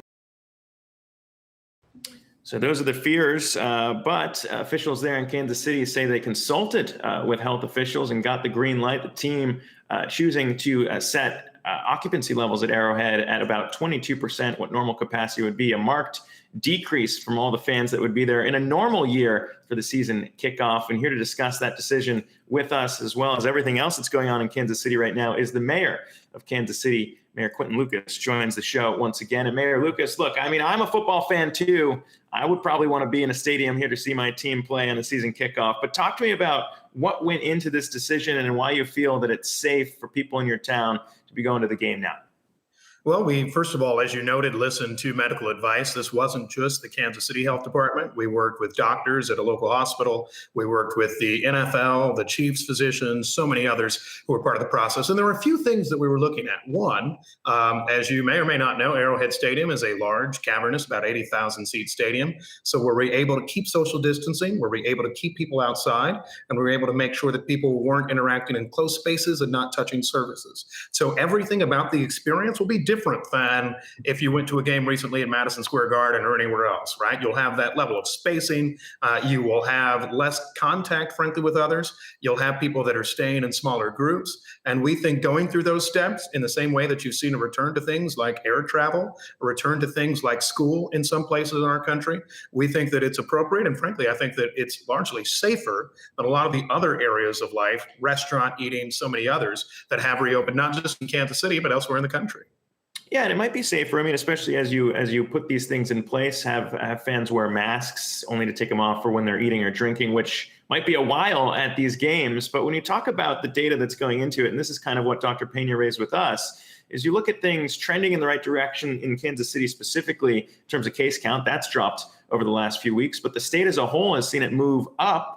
And you also have a pretty high positivity rate, about 9 times what we have here, under 1% in New York City. And even here, we're not going to get indoor dining back until the end of the month. So, I mean, these things aren't made, these decisions aren't made, as you know, without risks here. So I guess, what are you hoping for in terms of watching the case counts? Because I'm sure you guys had discussed that it's not inevitable here that you might see a tick higher. Well, first of all, we think that our protections, much like wearing a mask, is to actually make sure that we're not seeing further spread. So I agree with the doctor's perspective in the sense that if you have that number of people, then you are likely to have someone who has been infected by COVID-19 that may come into the stadium. That said, right, if people keep their distancing, if they have their masks, if they go through all of the safeguards that we've established in Kansas City, then we're not likely to see further spread. One point that I will make distinguishing Kansas City, which is in Missouri, from the state of Missouri and the state of Kansas, which we border, is that, yeah, you're seeing that mask rules work. In this part of the country, I know it may be hard to believe for New Yorkers, but there are people that are very angry about even wearing masks. They're very angry about any restrictions at all. And I think the reason that you've seen some of those high case counts, particularly and increasingly in rural America, in places like college towns, in states like Iowa, which is nearby, is the fact that they're not following some of the same guidance that we had. In Kansas City, as we've reopened, we've always looked to say, how can we reopen safely? I think we've been able to do that, and in a way that interacts well, even having other jurisdictions that don't have the same rules. So no, I'm not dramatically concerned that we'll get that many more cases out of Arrowhead Stadium. I think the protection should work, but it's something that we'll continue to look at each week. Yeah, but I mean, just to push it further, I mean, it kind of sounds like you're saying that you might be seeing a rise in Kansas or Missouri because people aren't following those guidelines that are out there to protect them. But even in opening up this stadium, it's suggested that people wear masks outside at tailgating, which will still be allowed to happen in pods and socially distanced. But if those are the rules, I mean, we've all been at a tailgate. If someone's cooking something better on the tailgate next to you, you might want to go over and talk to them. I mean, these things seem inevitable. So if you're admitting that maybe some people aren't following the guidelines, is it not dangerous to allow them back into a crowded stadium where you're talking about there might be someone with COVID? So I get the concern. I would say a few things. First of all, we're really kind of, and it seems odd because this does seem like a high number of people, there really won't be crowds in the same way at the stadium. You're going to continue to have significant distance. Part of the reason that we get to a weird number, like 22%, which some have pushed back at us on, is because that actually is the measurement of what you need to have rows between people. You have social distancing between your different pod groups. You will see, if you watch tonight, and I hope you do, right, lots of little pockets of people throughout the stadium, but none of which are supposed to be together. The next thing you're going to see is the Chiefs and others helping to enforce our rules at the tailgates, suggesting people that you can lose your season tickets, which people care a lot about if you actually violate some of the rules. So look, we can never get perfection. That's the same metric that any mayor and any governor has had when talking about opening schools, opening restaurants, and in some jurisdictions opening bars, something that we've seen in other areas. And I know that from my friends in New York, having seen that although there's outdoor dining, you've seen some kind of closeness in spaces. There will always be challenges, but we're trying to say, how can we make responsible steps to get us to the next phase of our recovery from COVID-19? I think with the doctor's help, with so many others, we're able to do that here in Kansas City. And, I think it'll be a model for the rest of the country. Well, I don't know if losing your season tickets is always a good thing. I mean, as a Bears fan, I would welcome that very quickly. You guys won the Super Bowl, so I understand where you're coming from. But last question here too, Mayor Lucas. I mean, when we talk about this isn't in a vacuum. This decision's being made. Obviously, there are economic consequences to deal with here as well. Your city dealing with it just as all other cities across the U.S. are. I mean, when we think about budget cuts necessary to be made here and what more should be done at a federal level, we had this discussion last time you were on. Not much has changed in terms of support for a lot of these cities out there. How are you grappling with this when you weigh the economic consequences of tax revenues falling, the economy slowing here? What looks like it in small towns and larger towns here in Kansas City in terms of these decisions being made? Yeah, it continues to be a significant challenge. I think when we talked weeks ago, there was some conversation about police budgeting and all of that. And something I've said to both people who want defunding of the police and those who virulently oppose it is that more than political decisions that are being made, really just the numbers that we have coming in will make a real difference on how we fund not only police, but fire, public works, parks, et cetera. There is going to be, without an intervention from Washington, if there is not an intervention from Washington, American cities, large and small, are going to have trouble with service delivery, are going to have a trouble with providing constituent services, are going to have trouble for years, not just next year, but the years that follow, and making sure we can employ the folks who work for our city. And I would say this, you talk about stimuli that are a potential to keep American workers at work. There is nothing to me that's more important than keeping our thousands of city employees. In Kansas City, we have 7,000. We're a city of about 505,000 people. So you go bigger cities, you go even a larger number. These are people that are supporting families. They're the backbone of our economy, and it's going to be a big challenge. So in Kansas City right now, we're expecting about an 11% budget reduction. That will hit every department across the board. And we're going to try to do what we can in cost savings, but we really could use help from Washington, particularly if you're looking at infrastructure spending, et cetera, to make sure that we're having real investments long term. Yeah, budget cuts like that, I mean, add up when you think about one city and then all the others. It starts to show why a lot of this bickering here between Republicans and Democrats not getting any through. The longer it happens, the more pain we are to see. But at least tonight, Mayor Lucas, all that matters is the Chiefs play the Texans. Good luck to you. I hope it all goes well. Hey, thank you so much. Go Chiefs. All right, we're going to take another break here on the ticker. When we return, discussing the outlook in terms of bettors placing their bets in the Trump versus Biden presidential election looming. We'll discuss how that betting market has shifted considerably in just the last few days. Stick around. We'll be right back after this.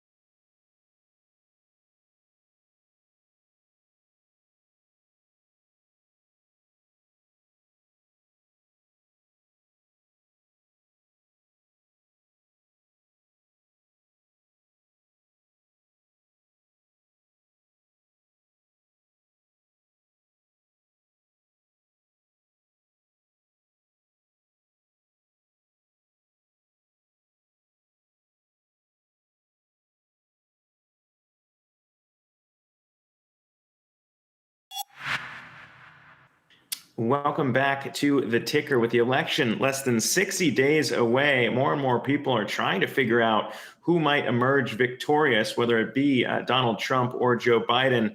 And bettors are also putting their money where their mouth is here, trying to figure that out as well. And it's created some interesting shifts just over the last few days, as we've discussed, a bit of a shrinking in terms of Joe Biden's national lead.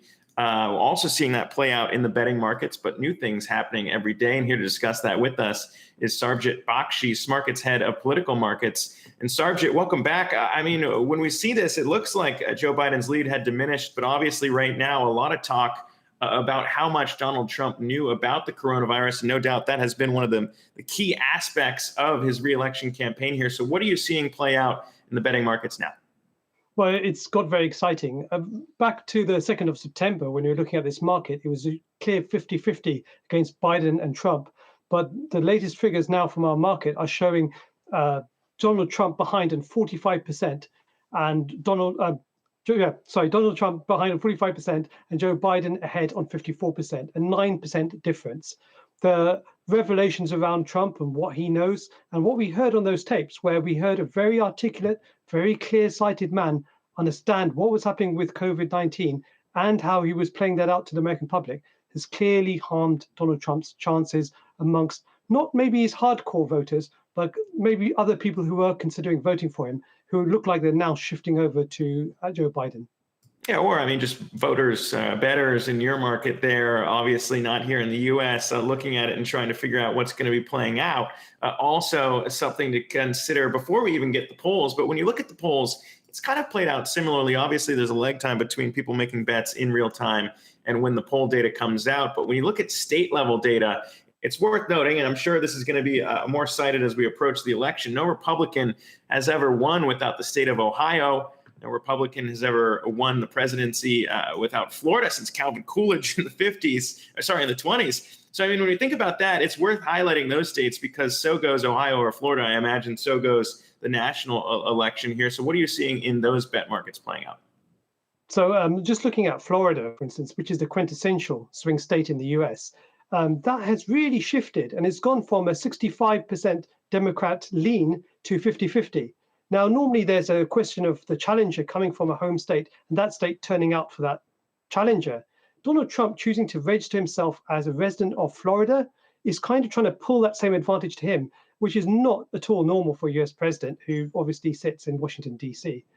Maybe that's making the difference in Florida. Maybe it's other issues. I'm not quite clear about this, but our traders are saying this is more of a toss-up state than it has been previously.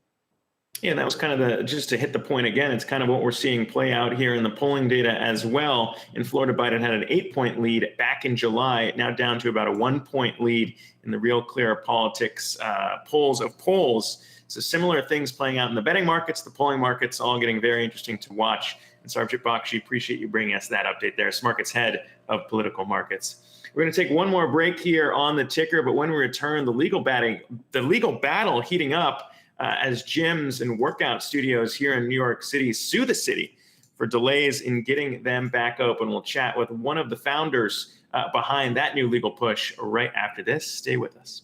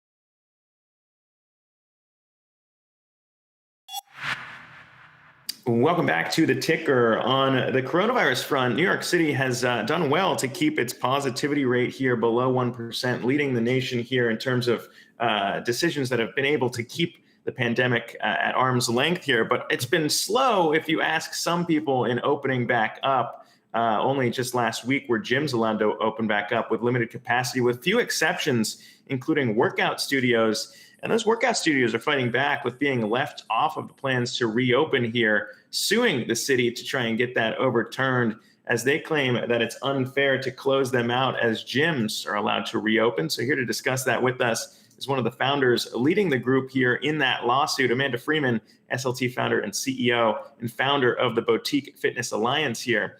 In the discussion, joins us now. Amanda, good to see you again. I mean, when we talk about this, there are some real issues at hand here in why you're pursuing this litigation. Talk to me about why you feel like you're unfairly being closed out, along with the other fitness studios at hand here in Orange Theory, SoulCycle, all the other ones joining you. Well, nice to see you too, Zach. So the reason that SLT joined the lawsuit is because we believe that this decision to leave out group fitness but allow gyms to open is arbitrary and potentially discriminatory.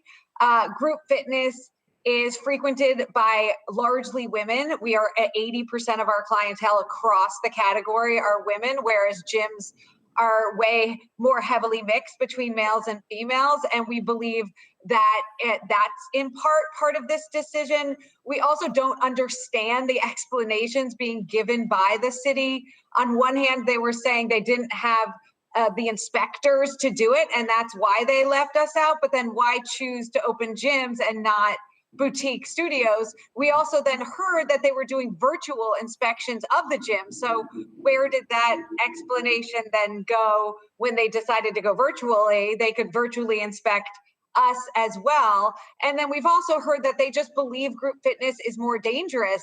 And so what we are requesting is that they actually show us evidence of that. We're open in 47 other states. We're open now everywhere else in New York. And there's really no transmission in any of these boutique classes. And there's also precedence here in terms of lawsuits getting real change done. I mean, we saw restaurants in New York City do the same thing, go the same route. And then we get the announcement that indoor dining will resume here at the end of the month with limited capacity. So, I mean, I understand why this would be the route you'd take, but talk to me about the other real consequences as a business owner with 12 of these boutique studios in New York City alone, and the economic consequences you've had to suffer here in shutting down, why it's so important to get open right now.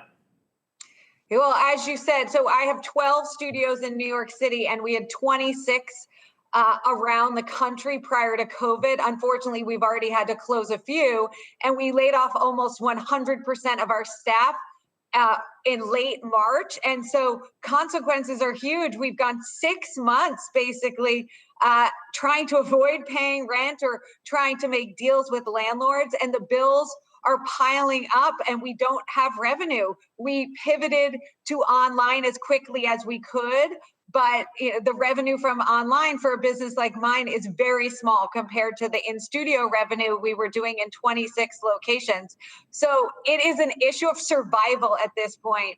The only reason we have money at this point is because we're not paying what we owe. And the longer this goes, the longer it just accumulates, and it'll make it hard for us to bring back our staff. Our clients will move on to different workouts. Yeah. So we want to employ people, and we want to give people a workout and help them be healthy during this time. Yeah, and I imagine, I mean, as you said, you have locations outside the New York area. I mean, you've been dealing with these issues across multiple states and reopening here. So I guess, how surprised are you at how long New York has come to reopen some of these businesses? And as you said, I guess kind of the treatment not being consistent across the board. Yeah, it is surprising. Obviously, New York was hardest hit at the beginning, and we've done a great job of recovering. We are below that 1% rate every day, and I'm proud of New York and proud to be here. But it's a head scratcher of why we are almost the last type of business to open in New York City. I think the only other businesses that aren't allowed to open are bars. And it's a big difference between what we do and what a bar does. And I want bars to be able to open too. We should all be able to open under the restrictions that the state has put in place. We are happy to require masks. We are happy to go 6 feet apart, take temperatures, change out our filters, just let us open, or none of us will be around in a few months when they do decide to reopen us.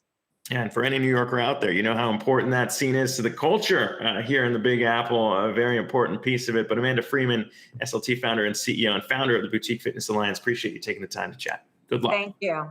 We're going to take one more break here on the ticker, but when we return, the other big piece of culture out there, that of course being the Starbucks pumpkin spice latte, back sooner than ever this year. How that's important in the strategy we're seeing play out at Starbucks, especially in getting worried shoppers back into restaurants. We'll chat that right after this. Stay with us.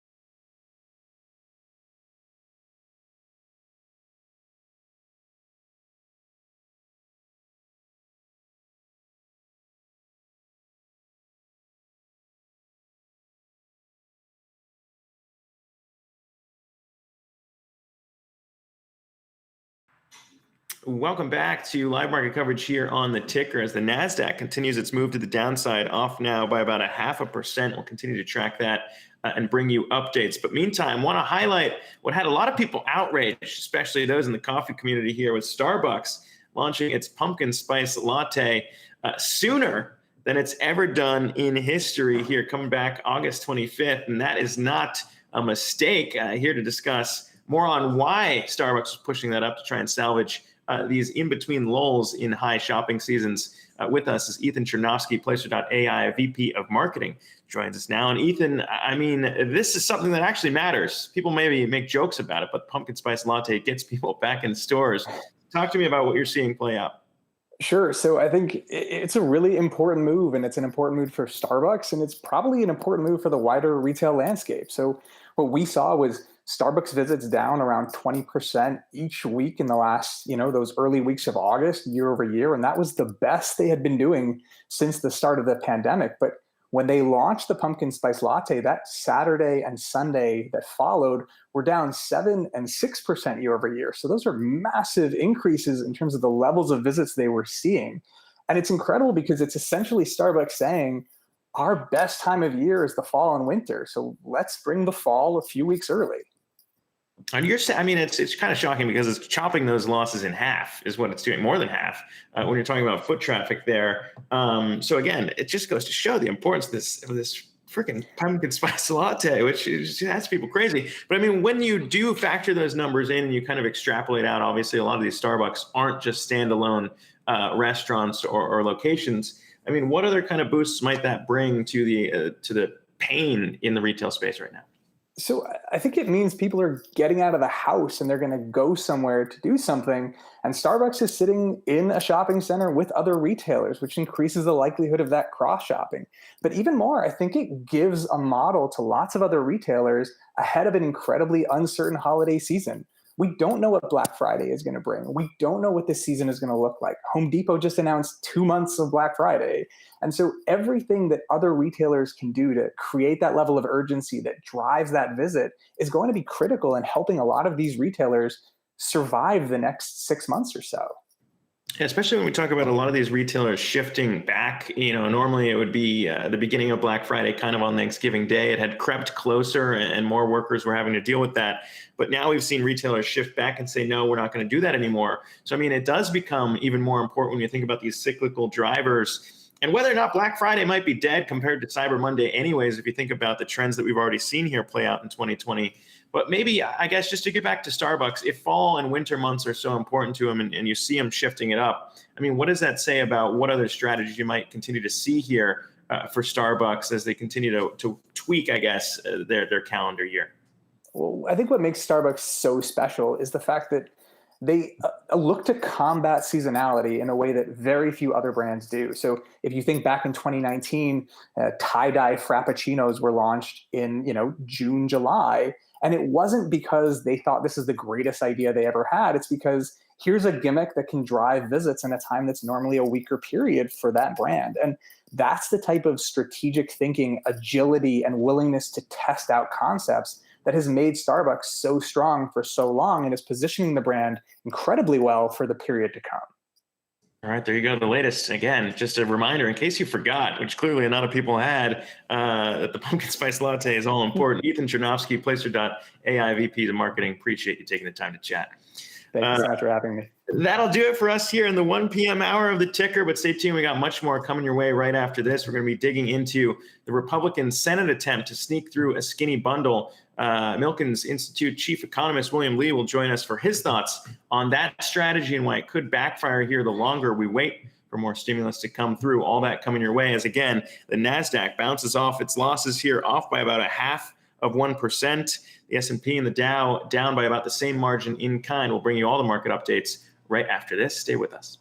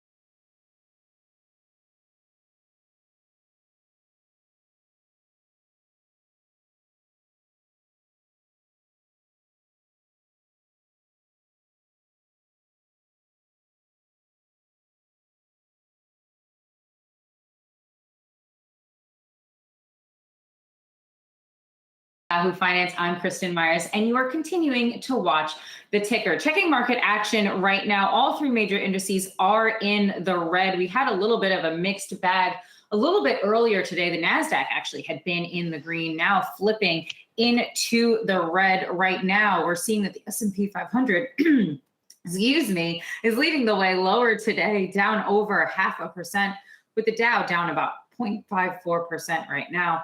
Excuse me, if I can just get a handle on myself. Nasdaq down about 0.43% right now. Taking a look at the sectors, energy right now is leading the way lower, down over 2% right now. Communication services almost flat right now, down 0.02%. Materials 0.07% right now. Now, looking over at stocks in specific, first want to look at Restoration Hardware. While most of the market right now is in the red, Restoration Hardware up over 20% right now, 21.34% to be exact. That stock, of course, is soaring right now after reporting a beat on both top and bottom lines. Also in the green, Penn National Gaming up almost nearly 11% right now, 10.89% to be exact. Now, Penn National Gaming actually had been initiated with a buy rating. We will be talking about that a little later in the show today. Also, want to just look over at Tesla. I mean, that stock had been down over 20% on Tuesday, so just a couple of days ago amid that sell-off. Right now, that stock is up about 3.5% right now. We did get a little bit of data today, jobless claims for the week ending of September 5th. So that's last week, 884,000. That's versus 850,000 jobs that were expected. And that's pretty much flat and in line with what we had seen even the week prior to that, 884,000. Now, the continuing claims, that's for the week ending August 29th, 13.385 million. That's versus 12.904 million expected. So still those continuing claims coming in higher than economists had been expecting and what we had all been hoping for. 13.292 million during the week prior. So we actually are seeing a slight uptick there. Now, when it comes to stimulus negotiations, we'll be having a conversation about this a little later today, but just a full refresher for anyone. Stimulus negotiations continue to remain in a stalemate. Now, Senate Republicans actually failed to pass a bill just a little bit earlier today. That bill had been introduced a little earlier this week on Tuesday. Now, that emaciated bill was smaller than the one that they had introduced earlier in the summer in July. Now, the one that they had passed, or rather introduced, in July was worth roughly $1 trillion.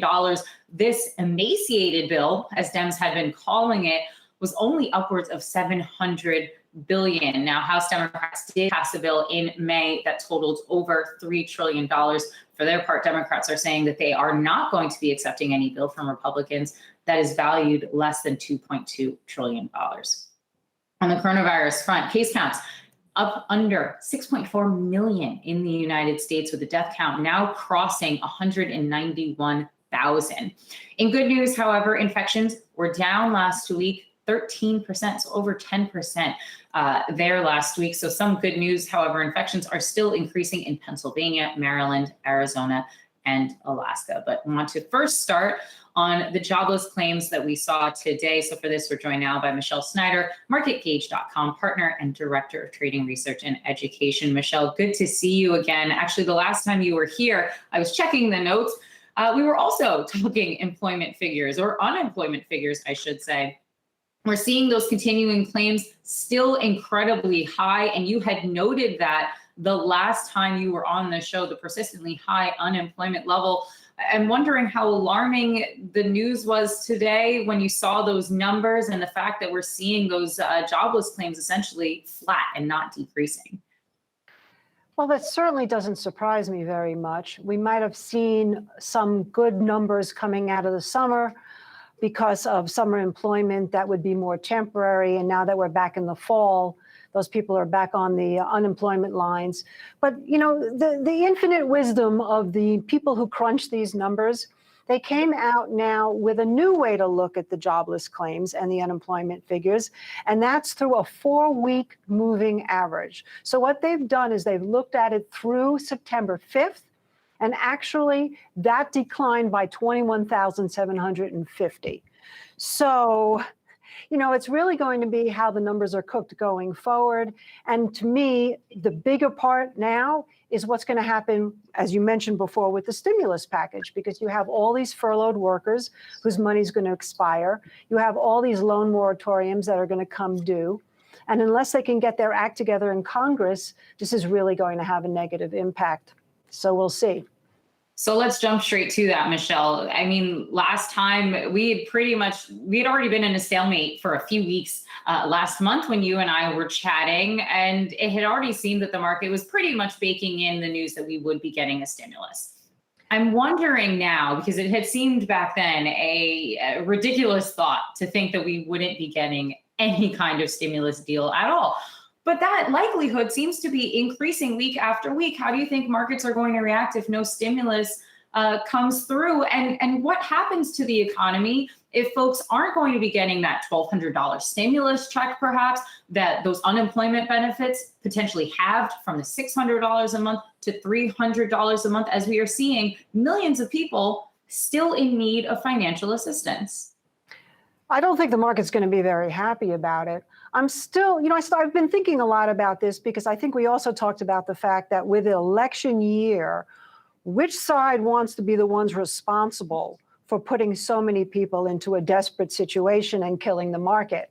And I would say neither side really wants that. So then I started thinking, well, why are they waiting so long to come up with a negotiation? And my more cynical side of my brain said, perhaps they're just waiting closer to the election so that it's so fresh in people's mind, the Republicans and the Democrats came together, and then whichever side you're on at the polls, you'll be happier to vote for that particular party. I don't know. I don't really understand it myself, why it's taking so long other than that, because no one's going to deny that the government has to come in and help a hand here if they want the market to stay up and if there's any chance of the economy improving at all, which of course it's sputtering. It was sputtering before the pandemic, and now it's beyond sputtering. It's really not doing all that well. Do you see the election becoming an increasing risk going forward to the market? Yes, and that's mainly because of the civil unrest that's been going on. Before the summer, I talked to a few people and I thought, well, I think the summer is going to be strong. And then mid-September, October, that is when we're going to start to see the impact of what's happening socially around the country and around the world, by the way, not just here, get into the minds of not only the people who are involved in these movements and are getting angrier and angrier, but actually the market and whether or not, which it has so far ignored, starts to have an impact from it. And what's really starting to happen is now we're going from the social unrest to wealth inequality unrest. And that could be very, very dangerous, especially since both sides, as we have now seen, are armed, essentially. So that does concern me because I think we're starting to see pitches of fever running really high. And again, all around the world, this has been going on for quite some time. And now we have Brexit to add to the mix, so we can throw that in as well. I actually had completely forgotten about Brexit, Michelle. Thank you so much for reminding me of that. Will they, won't they? Now they will, but when? I want to get back really quickly to the employment figures that we had seen. We're seeing those gains start to level off. Are you concerned that that is a trend that is going to continue? It had been trending positively for quite some time, and now it seems as if there's some level of fatigue in job creation. Well, I am definitely concerned about it, as everyone should be, but I think there's going to be a couple of aces in the hole if it happens. One would be that the second wave that a lot of people are holding their breath about as the weather starts to get colder doesn't really happen, or it doesn't happen to the degree that it could happen. That would just be, we would start to see a February type of swoon again if that really comes to play. Two is exactly that, is at this point, without stimulus and without being able to help some of these small businesses and even some of the larger businesses continue to hang on, then they're going to have to start letting go people again, or the furloughed people won't come back, and that's going to add to the numbers. So these are all really legitimate concerns. Of course, we've seen the market do magical things and ignore all this stuff. But at one point, it's like, what is the thorn, or what is the straw, I should say, that breaks the camel's back? And we're actually seeing that kind of technically today in the market. As you had mentioned, it's mixed, but it's showing some signs of weakness. All right, well, we will have to leave that there. Michelle Schneider, always good to chat with you, MarketGauge.com partner and director of trading research and education. Thanks for joining us today. Thank you. And as I had mentioned a little bit earlier, as I was trying to choke my way through it, encouraging signs, at least in the battle against coronavirus infections falling by 13% last week. So for this and more, we're joined now by Dr. Tom Tsai, assistant professor in the Department of Health Policy and Management at the Harvard Global Health Institute. So Doctor, again, a little bit of good news, but can we start cheering yet and saying that we're at least headed out of the woods, or can we? Yeah, great to be here with you, Kristen. And I think this is a lot better news than we've seen than the last several weeks. And the data are all pointing in the right direction. There's been a decline in the number of cases, a decline in the test positive rate, which is now around 5.5% in a 7-day moving average. So all signs are pointing to the right direction. But I go back to what I said a few weeks ago was we started off this pandemic with a peak, and we were supposed to come down off a mountain and enter a valley. And what turned that instead into was a mountain range. So we're just still in the middle of the mountain range, too soon to celebrate, but the signs are encouraging that with increased testing and continued adherence to masking and physical distancing, that we can continue to build on the progress that's been made to control the pandemic over the last several weeks. So to continue that metaphor, do you think we could start climbing up that mountain again in a couple of days or weeks, rather, as we just had the holiday weekend where a lot of people were out traveling? I saw even on my social media, anecdotally, a lot of people alarmingly were gathering maskless, having barbecues and going to parties. That's a real concern. We saw a spike in cases after Memorial Day, largely driven by states reopening too soon without the adequate testing and contact tracing infrastructure in place. But we did see small bumps in cases after the July 4th holiday weekend, and that is a concern from Labor Day weekend as well. So too soon to see if that bump will materialize. My one worry, though, is that there is some testing fatigue, and what we need to do is now really move from the conversation about having enough testing capacity in light of the recent news this week with the Department of Health and Human Services purchasing 150 million antigen tests through Abbott. We need to be thinking about not just tests, but testing, and really thinking about a strategy of how to implement towards asymptomatic screening and surveillance.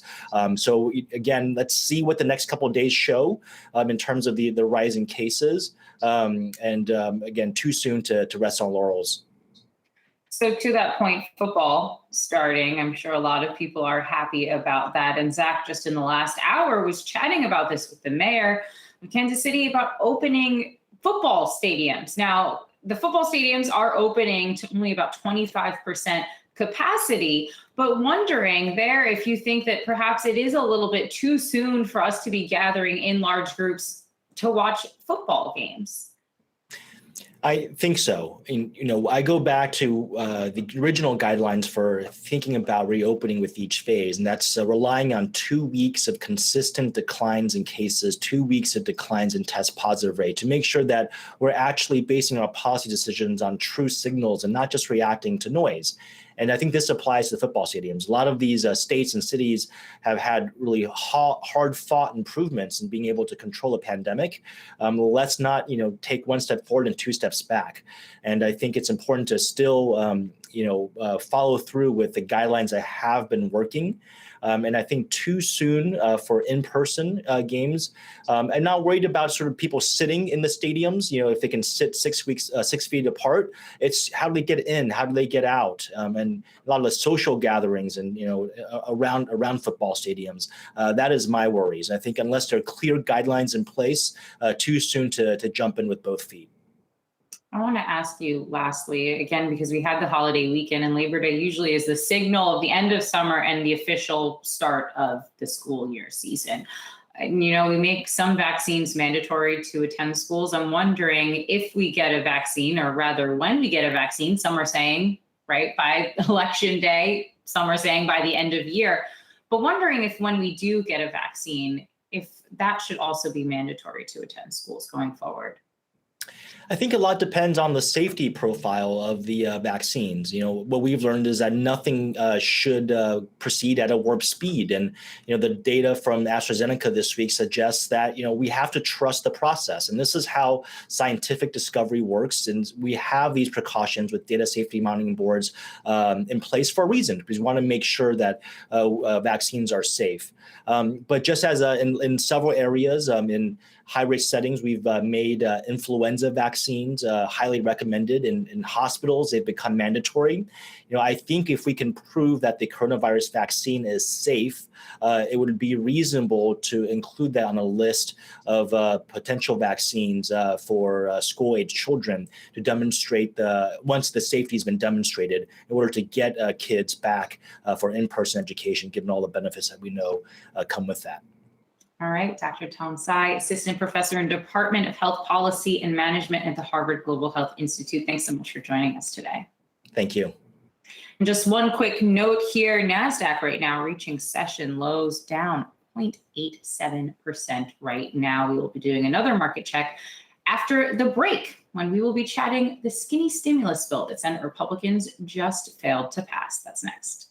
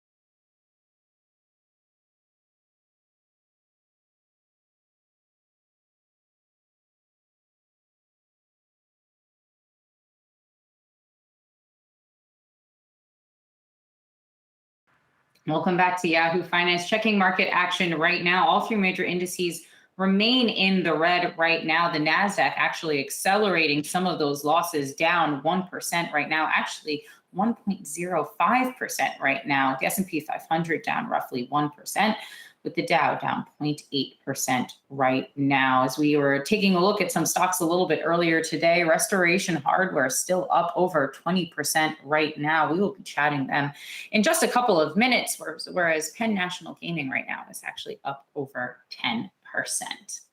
Well, Senate Republicans today failed to pass what Democrats have been calling an emaciated stimulus package. So for this and more, we're joined now by William Lee, Milken Institute Chief Economist. So William, we saw that this skinny bill, emaciated bill, whatever you want to call it, failed today. And you had been saying that Congress is likely to only pass a, quote, meager, slimmed down package, despite the clear need for help from many. Why do you think that is? Michelle was hinting on this a little bit earlier. We are in an election year, elections less than 2 months away. Why do you think Congress can't get it together to pass some sort of economic relief for Americans right now? Isn't it incredibly sad that they can't even get their act together to pass a slim package? The minimum support necessary to just keep the economy going on and limping along. And I think one of the reasons possibly is that the economy actually has done too well. The unemployment rate has come down to 8.4% from 10 point something at double-digit inflation unemployment rates. We have some kind of reopening going on in most parts of the economy. People seem to be getting tired of this lockdown and saying, well, things are probably going to be looking up soon. And I think the complacency, the unwarranted complacency that's come over Congress is probably the most harmful thing in the world that could happen. On top of that, I think it also shows how disconnected our representatives are from the rest of the population, the real working people who have to work for a living. These guys get paid one way or the other. And the fact that they say, oh, we can always pass something retroactively completely ignores the fact that people have to have cash flow to pay bills. And that's just not happening. So to that point, and I think about this a lot, but haven't really talked about it much on the show. So I'm going to throw this question to you. It almost feels as if we're operating in a tale of two cities. On the one hand, you have billionaires getting richer and richer, which happens all the time, but those gains seem to be accelerating in the times of coronavirus, as we're seeing Amazon, for example, completely soar through the pandemic. You are seeing folks building homes. There's some areas where people are still snapping up more and more homes. We're seeing home renovations happening at an incredibly quick pace. While, again, as you mentioned, working class folks are still struggling. Do you think that dichotomy right now that we're seeing is part of the reason that there could be potentially an apathy or a general lack of empathy for folks that are suffering because so many people are actually still doing well? Let me amend your narrative just slightly. It's typically said the way you say it, that the super rich are just doing fabulously. They're buying their second house in the Hamptons and they're doing their second penthouse restoration. And meanwhile, those of us who have to go to work, the firemen, the frontline people are suffering tremendously. Well, it's not quite that stratified. Just think about how our economy is shaped today. We are primarily a service-producing economy.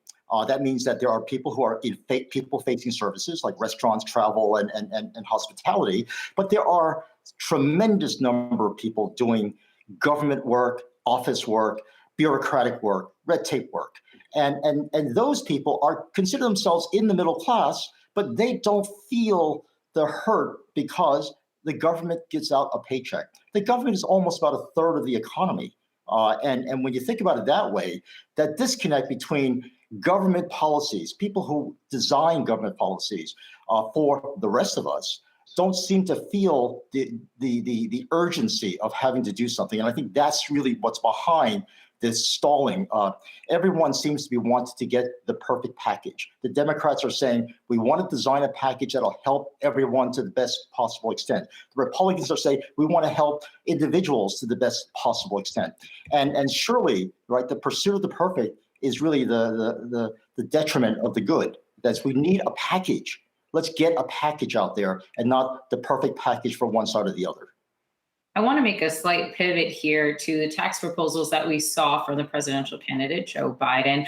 You actually said in your note that these tax proposals, which are part of his, quote, Made in America plan, you called them worse than a tariff. Why is that? So many people are saying, listen, companies need to start paying their fair share of taxes.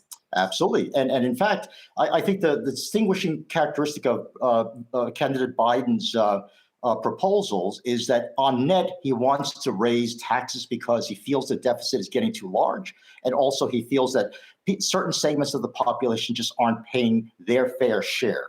And one of the non-fair shares is that if you have a company that produces things abroad, he's going to say, well, I'm going to tax you for the privilege of selling back to the United States.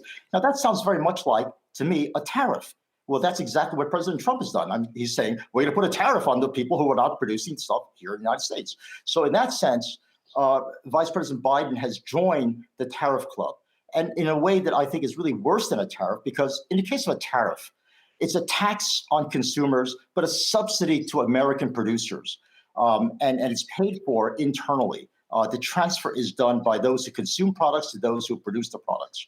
Now, what Vice President Biden's proposing is to say, I'm just going to tax, I'm just going to distort the production landscape and not pay for it, or not spread the burden of that payment, because I should also punish the people who consume these foreign produced goods. And that's what a tariff does. It really places the burden of responsibility for people to switch away from imported goods to domestically produced goods. The Biden proposal doesn't do that. All right. Well, sadly, we will have to leave that conversation there, William. So you'll have to come back and chat with us some more, especially as the election gets closer. William Lee, Milken Institute Chief Economist. Thanks for joining us. And after the break, a woman is going to be leading a major bank on Wall Street for the first time. That's next.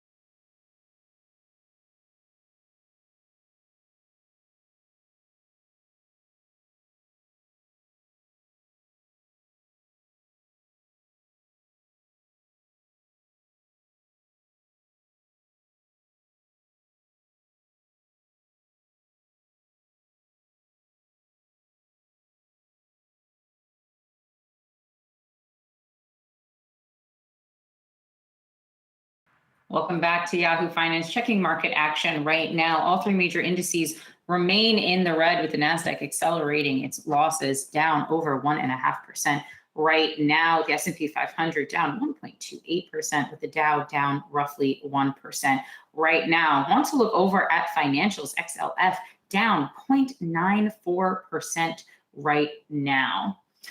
Now, will Wall Street, keeping the conversation on financials, will finally have a woman as a leader. Citigroup will now be led by Jane Fraser. So for more on this, we are joined now by Brian Chung. Hey, Brian.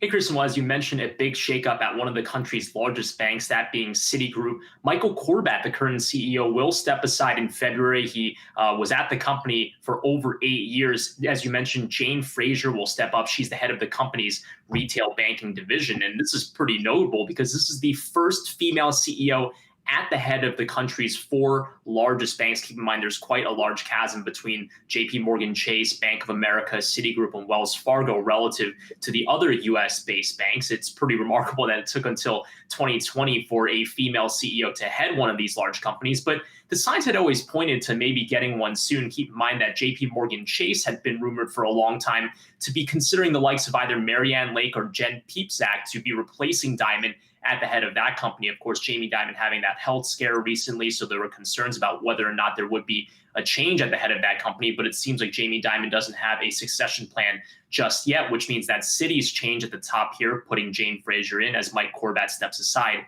would be pretty remarkable. One thing that's worth mentioning is that she's not the first head of a U.S. bank. We did have Beth Mooney at the head of KeyCorp, if we were talking about the top 20 U.S. banks. So she was the head of that. But ever since she stepped down in May, there were no women at the head of any of the U.S. top 20 banks. In fact, a fun fact is there were more people with the last name Gorman. There's one at Morgan Stanley and one at KeyCorp now than there were women at the head of these institutions. So again, pretty remarkable change here at Citigroup. Will be worth watching to see if this starts any other larger trend within the very male-dominated U.S. banking space. Kristen?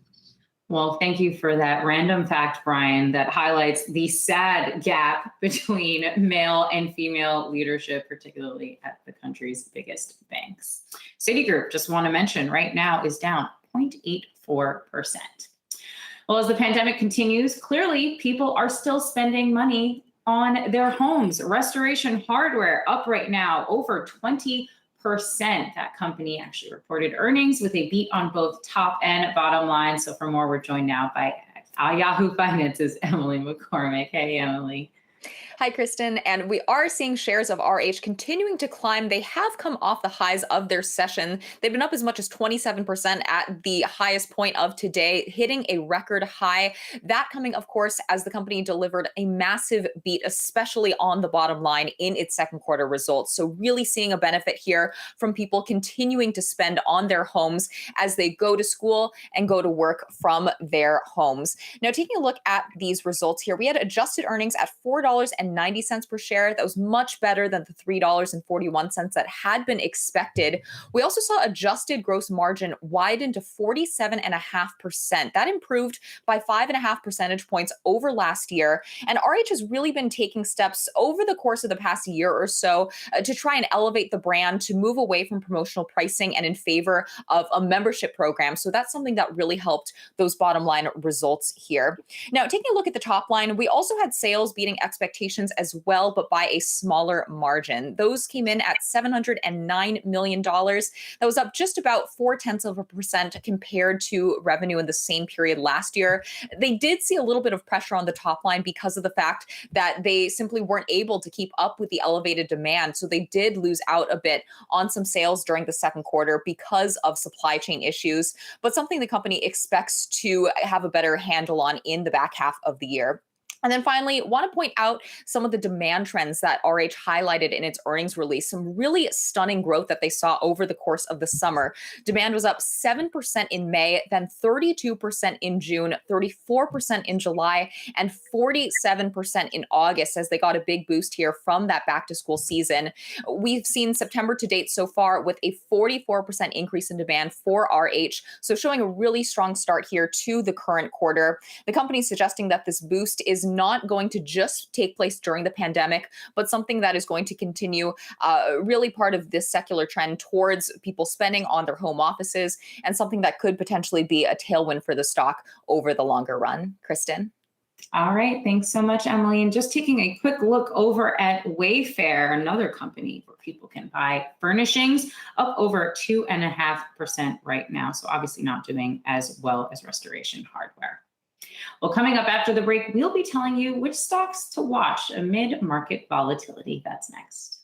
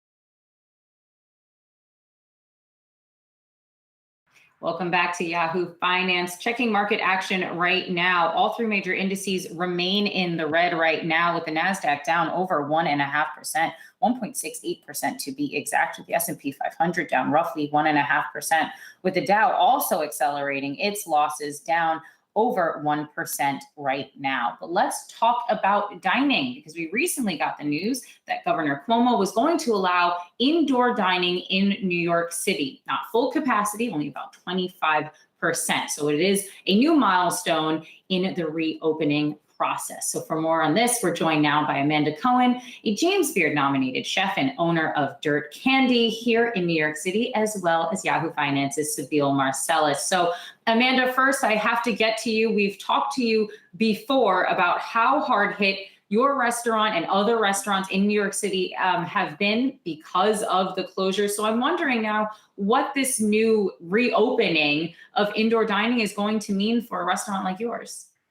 I'm not really sure what it's going to mean. I feel like the details were pretty loose. The guidelines are not really telling us anything. Right now it says it's 25% occupancy, which for most restaurants of my size in New York, we try to stay under 75% occupancy. Then you have to go up much higher and have another exit. So at 74, which is what most of us are, 25% of that is 18 people.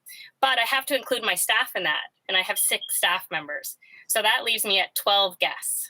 12 guests, 6 staff members. And if I'm still going to do outdoor dining, that means I'm going to have even more staff, which means less guests inside. So that's just not workable. It's not worth it, really, to be honest. I might as well just stick with outdoor dining as long as possible and really push takeout and delivery. Amanda, can you tell us a little bit about the progress? I know that you guys were trying to get this $120 billion rescue fund created, but we're seeing today that the Republicans in the Senate, they tried to push through the skinny bill, which would have given you possibly more Paycheck Protection Program funding, but that failed. So what are you looking forward to now? I'm not really sure if I have much to look forward to. We still need, even with the ability to open up, if people choose to do that, I still need more federal aid. We still need more state aid. There is no way restaurants can survive without another infusion of cash. From the Restaurant Act would be best, but really anything, we won't survive. So Amanda, I'm wondering if you're hearing from fellow restaurateurs echoing some of those, sentiments that you just expressed to us a minute ago, that, having 12 guests inside just frankly is not worth it. Because I think I was looking around some restaurants around the city the other day and I was like, well, how many people are we going to fit with only 25%? Are you hearing, from your peers that, look, it's just not worth it? Great that we're reopening 25%, but we're going to stay closed inside.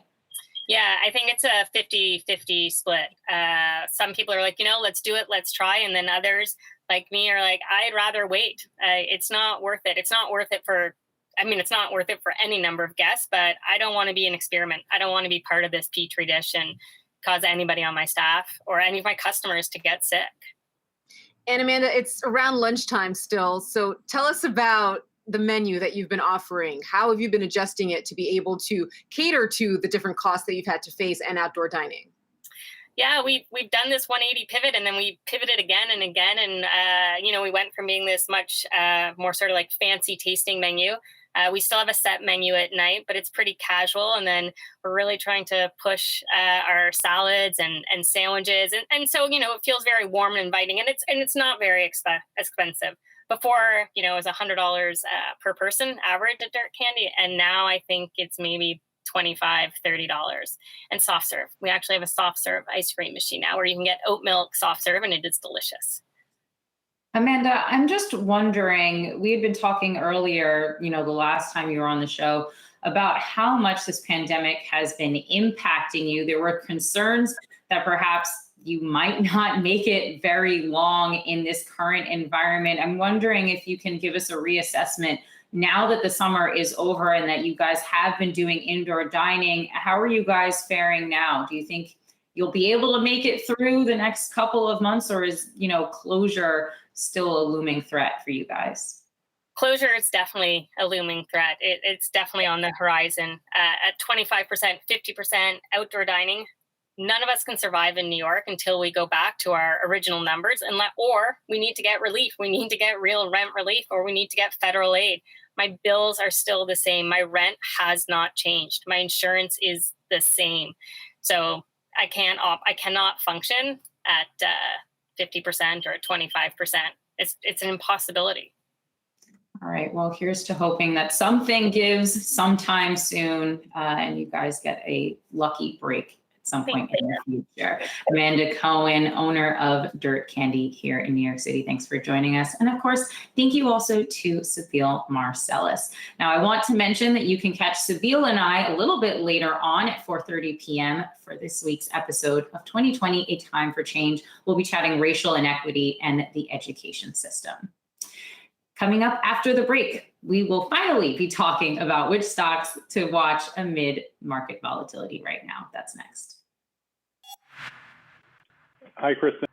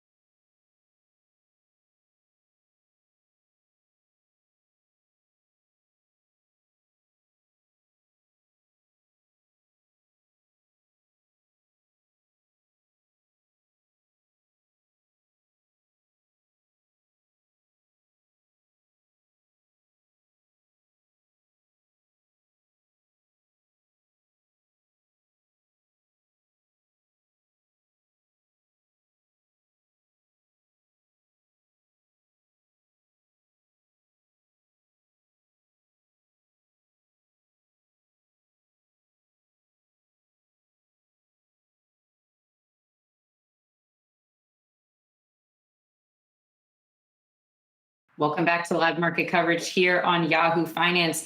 Checking market action right now, all three major indices remain in the red. The Nasdaq leading the way lower, down 1.7% right now, with the S&P 500 down about 1.5%.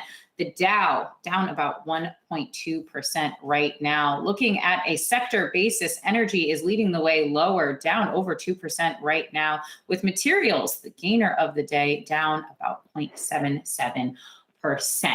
But amid this volatility, I'm sure many are wondering which stocks they should be watching. So for more on this, we're joined now by Jonathan Boyer, portfolio manager at Boyer Asset Management and host of the World According to Boyer podcast. So Jonathan, I want to first start with the tech sell-off that we had seen over the last couple of days. You are saying that investors should stop worrying about whether the rally is fading and instead focus on individual stocks. I'm wondering if you can explain that thinking.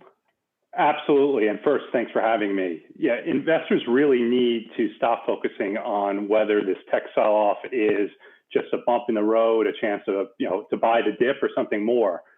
In the short run, you can make a pretty convincing argument for either case. What really investors should be focusing on is what are they buying and at what price?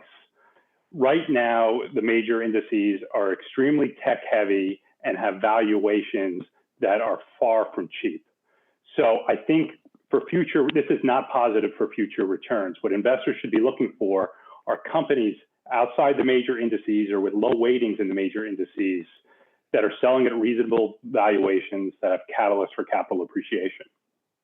So this idea of really looking at your portfolio and asking yourself the question, what do you own and why do you own it is a common question and theme that we've heard, especially over the last couple of days. But you are mentioning looking at individual stocks, which I feel for most folks kind of flies in the face of that conventional wisdom, which is avoid the stock picking and just go with the indexes. So why do you think that people should instead have this sort of shift in mentality? Well, clearly buying the index has worked for the past 12 years. That has been the place to be. I just think it's way overdone. And this has led, because people are just putting money into index funds, into a lot of stocks that are just being ignored. And that creates opportunities for active managers like myself. All right, well, let's switch now to some of the stocks that you like. The first one is IAC. Talk us through your case there. IAC is an extremely interesting company. It's controlled by media mogul Barry Diller, who has a terrific track record creating value for shareholders. The company's entering into a new phase. It recently fully spun out Match. That was a grand slam home run for them. Now it's a much more slimmed down company, and it's really a sum of the parts play, which Wall Street has a lot of trouble valuing. They recently announced a 12% stake in MGM, the casino company. They have a large cash hoard. They also own 85% of Angie's List, which is a company that is really leading home services, the digital revolution of home services. They own Vimeo. So they have lots of really businesses under the hood. Dotdash, which owns Investopedia. And the street really isn't giving it the credit it deserves. And why not, do you think? I'm looking here, you've got a target of 165 per share. I want to mention for everyone, IAC is actually down right now 1.75 percentage point, 123.75 right now. How long do you think it's going to take to get to 165? We're patient. I'm not sure how long it's going to take, but I think it will get there. And I think investors could be surprised on the upside, because you're investing in businesses like Angie that are growing rapidly, that are changing the way we're doing business. You're buying businesses like Vimeo, which is growing 30-40% a year. That's a SaaS business that they could easily spin out and get a really high multiple on. So there's a lot of optionality here, and you get to invest alongside Barry Diller, who's one of the best capital allocators out there. What about some of the other businesses that they have in their portfolio? How do you see coronavirus impacting them? And then, of course, in turn, impacting IAC? Well, Vimeo has been positively impacted in the sense that it's a video editing production type of business, and people have been utilizing it. It's growing 30-40% a year. Their Dotdash business, which is online properties like Investopedia, in the long run, it's really going to help them, because traffic is increasing, and then advertising dollars will flow to where traffic is increasing. And Angie is probably the most exciting one of all, because everyone's now stuck in their home and looking for ways to improve it. And their problem right now, the biggest problem that Angie faces, and I had their CEO on my podcast about a month or so ago, is they have too much demand and they can't find service providers to meet it. So that's a pretty good problem to have. All right, before I let you go, Jonathan, I have to ask you about the stimulus negotiations. We've been talking about it a couple of times throughout the show, but interested in getting some of your thoughts. The markets had largely baked in that we would be getting a deal. The prospect of a deal, however, at least in my estimation, seems to be fading with each passing week, whereas Congress remains in a stalemate. So I guess, one, do you think we're going to be getting some sort of stimulus package? And two, what do you think happens if we don't get one? In terms of the stimulus package, I hope we get one, because I think it's the right thing to do. Will we get one? I have absolutely no idea. But one of the things that I've learned is you have to ignore the noise and you have to focus on the long term. In the long run, everything here will be fine and things will get resolved. Whether it's resolved a month from now or 2 months from now or after the election is anyone's guess. So you just have to look at things on a company by company basis and look for companies that are going to be survivors. And you just can't focus on the timing. All right, we will have to leave that there. Jonathan Boyer, portfolio manager at Boyer Asset Management. Thanks so much for joining us today. Thanks for having me. And Yahoo Finance editor-in-chief Andy Serwer sat down with Netflix co-founder and co-CEO Reed Hastings about his new book, No Rules Rules, and reminiscing about the meeting with Blockbuster. Take a listen. And then I want to talk about another anecdote in the book where you were walking into the offices of Blockbuster 20 years ago, I think, and looking to sell the company with your co-founder for $50 million and were rebuffed. Do you regret that? I mean, or do you say, oh my God, thank goodness I didn't do that?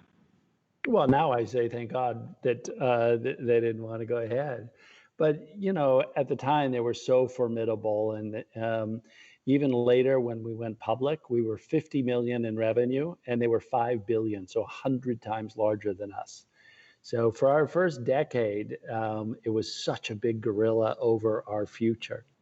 And again, back to the role of luck. There was a number of things that made it possible for us to thrive and eventually then have the chance to move into streaming.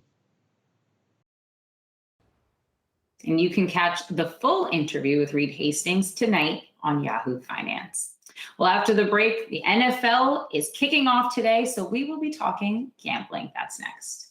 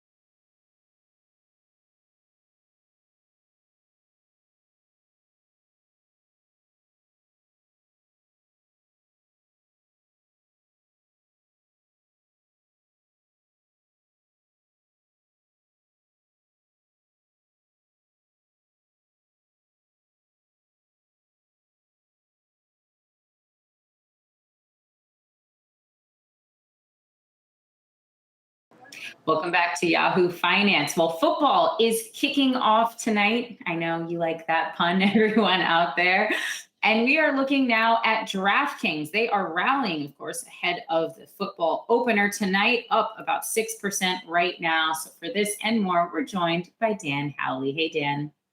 Hey, Kristen, that's right. We're looking at what could happen between the two big new-ish to the scene draft services that are available. DraftKings, not really new, but recently IPO'd this year, doing incredibly well. And then we're looking at Penn National, which has backed the Barstool Sports gambling app.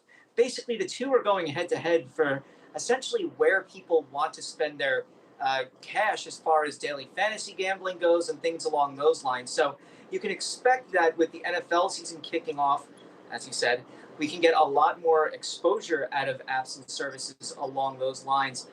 Throughout most of the year, we haven't seen many sports competitions. The NBA and MLB were really the first ones to come back. The NBA has been more successful in controlling the pandemic on its side with its bubble that it has down in Florida. The MLB has had some issues, but I think really football is where you're going to see the pickup for services like this. And you've seen DraftKings when it on its own go up and down as we've seen different announcements out of college football, for instance, or when issues started creeping up in MLB with COVID exposures for the Miami Marlins. So I think this is going to be really the biggest test for these services, and it'll be a big test for Penn National and Barstool to see how it really stacks up against DraftKings as the NFL season moves along.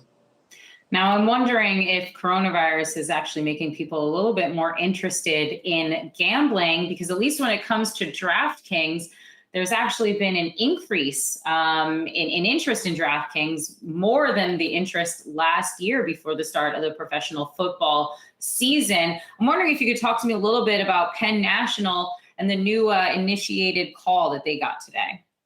Yeah, and that's basically just dealing with the Barstool offering that they have. You know, Barstool has a very, you could say, rabid fan base. They're run by, controversial to say the least, David Portnoy, who's been described in not great terms. And essentially, that's where Penn National is kind of laying its hat, saying, look, we know that this company has a large fan base, a rabid fan base, and they want to make sure that they can exploit that to get as many users as possible to then transition from, you know, the editorial side of Barstool and the podcast side of Barstool over to the gambling aspect of it. And that really, I think, is going to give them a bit of a leg up on DraftKings in the long run. But look, DraftKings is essentially a household name at this point. I don't think Barstool really is, as far as people who aren't big sports fans go. And even bigger sports fans of the older generations don't necessarily follow Barstool. So I think that gives DraftKings more of a leg to stand on going forward. All right. Thanks so much, Dan.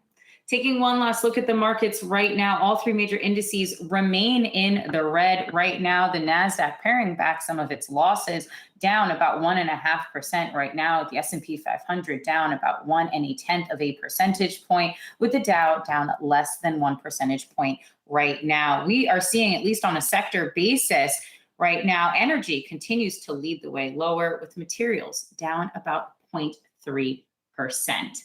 Stick with us, because the final round is next.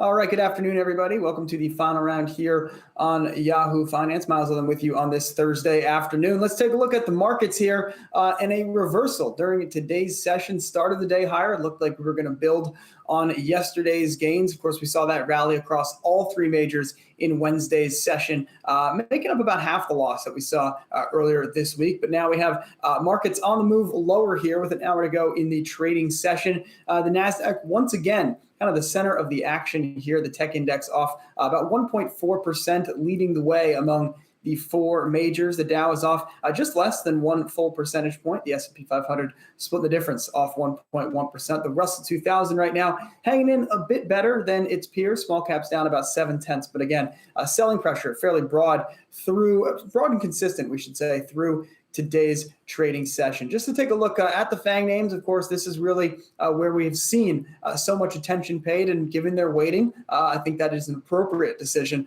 for investors to focus on these names. Apple continues to be the biggest mover among the FANGs, off nearly 3% today, down about 17% from its highs. So Apple, again, after the stock split, the rally to a record valuation, about $2.5 trillion. Stock's been under some pressure here in the last few sessions. Amazon right now over this brief correction. So it's been now five full trading days. Amazon is holding in the best, off right now a bit less than 10% from its record highs. All right, I want to bring in my co-host, Shauna Smith, joining us here for the next 90 minutes. Shauna, just for what stands out to you in today's market action.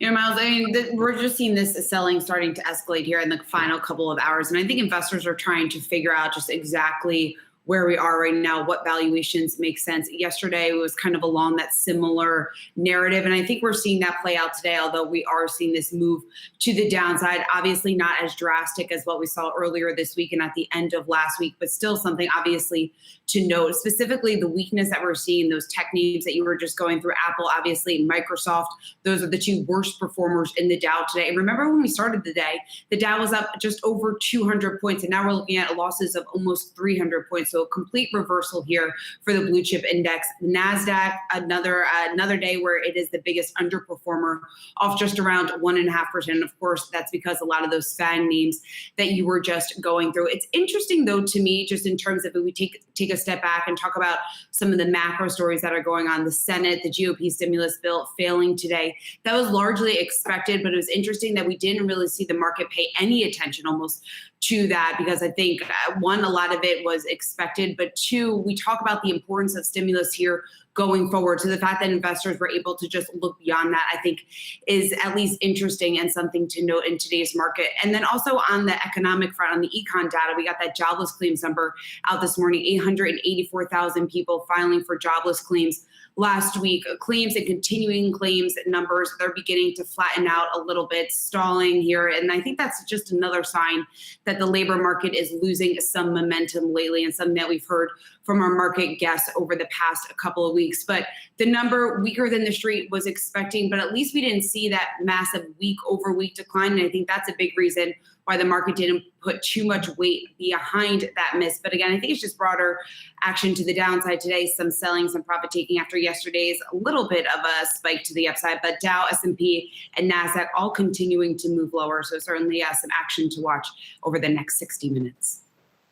And guys, just to jump in here, we've been talking so much about the tech names, and even though we're seeing selling today, Tesla back up a little bit. Not sure if Shauna said that, just a little bit in the green. And it's interesting to look at a lot of the names that we've been looking at the last week.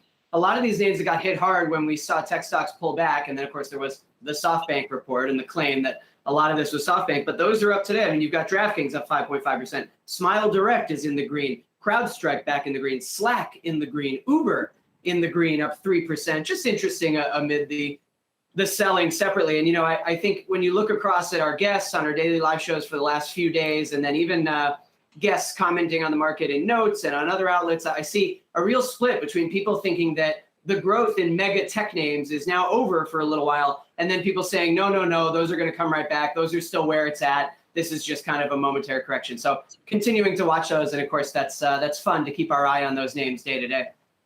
Well, I think it is interesting, though, Dan, to note that there is a seeming divide on the tech names because I think it kind of comes for two reasons. One, if you ask every single person their view on the same thing, you are probably going to get a broad divide. But also, if you want to build a case that there's some kind of real massive bubble euphoria, well, then you would expect everyone to believe that all these names are perfect forever. And so the fact that there is some division suggests, as we've seen at various points in the last couple of years, really suggests that there's still skepticism towards any kind of market rally. And that in many ways, especially when it comes to those tech names, we so often hear the parallels to the tech bubble. And I think it's just people, it's not even the last war. It's like 3 wars ago, but everyone is still working through a 1999 frame when, of course, it is the year 2020. All right, let's turn our attention now to Jared Blickery. Jared, what's going on in this market? And just maybe give us an update on where, the technical fallout stands in this market, because we talked about the S&P 500 hitting the 20-day, moving to the 50-day. You were looking for a retracement, and this is where your knowledge of the Fibonacci levels that I actually don't know anything about comes into play. But I know you had mentioned that there, was certainly some technical levels to be worked out here for the market, given what we've seen in the last few sessions. Yeah, let's start with the Nasdaq, because that's been bouncing off of its 50-day moving average. That's here in blue on the Wi-Fi Interactive, and we are right back down to the Rubicon. Now, S&P 500 was what we were really concentrating on yesterday. We're not able to exceed yesterday's highs. That's roughly the 38.2% retracement. That's the lowest level at which we would expect short sellers to come in. And so that level has been defended here. And if we take out this 50-day moving average, and the Nasdaq, S&P probably going to see some momentum to the downside here. Russell 2000 also at its 50-day. But we're also taking a look at the VIX. Now, this is back below 30, and we saw it make a new low here, the lowest that we've seen since the day of the sell-off. That's this big green bar right in here. And then also the 10-year T-note yield started the day up. It was approaching this resistance here, 75 basis points, but then with the disimprovement of sentiment, sold off with the rates went down with equity. So we have this 60 to 75 basis point range still inside of that range. And then another standout is the US dollar index. This was lower this morning, but has now reversed. It was US dollar index is heavily weighted toward the euro, and some comments by Lagarde out of the ECB meeting led to an appreciation of the euro. So now we have the dollar reversing to the upside. A break above its 50-day would probably get some continuation, as the short dollar trade is a very crowded trade. And just for the fun of it here, we'll take a look at some other things that are moving. WTI crude inside yesterday's range, really not a big movement there. Gold was up a little bit more earlier today, giving back those gains, and silver was up about 1.5%. It is now in the negative for about 14 basis points. All right, Jared Blickery, thanks for the update on where things stand. We'll talk to you after the closing bell. All right, big news this morning in the major banking world. Citi has named Jane Fraser as its next CEO. Fraser will be the first female to serve as the CEO of a major U.S. bank. She'll take that job in February. Michael Corbat will step down after 8 years in the role. And for more on what this means for Citi, Brian Chung joins us now with the latest. Brian.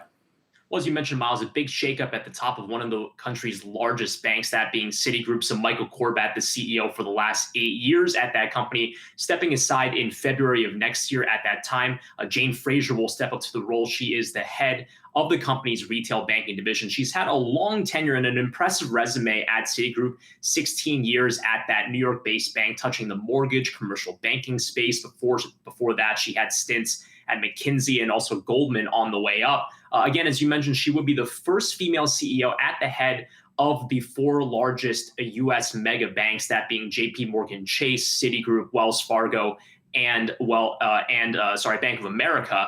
For what it's worth, though, this was kind of something that was expected, if not from Citi, from another one of the other banks, perhaps JP Morgan Chase, the largest bank in the United States. There was chatter some time ago about whether or not Marianne Lake or Jen Piepzak, both of which had stints as CFOs of the company, might replace Jamie Dimon at the head of that company, especially during that health scare that we saw earlier in the year with Jamie Dimon. However, there really is no succession plan at the head of that company. Who knows if Jamie Dimon will ever step aside at any point in time, which means, at least for right now, you do have Jane Fraser at the head of Citigroup, making and paving that way for women in this very male-dominated space. A fun fact for anyone that's watching, there are more people at the top 20 banks with the last name Gorman than there are women CEOs. So think of Morgan Stanley's James Gorman, in addition to a Gorman at the head of KeyCorp, although it should be noted that Beth Mooney was the first female head of a top 20 bank. But again, you have to broaden now past the biggest four to get a female CEO in the history of this very male-dominated space. Miles?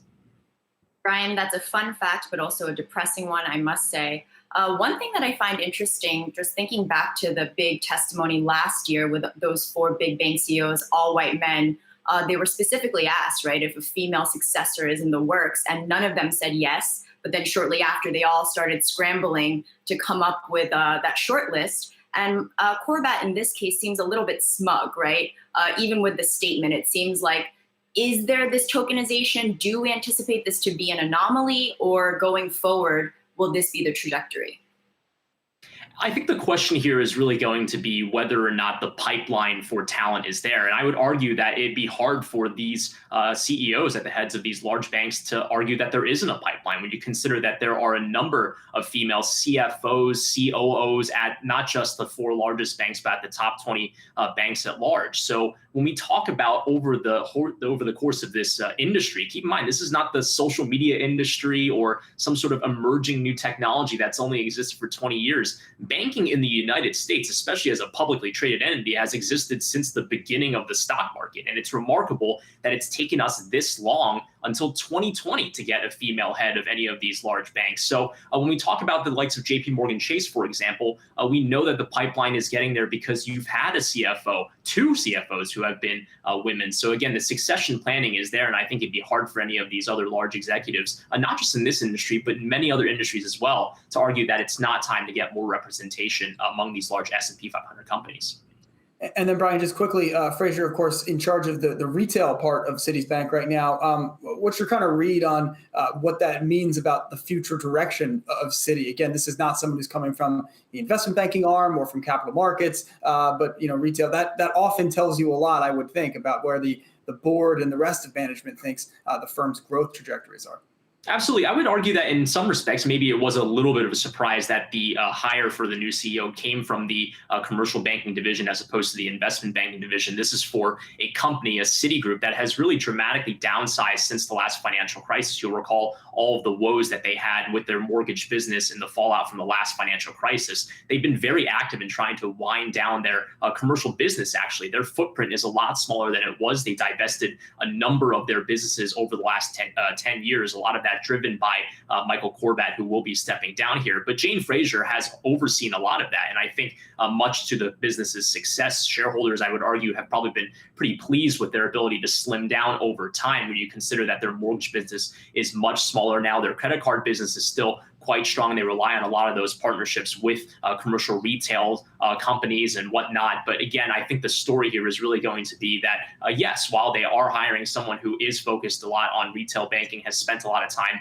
with that part of the company, it's really going to be the investment banking, especially in this low rates environment, that's going to help this large company survive and beat everyone else with the yield curve so flat. So I think that's something that's going to be in focus. But again, she's got a pretty strong team around her. Keep in mind, there's a number of other shakeups that have happened at this company before when you consider CFO John Gerspach, a longtime steward of this company, really taking a step aside in favor of Mark Mason, who's the new CFO. So a lot of new characters here, but the focus is still largely going to be the same, which is balancing investment banking against their commercial banking teams.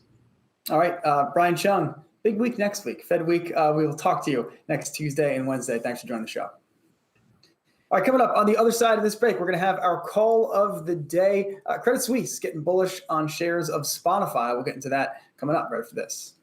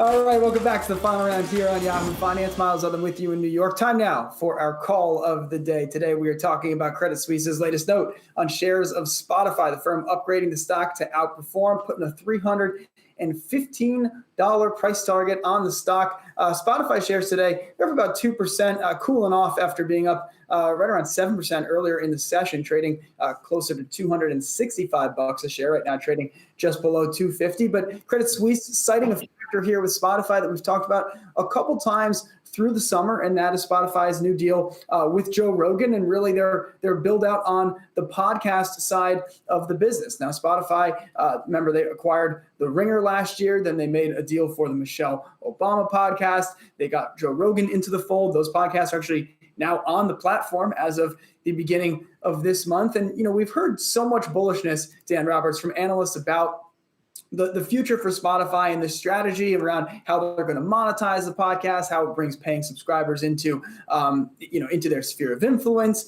And I understand all that. I see the strategy component of it. And maybe, we're just too anxious here in the media for results. But in my mind, I'm like, okay, it's been 6 months. So, is this going to happen, right? Where are we at with all of this? I think Credit Suisse says, worry not, those results are coming soon. Well, let's actually give our viewers an update here, because you're right. You look at this note and you say, well, wait a minute, this deal isn't new and it isn't news. So why now? The answer is that the Rogan library just debuted on Spotify on September 1st. So finally, the start of the partnership. Now, what's interesting is, you can be as bullish as you want because of Joe Rogan. Some people look at all the bullishness and they say, really? I mean, this is the, however many $1 million man. Off the top of my head, I'm forgetting how much the deal was worth. Quite a lot. $100 million. Yes.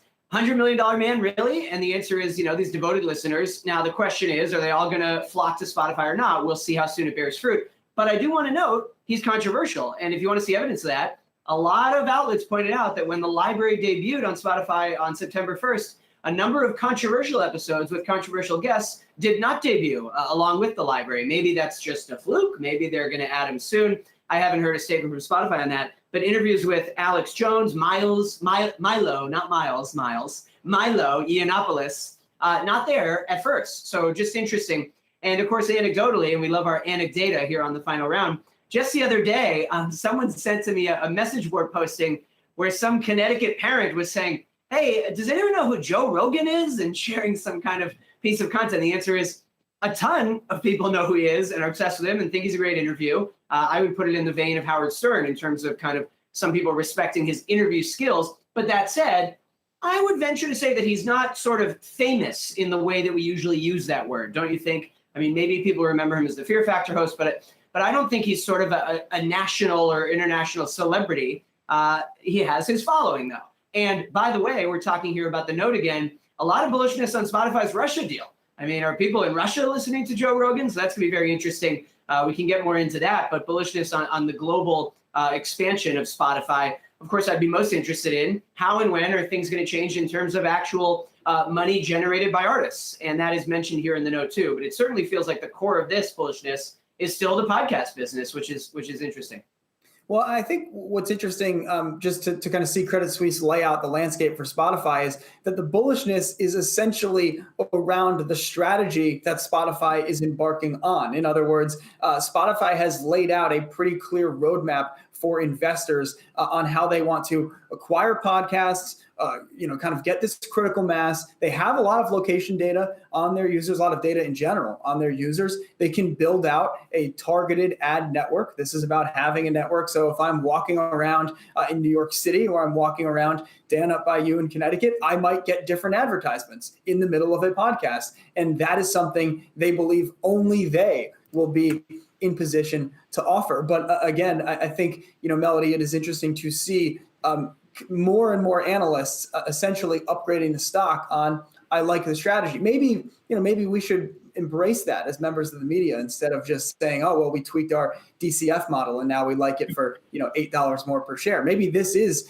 kind of a broader view, but it is, again, interesting to see that the strategy itself, more than how they're monetizing the strategy, really is behind this call. Well, and the strategy is not novel, right? This is what Netflix did. This is exactly the way that you pursue content. You get the big players, you get the big followings, whether they're niche, whether they're cult followings, they have a following. And so to your point, the assumption is that, okay, we spread ourselves in all different directions, whether it's Addison Rae, the TikTok star, and her mom, or it's Joe Rogan, or it's Michelle Obama, which I fall in squarely in that category. I've been listening to her podcast since it debuted. They're gonna get somebody, right? And so I think in my perspective, they're not even, it's almost like the Ted Sarandos effect. They're not even dabbling with the content. They're saying, hey, I trust you as a production company. I trust you as a creator, and I'm gonna let you run with it, because if we try to ruin it, it'll actually destroy the purpose of this deal. So Dan, kind of what you're alluding to too, with the controversial guest, which is what Joe Rogan is known for, how does that square up, right? With Spotify trying to make sure that it's still a quote unquote safe space. I am curious to see what happens, because we know when Disney Plus pursued that sort of strategy and we lost the Lizzie McGuire show, we lost a lot of sort of the more cutting edge kind of content that they were trying to do, or that people perhaps want from them. They do lose a customer base, right? They'll say, hey, I'm just going to watch HBO instead. So if Spotify has this more kind of regulated, stringent approach, I do feel like there could potentially be a downside for those people who want to kind of go rogue, or Rogan, if you will. Very good, Melody. Rogue Rogan. That was a very unintentional. I don't know. And just quickly, you guys, I'm really glad Melody mentioned Netflix and Sarandos, because, you know, it's very true.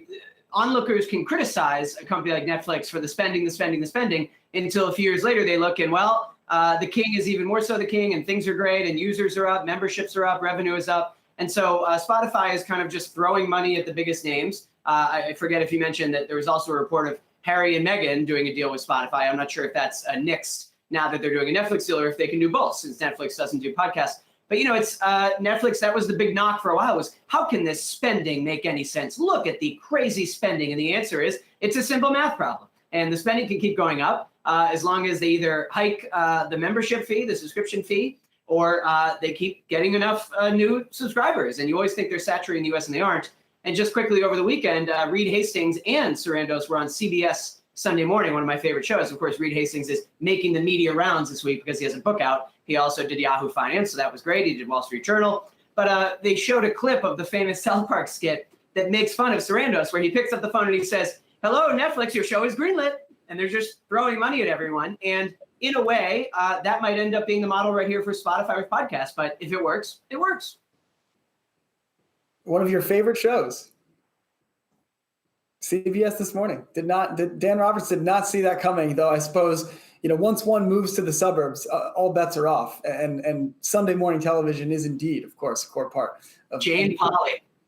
Any kind of suburban routine. All right, coming up on the other side of this break, we're going to get into everything going on in the markets. Friend of the program, Jim Bianco, will join us for that conversation coming up here in just 2 minutes.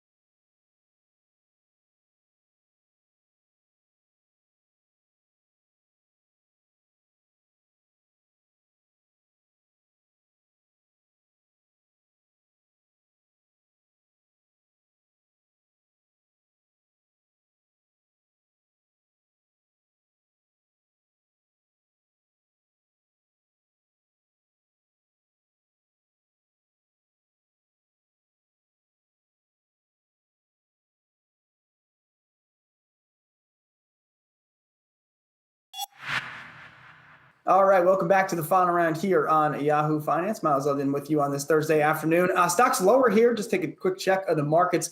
Losing steam to the downside. The Nasdaq now off more than 2%, while the Dow is off more than 1.5% as we head towards the week's third closing bell. For more on everything going on in the markets right now, we're joined by Jim Bianco. He's the president and CEO at Bianco Research. So, Jim, let's just kind of start with what you've seen in just the last handful of trading sessions. We had that euphoric move Tuesday, Wednesday, last week, Nasdaq above 12,000. I said on the show, a Dow record high was inevitable, and here we are. Things have changed quite considerably. What, in your view, has really been behind this changing character for the market?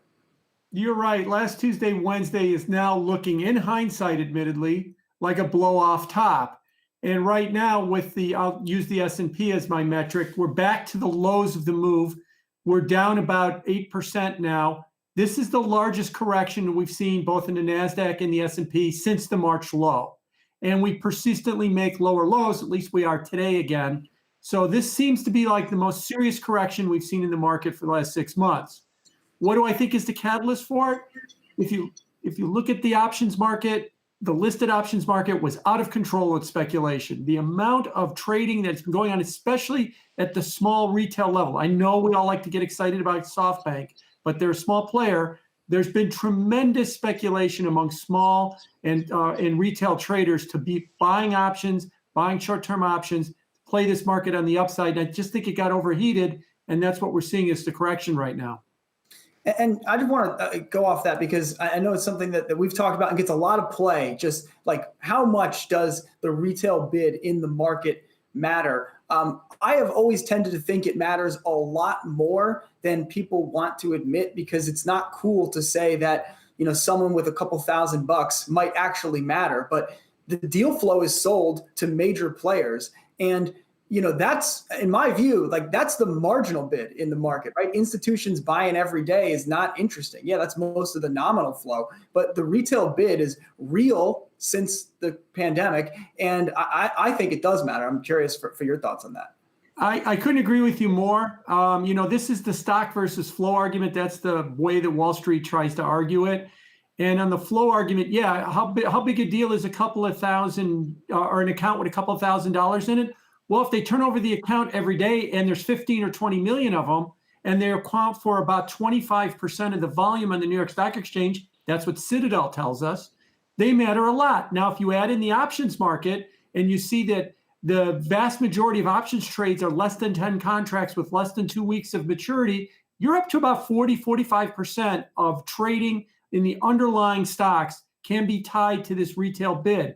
That's a double from about 3 or 4 years ago. And on the marginal bid, the marginal price is set by these players. Look, if one of these guys comes in and buys a couple of hundred shares of Apple at a new high, the entire thing gets remarked to that high. That's the marginal bid. And they're there in force, and they tend to be fairly price insensitive. They tend to be more momentum players. So I think they matter a lot. Jim, Dan Roberts here.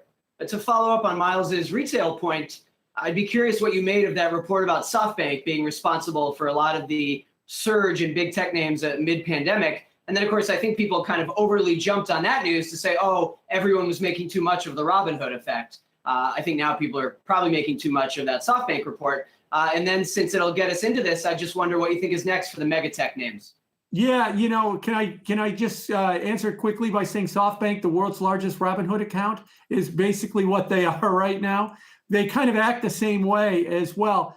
Look, they're about 10% of the trade. The other 90% of the trade is other players, and the retail bid is a lot of it. Look, Robinhood is just a shorthand for retail. There's a lot of those retail players that are Interactive Brokers and Schwab and Fidelity and E-Trade. So they're all over the place right now. What's next for the big FANG names as well? There's going to be a lot of people that have come out of the woodwork and try and say this is going to be a buying opportunity.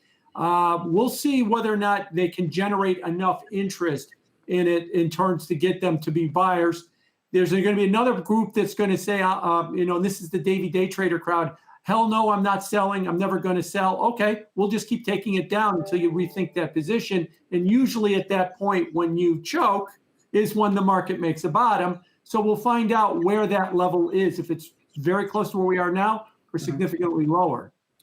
And Jim, so we're talking a lot really about a market that seems like it's being driven by, momentum at large, right? Upside, downside, technical kind of factors. But I want to talk a bit about the fundamental backdrop and how you see things right now with what looks to be essentially no progress on any fiscal stimulus. The virus is certainly reappearing in Europe. It does seem to be going the right direction here in the US. All of this happening with an election now less than 8 weeks away. Just that fundamental backdrop for the markets. How are you making sense of it now after we've gotten through the summer and we've seen a pretty good rebound in the economy, but maybe a little bit of a flatlining in some of the labor and activity data?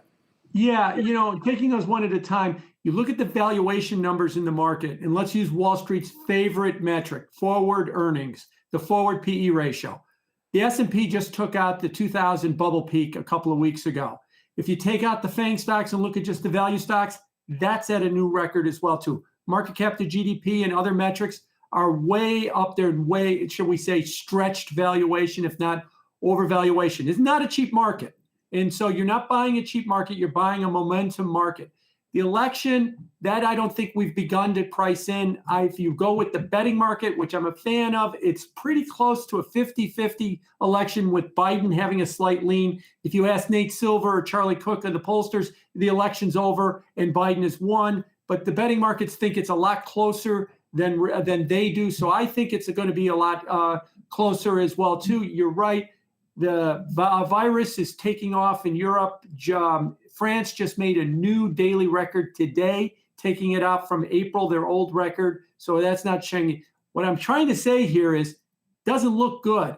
The question you might ask me is, well, then why aren't you outright bearish if you've got speculation in the options market and all this other stuff? And the answer is, still got the Federal Reserve hanging out there, maybe at 8% down. They're not going to step in. But at some point, if this market continues to weaken, they're not going to go away without a fight. They're going to throw a couple more kitchen sinks at this market. The only question is when, and that should temper any bearishness unless we see that they can be totally ineffective. They weren't in March, and I suspect that this one will be tough for them to kind of they'll fight it, but I think they'll matter at the margin. That's what I'm trying to say. Yeah, and of course, Fed coming up next Wednesday, and then I guess that last meeting, I think the calendar's right. I think it's the Wednesday right before the election is the next Fed decision after next week. So certainly an interesting time for them, and we all know the relationship between the White House and Jerome Powell and all of that. I'm sure we'll talk about it down the road. Jim Bianco with Bianco Research. Always great to get your thoughts, Jim. Thanks for joining the show today. Thank you. All right, coming up on the other side of this break, we're going to talk about what's going on with the stimulus talks down in Washington, D.C., plus Melody Hom with a story that certainly warms my heart, the huge summer that has been for the golf business. We're going to get into all that coming up here in just 2 minutes.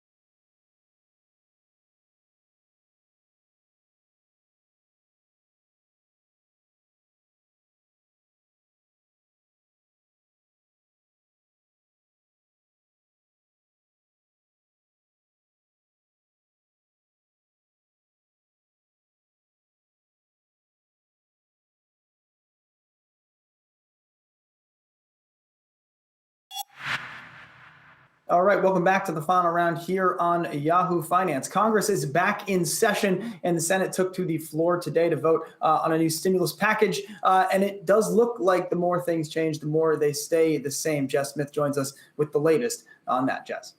Yeah, Miles, the Senate tried to advance that so-called skinny bill that the Republicans had proposed that was about $500 billion for coronavirus relief, but it failed. It failed 52 to 47. All of the Republicans except for Rand Paul voted for the bill. Every Democrat voted against it. And now we are left wondering when Congress might get something done. There is just more and more pessimism among the people I'm talking to here in Washington. There is not a lot of hope that Congress is going to be able to get this done before the election, but we will have to see what comes in the next few days. It's September 10th, and Jess, I think we started this conversation back on July 10th. So I guess we'll see where things shake out when we get to November 10th on any kind of additional stimulus. But going back to the beginning of the kind of programs Congress rolled out in response to the pandemic, the DOJ now has questions about how some of the PPP loans that were dispersed were used. Tell us about that. Yeah, the Department of Justice had a press conference today and announced that since May, it has charged 57 people with PPP-related fraud. And these people are accused of trying to steal $175 million from the Paycheck Protection Program, this program that was designed to help small businesses stay afloat during the pandemic. And while $175 million sounds like a lot of money, it is a lot of money. We should note that the Small Business Administration did make about $525 billion in loans. Officials say that these people managed to steal about $70 million, and then the government was able to get about $30 million of that back. The DOJ does say more charges are likely coming. A team has been dedicated to looking at PPP-related fraud. They said they have opened several hundred cases, and they've found about 500 people they think may be involved in PPP-related fraud. People are allegedly faking documents, using stolen personal information, and lying about businesses in order to get this money. They say that there's really two categories of this fraud. There are coordinated criminal rings of people trying to access this money. They said one ring in particular went after $24 million from this program. Another is just individuals who are lying about businesses to try and get money they can spend on themselves. Let's watch. These defendants used lies to obtain millions of dollars in PPP funds and then spent those funds not on their workers, but on things like luxury cars, homes, renovations, diamond jewelry, even adult entertainment, and trips to Las Vegas. Now, the work is not over. The DOJ says there is likely a significant amount of fraud ongoing. You may remember House Democrats on an oversight panel just a couple weeks ago found that there were billions of dollars worth of questionable PPP loans made, and they said that the program is at high risk of fraud. So this is something we'll definitely be keeping an eye on over the coming months, maybe the coming years. All right, Jess Smith, the latest going on down in the Capitol. Jess, thanks so much. All right, let's turn our attention now to the world of golf. It's been a huge summer for the golf business. It is, of course, an inherently socially distant activity. It is allowed in all 50 states. It is something, it is a sport, I should say, that has had its troubles over the last couple of decades as it tried to figure out how it would transition from the enthusiasm of retiring baby boomers and Tiger Woods into a sport that's interesting to millennials who have an almost unlimited number of options that are cheaper, faster, more gratifying, less frustrating than the sport of golf. But Melody Hom, we have played golf together. You have taken up golf just within the last couple of years. And the data that you found is really quite encouraging for the sport as we think about where it can go from here. Miles, to be clear, and not to disappoint the Homs, I was forced to play golf starting in 7th grade. So I had to do a golf camp. I was chipper of the summer, and then now I'm the worst chipper in every foursome I play in. But I do have to say, I used to be the outlier. And honestly, I was curious about this story because I saw so many of my friends who had completely no interest in golf suddenly taking lessons, buying shiny clubs, ending up spending their Friday evenings at the golf range, some of them starting to play 9 holes, 18 holes. You mentioned some of the numbers, specifically nationally, rounds were up 19.7% year over year for the month of July. That is the biggest ever increase for a high volume summer month ever since the monthly tracking began actually in 2000. That actually represents an increase of about 10 million more rounds than July of last year. And then just looking at the subset, right, the demo, we so often had associated with old, white, rich men. But the number of junior golfers actually aged between 6 and 17 years old could actually increase by as much as 20% this year. That's according to the National Golf Foundation. And the data really matches up with the anecdotes in this case. I actually spoke with the former #1 LPGA player in Canada, and she normally doesn't have time to coach. She normally is not doing lessons for that random 7-year-old who is trying to pick up golf. But because of all of her tournaments and events earlier this year were canceled, she's now brought on so many new clients, and the majority of them are women. The majority of them are young, under the age of 40 years old. And she threw some shade. She actually said some of her counterparts who normally don't do well and don't get a lot of business, they are booked. They are stacked every day of the week. There's not even a day off to take a break. And then one other note here, and it's sort of a section of the story that I'm fleshing out, is who needs a bar when you can drink on the golf course? This is not a novel concept by any means, but some of the female players that I've spoken with, they talk about bringing their claws onto the course. Why not just fill your bag with a bunch of claws and hang out with your ladies? And it's so, I mean, we can laugh about it. We can talk about how millennial it is, but forget the cigars. You can really just have some booze, have a light time for 4 hours on the golf course with your friends. I'm not a spokesperson for the industry. However, I do have to say it is a pretty promising takeaway, and it is a trend that we should expect to continue, perhaps not at these levels, but I do anticipate that it'll carry on for the years to come. Guys, love to hear the data. Hard to argue with rounds of golf played being up and the new demographics and younger people getting in, women getting in, all that is great. I'm delighted to hear that the only thing the golf business needed to bounce back was a global pandemic.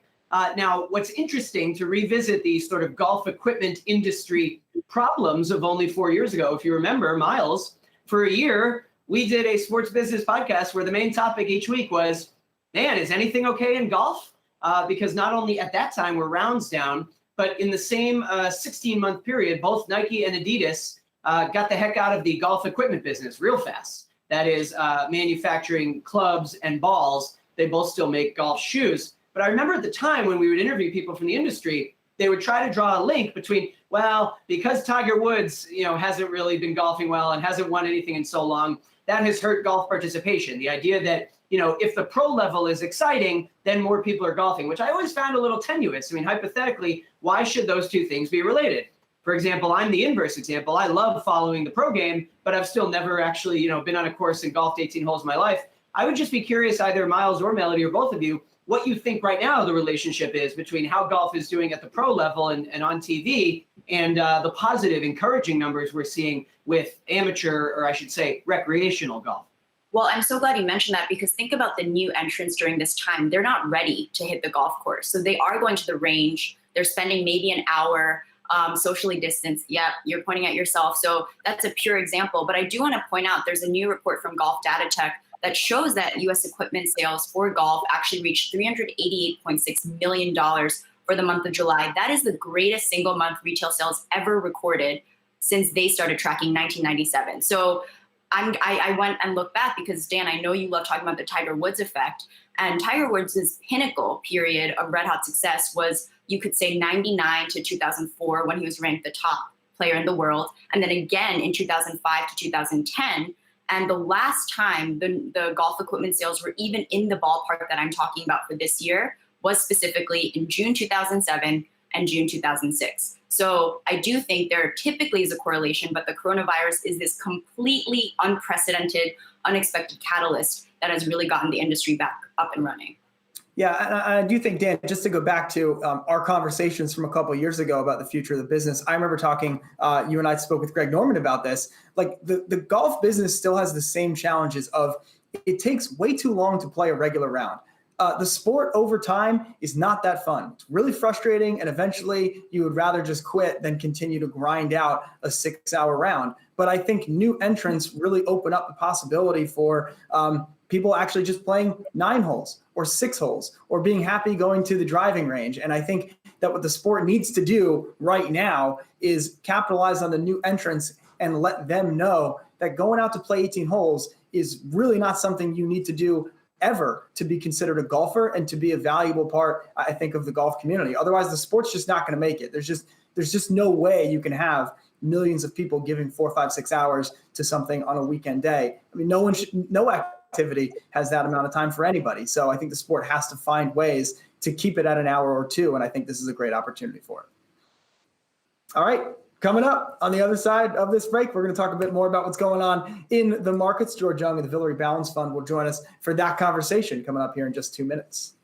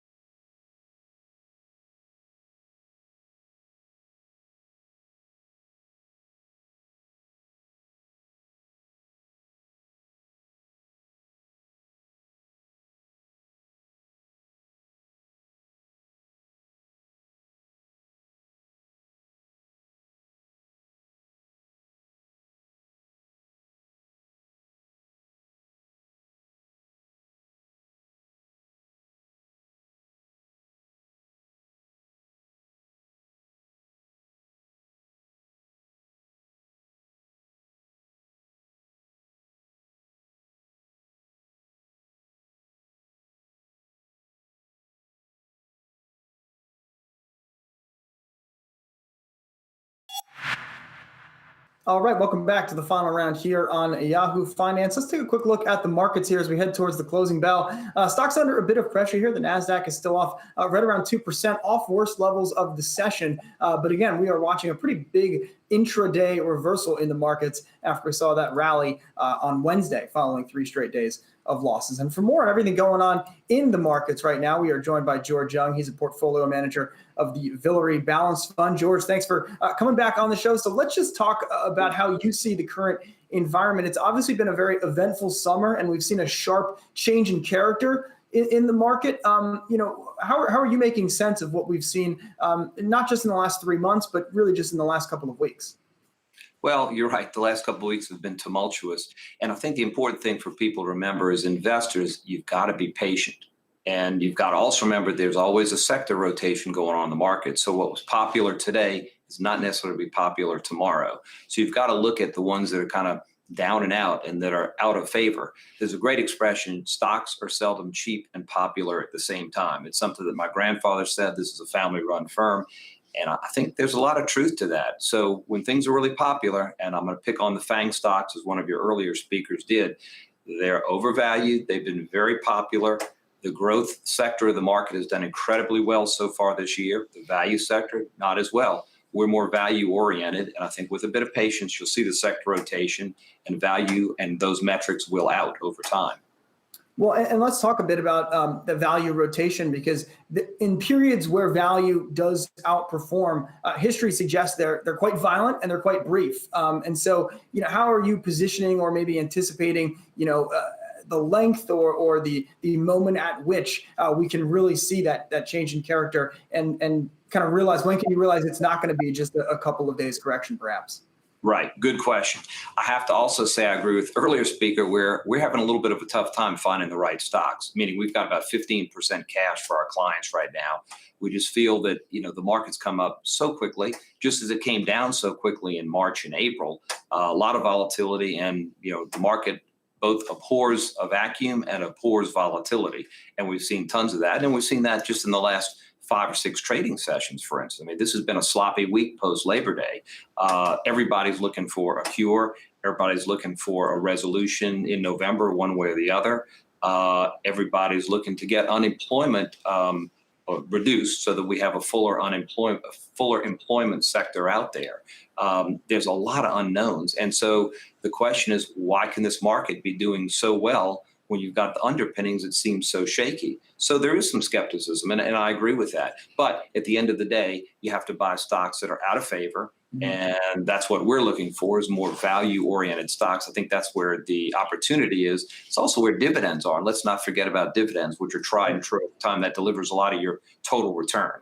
Well, and thinking about that 15% cash right now, are there names that you own that you maybe like to put more money into should the valuation come down, or do you think you're prospecting for new positions at this point? Well, we're always looking for new positions. We meet on a regular basis, and that's what we're paid to do. However, there are some that I seem to be more enthusiastic about at the moment, or our firm, Villeray, seems to be more enthusiastic about at the moment. And those are names like First Hawaiian, which is the second oldest bank west of the Mississippi. They've been in business for over 100 years. They have a proven management. They were part of Bank West previously, but the management has been the same all the way through. They sell it just a bit over book value, tangible book value, about 30% premium over that. They have a 6% dividend, which I think is secure. They are dependent on tourism, which, like everywhere, is hurting right now. But at some point, you'll be able to go back to Hawaii. You won't have to worry about the 2-week quarantine. And don't forget, they've got defense spending that they're banking on. And that's been a tried and true opportunity for many years in Hawaii. So we think well-run bank, low charge-offs. That's a great name that I think everybody should own. All right, George Young, portfolio manager with the Villeray Balanced Fund. George, always great to get your thoughts. Thanks so much for joining the show. Thank you. All right, coming up on the other side of this break, we'll keep our eye on the market here. About 5 minutes to go in the week's third trading session. We're back right after this.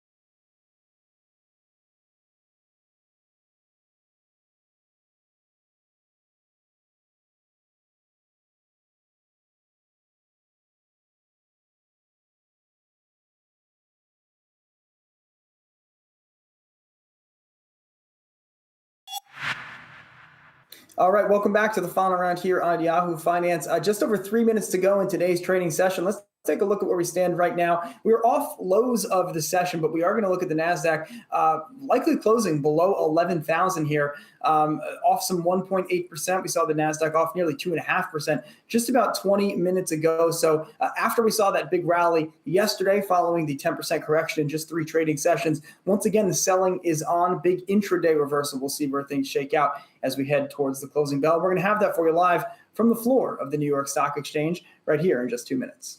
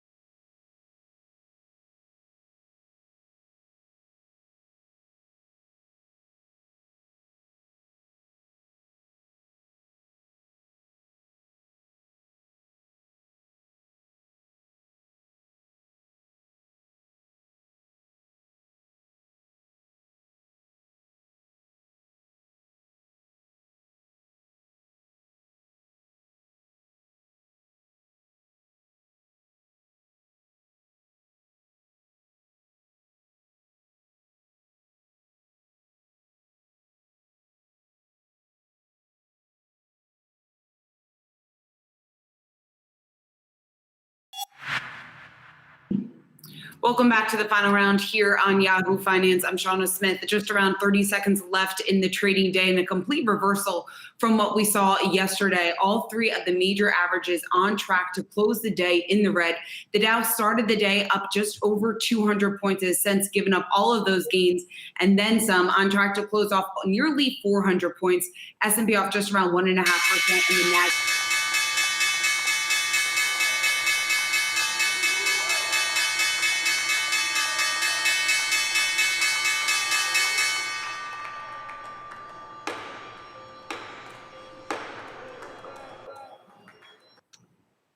And that does it for the trading day today. Again, another day of selling on the street, continuation of what we saw at the beginning of the week and at the end of last week. Taking a look at some of the biggest decliners at the Dow closing on nearly 385 points. Inside the Dow, Apple and Microsoft were the worst performers. We also saw a pretty significant selling in Amgen, United Health, and Walgreens. Those 3 stocks contributing pretty significantly to the decline in the Dow today.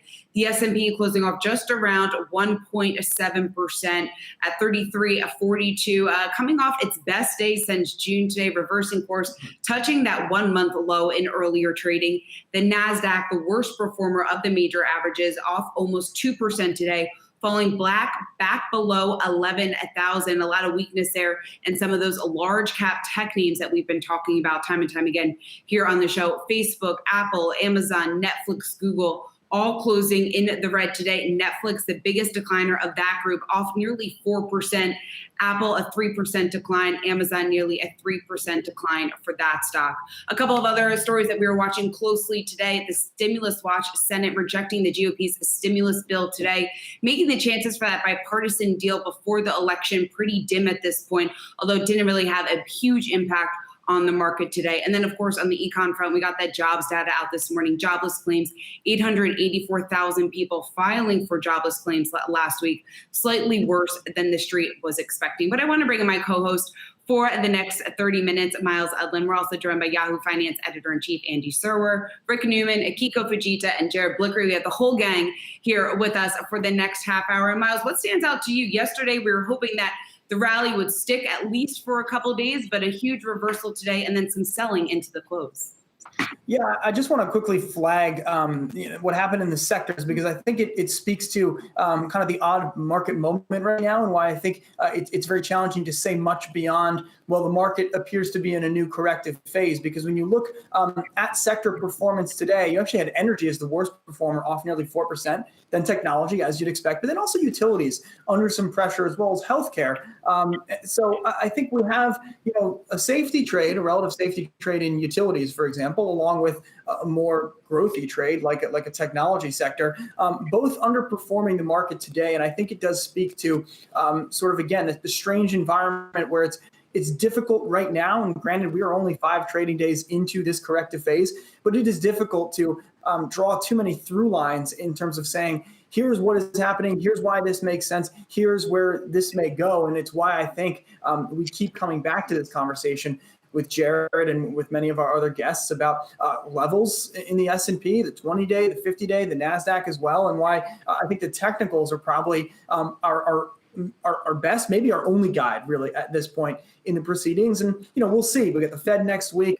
We're only a month away or so from the next round of bank earnings. The election is right around the corner. All these things that we mention every day, they are coming up, and there will be some resolution there. But right now, I think, given the sector and style performance, it's still challenging to definitively say much else beyond the market certainly has a different character now than it did just a week or two ago. It certainly does. And I think that's why so many people out there on the street, market watchers, market participants, a lot of investors are struggling to make sense of what we see not only play out over the last week, but of course, over the last several months. And then, of course, what the appropriate valuations are for a lot of these big companies that we continue to watch and before recently continue to make those all-time highs. But I want to get to some breaking news real quick. We have a couple of big earnings out after the bell. Oracle is out with its results, the stock popping just around 6% right now. Jared has more on that for us. Jared. Oracle has nice beats on their top and bottom lines. First, the revenue figure came in at $9.37 billion. That is 1.6% growth year over year, and it beats the estimates of $9.19 billion. Basically, the street had expected it to come in line with 1 year ago. Now, first quarter adjusted EPS, that came in at 93 cents versus estimates of 86 cents. So that's a beat of 7 cents, and also beating last year's 81 cents year over year. First quarter adjusted operating margin up 45% versus 42% year over year. So that's a 300 basis point improvement. And it's first quarter adjusted cloud services and license support revenue. That is the bulk of its revenue source, came in line at $6.95 billion, matching street estimates. We also got an interesting statement about Zoom in the earnings release, saying our infrastructure businesses are also growing rapidly as revenue from Zoom more than doubled from Q4 last year to Q1 in this year. I have a high level of confidence that our revenue will accelerate as we move on past COVID-19. Larry Ellison also, he's the current chairman and CTO, also saying, I believe that the Oracle Cloud offers better infrastructure as a service technology than any other cloud vendor. The really good news here is I'm not the only one who thinks that's true. And he gives a quote from IDC. I'm not going to go on to read the whole thing, but the bottom line is the stock is up about 5.7% in after hours trading. Big beats on both the top and bottom lines here, Shauna. Certainly something interesting to watch. And of course, I know the earnings call is going to be closely watched because I'm sure people are going to want a little bit more information on Oracle's bid for TikTok and, of course, where all of that stands. All right, let's get to another big story of the day. This one in the banking sector, a management shakeup over at Citi. Michael Corbat is stepping down and naming the first female CEO of a major U.S. bank, Jane Fraser. Andy Serwer, and you're closely watching this story. Many people didn't expect the 2020 announcement, I guess, in the CEO change. We knew that it would be expected over the next couple of years, but I think the timing of all this caught some people at least off guard. Yeah, I think that's right, Sean. Although the stock didn't move that much today on the news, either Corbat leaving or Fraser getting the nod, the stock was down about 1% or so along with the rest of the sector. And, you know, she is a known quantity, as you suggest, Shauna, because she's been out there. She's been at the bank for about 14 years, joined that and has this great pedigree and resume. I mean, before that, she worked at McKinsey for a decade. She was an analyst at Goldman Sachs, where she started her career. I'm going backwards through her life, Harvard Business School, and educated at Cambridge. And I remember at Davos this past year, Citi was sort of putting her out there to meet people. So maybe tipping their hand a little bit that something was afoot. I think that also she's known by analysts in the business as well. One prominent one today was suggesting that she's fixed things up everywhere she's gone at the bank. She's the perfect person for the job. So it is a historic day for Wall Street and for women, that she's the first woman to have this role at one of the biggies, you know, Bank of America, JPM, GS, et cetera, et cetera. So she will be watched closely when she gets this job. She certainly will be. And it's a huge day for women. And kind of, it's just incredible that we're in the year 2020 and she is the first female CEO of a major U.S. bank, but nevertheless, a step in the right direction. All right, well, let's get to more on today's broader market action. Again, stocks falling across the board after what had been a pretty choppy day in trading, at least in the morning. We had the Dow up over 200 points, closing the day off 385. S&P and Nasdaq also firmly in the red. That sector action that Miles is talking about, energy the worst performer, followed by technology and utility. So here for more on this, we want to bring in Lisa Shallett. She's Morgan Stanley's Wealth Management Chief Investment Officer. And Lisa, I was reading through your notes, your note to clients earlier this week, and you sounded a little bit cautious just in terms of the recent action that we've seen, that the massive run up over the last couple of months. But after what we saw, the selling at the beginning of this week, at the end of last week, what we saw play out today, what is your read on where we stand? Well, I don't know that my read has, profoundly changed. I think that this is a market that has gotten extraordinarily spoiled under the weight of gargantuan fiscal and monetary stimulus and Fed liquidity. We made it to all-time new record highs in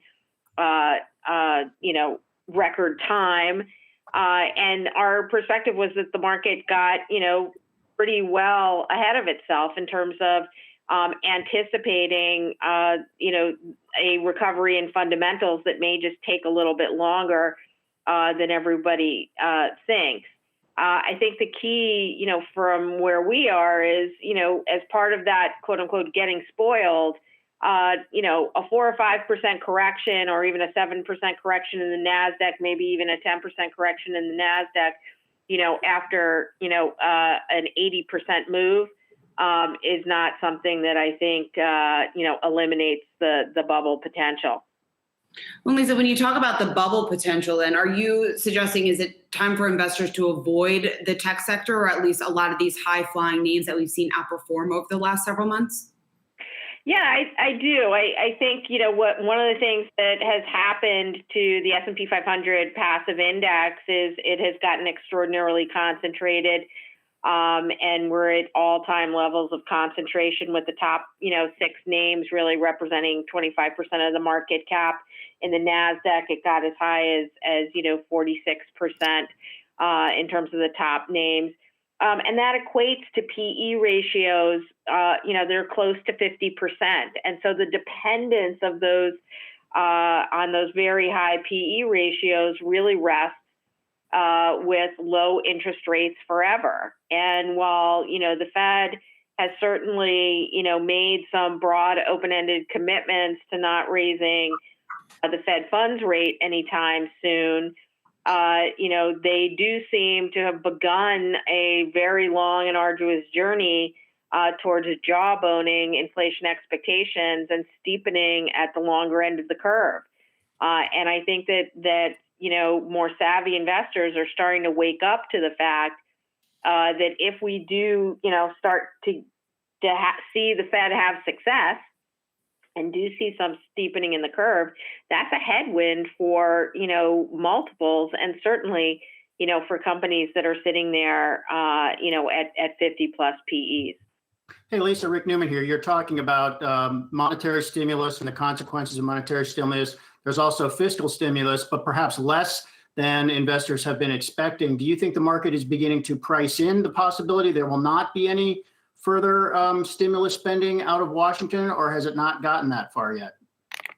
I do think that it is starting to become a reality. I mean, it was such a consensus call that it was virtually universally believed after the first three rounds and $3 trillion of stimulus. Even when we started getting the delays or signaling that there would be delays in July and August, the market flew through the entire month of August, not really dealing with reality.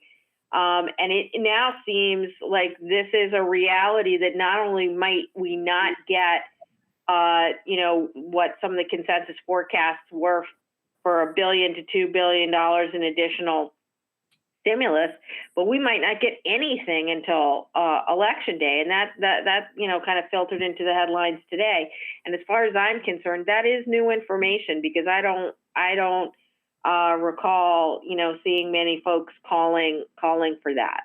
Yeah, certainly a surprise if we don't get anything ahead of that November election. Lisa Shallett, great to have you on. Morgan Stanley Wealth Management Chief Investment Officer. We'll have you back soon. Thank you. Let's get to some breaking news after hours. Peloton is out with its earnings report. Miles has the details for us. Miles. Yeah, Sean, a stock up about 1% here. Obviously, it has had a huge run in the last few months. Peloton reporting broadly better than expected quarter here. 27 cents per share in earnings, better than the 12 cents that the street was looking for. The company's revenues also beating expectations, $607 million against $581 that was expected. Now, this breaks down about $485.9 million in connected fitness revenue. Street was looking for something just under $450 million there. Subscription revenue, $121.2 million for Peloton in the quarter. Slightly light, $122.5 million is what the street had expected there. Guidance here, quite strong, and I think it speaks really to the step change that Peloton has seen in their business. They're looking for, this was their fourth quarter. So their first quarter, the current quarter, looking for revenues $720 to $730 million. They're looking for 1.32 to 1.33 million subscribers. That'd be a 135% increase at the midpoint of that guidance. For the full year of its upcoming years, full year 2021, $3.5 to $3.65 billion in revenue is what the company is now forecasting. Subscribers, 2.05 to $2.1 million next year, growth of 90% at the midpoint. So again, just huge growth for the company as the street has sniffed out, as you would expect in a pandemic. Just a couple of metrics that the company had in terms of the number of workouts completed, 76.8 million workouts completed by subscribers in the most recent quarter. That works out to 24.7 per subscriber per month. So people really getting after it with their Peloton in the pandemic, Sean. They are. They're stuck at home. They have nothing else to do. Everybody's working out. Peloton, of course, benefiting from that trend. All right, we're going to take a quick break, but on the other side, we're going to have more on Peloton's results with shares moving higher here after hours. We're going to talk to Wedbush analyst James Hardiman. He'll join us with his reaction right after this quick 2-minute break.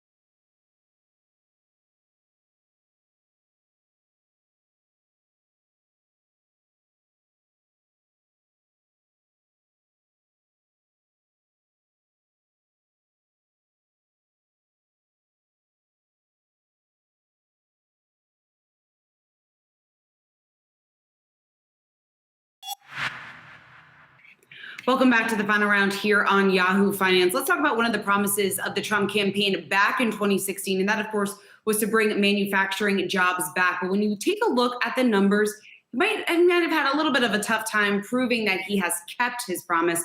Rick Newman is looking into all of this for us. And Rick, I know you dug into these numbers. Clearly, it was a sector that has been hit hard from the coronavirus. But what was Trump's track record, I guess, before February?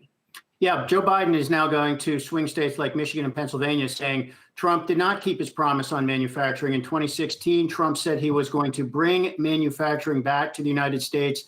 That was his big trade policy. It appealed to a lot of voters in the Midwest. And that was what his trade war with China was all about. So did he or didn't he? When you look at the numbers during the first 2 years of Trump's administration, manufacturing jobs did actually go up. And manufacturing output also went up. And then it stalled in 2019. I mean, we actually had what you could call a manufacturing recession in 2019, not because the overall economy was struggling, but probably because of those Trump trade wars and the tariffs on all those imports from China and steel and aluminum tariffs from other countries.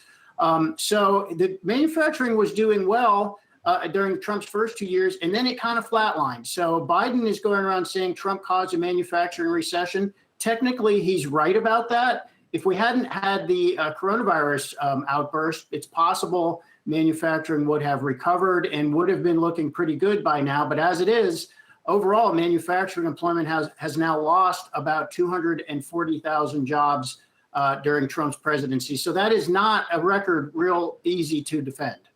Hey, Rick, is there any indication that President Biden would turn this around? And if so, how?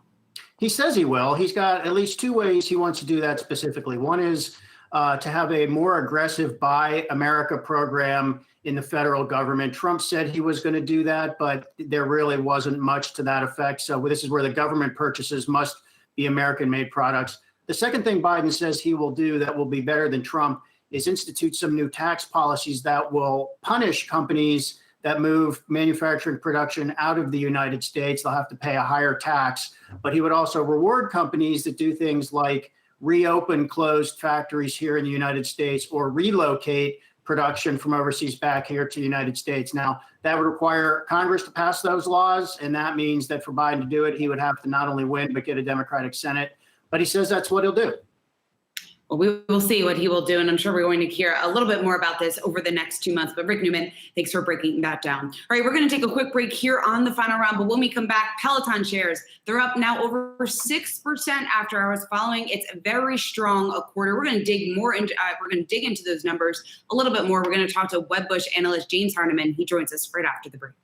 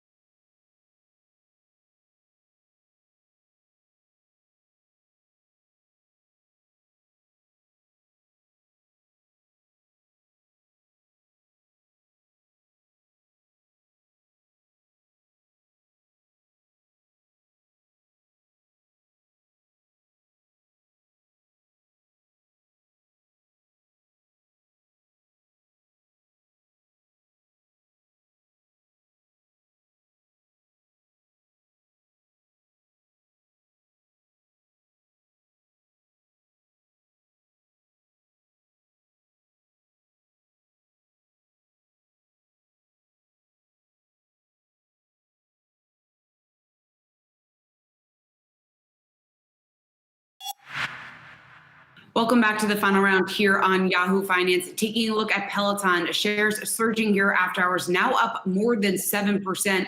The street very satisfied with the numbers coming out from its most recent quarter, where sales surged 172%. They're also excited about Peloton's guidance. So here to discuss more on this, we have James Hardiman. He's a Wedbush Securities leisure and travel analyst. And James, I know you have an outperform rating going into these earnings reports, $100 price target. What did you think of this quarter and the numbers that we're getting from Peloton? Yeah, I mean, it was an excellent quarter, although that should be a surprise to no one who's followed this story for any amount of time. I think the setup heading into this quarter was that they were going to sell as much product as they could make, bikes in particular, because they're not doing a whole lot of treadmills right now. And so, they grew connected fitness subscribers 113%. That was a little bit ahead of the streets, 110%. But that's not really the story. The story, I think, is twofold. A, the profitability was excellent. $143 million in adjusted EBITDA. That's almost double where the street was.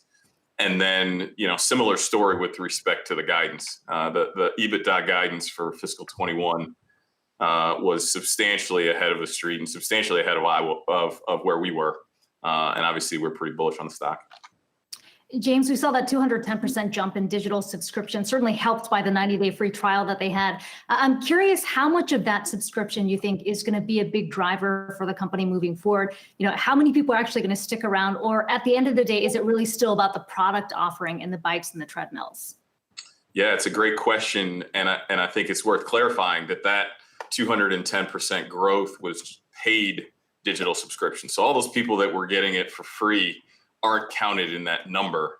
I would say, A, that number was substantially ahead of what the street was looking for. But B, the way it worked, if you remember, they did that 90-day free trial starting really when a lot of the gyms started to close, so mid-March. And so all of those people would not have needed to start paying until mid-June, right? And the quarter ended June 30th. So I think that growth is really just the tip of the iceberg in terms of the benefit they could potentially get from the million plus people that downloaded the app when the pandemic really began. Hey, James, Rick Newman here. I'm going to give you a very small data point. I didn't buy a bike, but I did join up on a monthly basis. When my gym closed, I used it. I downloaded the app. But my gym has reopened. I'm going back, and I'm going to cancel my membership to Peloton at the end of September. Am I just an outlier, or do you think that could happen on a broader scale? No, I mean, you're not an outlier at all. And, given how many people did exactly what you did, Peloton really just needs a small fraction of those people to be longer term consumers for that to be a big time win for them. And I'm assuming that you didn't go out and buy a $2,000 bike. So that would be a concern if there were a lot of people that made that investment and then dropped out. Ultimately, the people that are just signing up for the digital subscription, that's really the entry point, right? That's their way of outreach to people that didn't have an option. I would tell you if they could get 15% of those people that signed up when the pandemic hit, it would be a grand slam program for them. Hey, James, I'm going to ask you the timeless question about Peloton, though, which is the TAM question. And more relevant now, at what, $94 than it was at $23 in March. So just, is this a one-trick pony? How big can it get? What do you think? Yeah, I mean, I think it can get substantially larger. I mean, it feels like 10 years ago that this company IPO'd. It was a year ago. And even as of, I believe it was the second quarter call, they believed that TAM had already potentially doubled, just given the increased exposure that they had gotten. 6 months later, I would argue that it's grown substantially from there. And then, arguably the biggest news of the week, bigger than these results, I would argue, are the new products that they announced 2 days ago. They announced a cheaper bike. So they brought their existing bike down by $350, which, as you can imagine, the lower the price gets, there's an increasing addressable market that you're targeting. They came out with the Bike Plus, which is the higher end version. But I actually think the biggest news is the cheaper treadmill that they came out with. All the work that we had done suggested that $4,200 plus for a treadmill was just way too much, and they didn't. At the end of the day, they didn't sell a lot of those. They brought that down to more like $2,500, which is a very competitive price point. And it's worth noting that the treadmill market is 2 to 3 times the size of the spin market, the exercise bicycle market. And so if they can just get a small percentage of that, their addressable market has grown by leaps and bounds. All right, James Hardiman, great to get your perspective of Wedbush. We'll have you back soon. Thanks for taking the time to join us. Thanks for having me. All right, keep it here on Yahoo Finance 2020. A Time for Change starts right after this quick 2-minute break.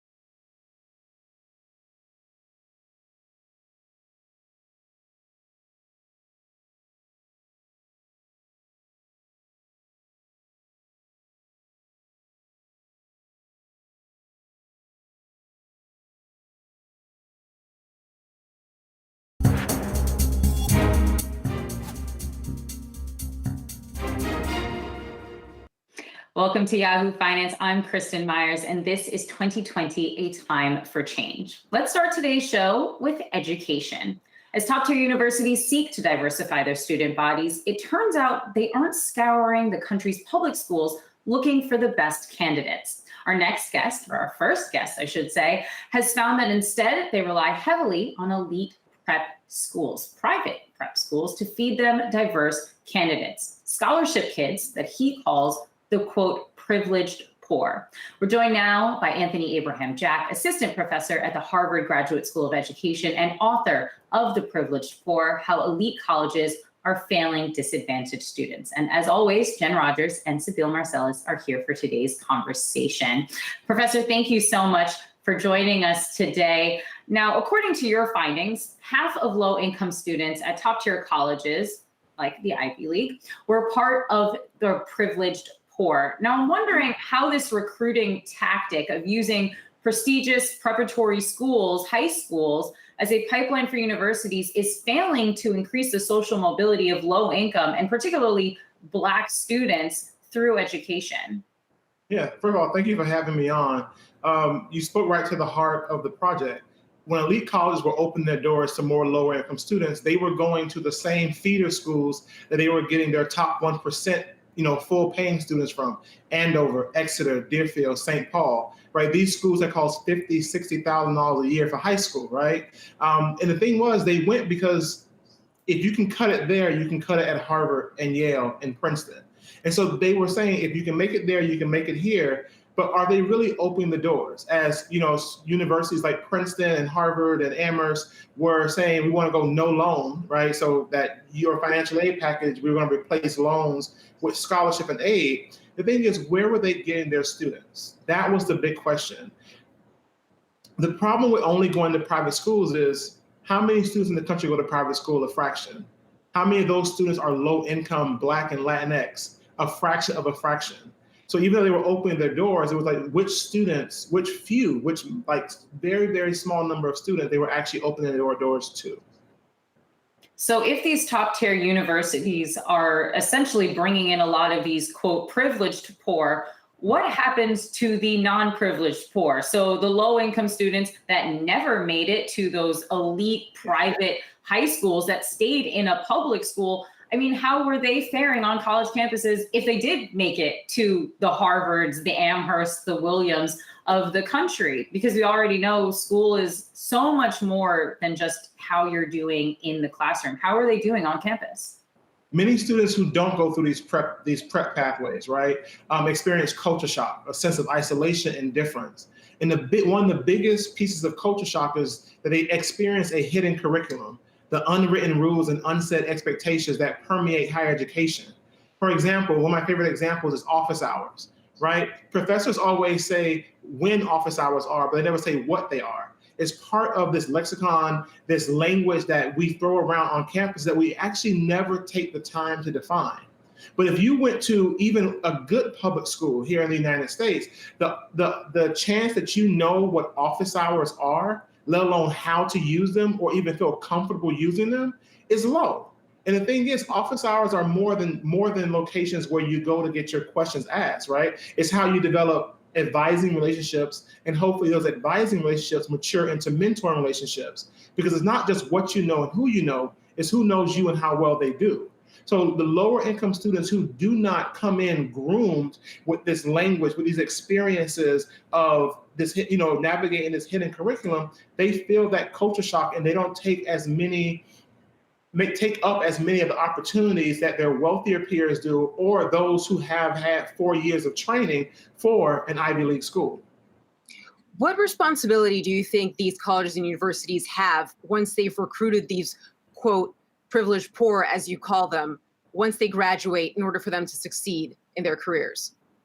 That's a great question. I always tell colleges, whether I'm talking to the president or a staff member in the mental health office, access is not inclusion. You cannot just believe that giving students financial aid is all they need to succeed in college. If you don't actually care what happens between those overlooked moments, between entering and exit, between convocation and commencement, you will continue to do your students a disservice.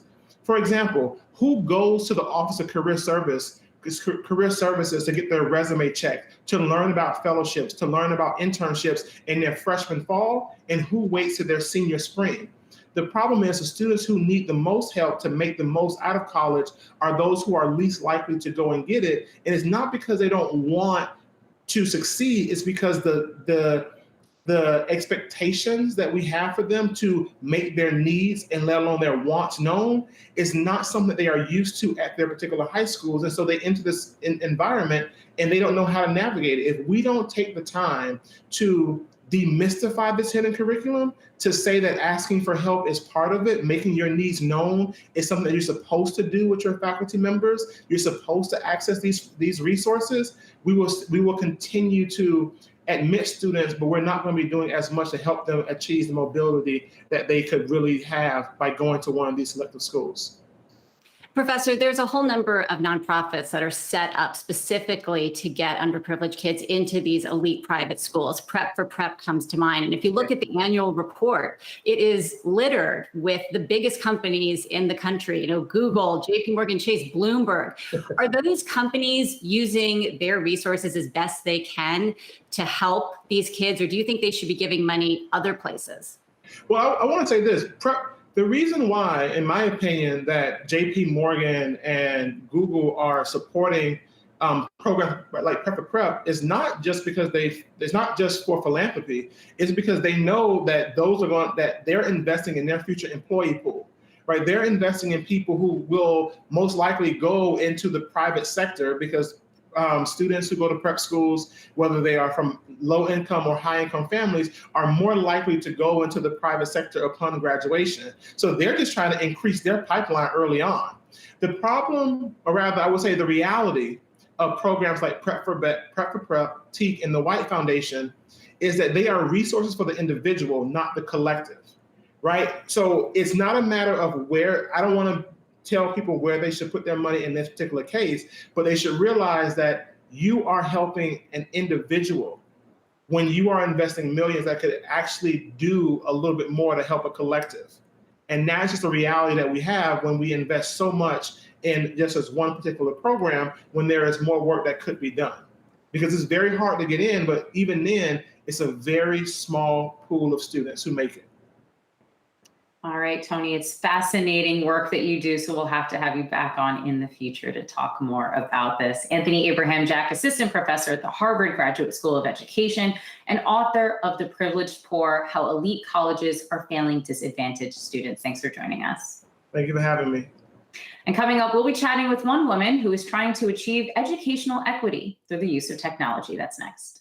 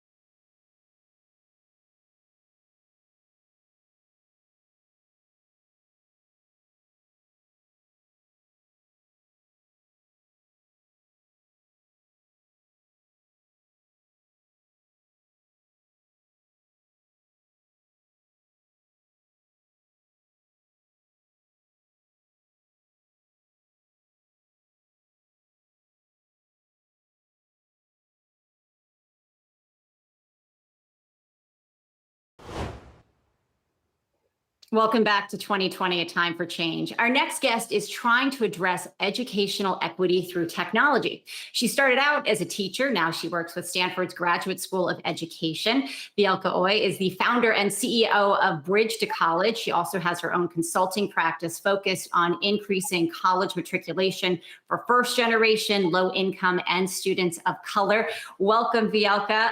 You were just listening with us to Professor Jack talking about how colleges they have practices that, even though they kind of look good on paper in terms of increasing diversity, are leaving many behind. Are you concerned about where America's top colleges and universities are recruiting low-income students from as well? Yes. Thanks for having me, by the way. So the larger problem I think that Anthony didn't address was for the students who do go to those elite private high schools.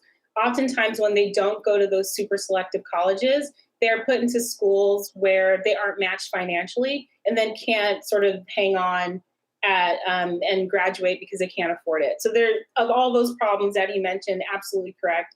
And the schools aren't supporting them, especially with social and emotional health. But for the other schools, the sort of tier 2 schools, in a lot of cases, when they're coming from those really elite high schools, they're also not supporting them financially, which lends to all of that, the issues related to graduation as well. So you're really trying to find the right fit for students, and you're leveraging technology, working on this app. I mean, even if you can have all the data in the world, how do you make sure that when students actually get there, they're not ostracized by wealth or privilege or whiteness on campus? Like, how can you incorporate that into an app that will give you the right answer? I think the way we addressed that was by building out other systems that would allow the student to make a better decision.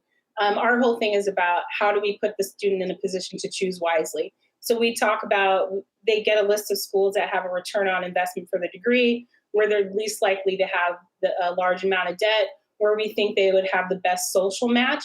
And then they make the decision as to where to apply. But when they go in knowing that these are potential pitfalls, or these are the things that are most concerning for other students who share the same identity, I think then they go in more prepared and can be more successful.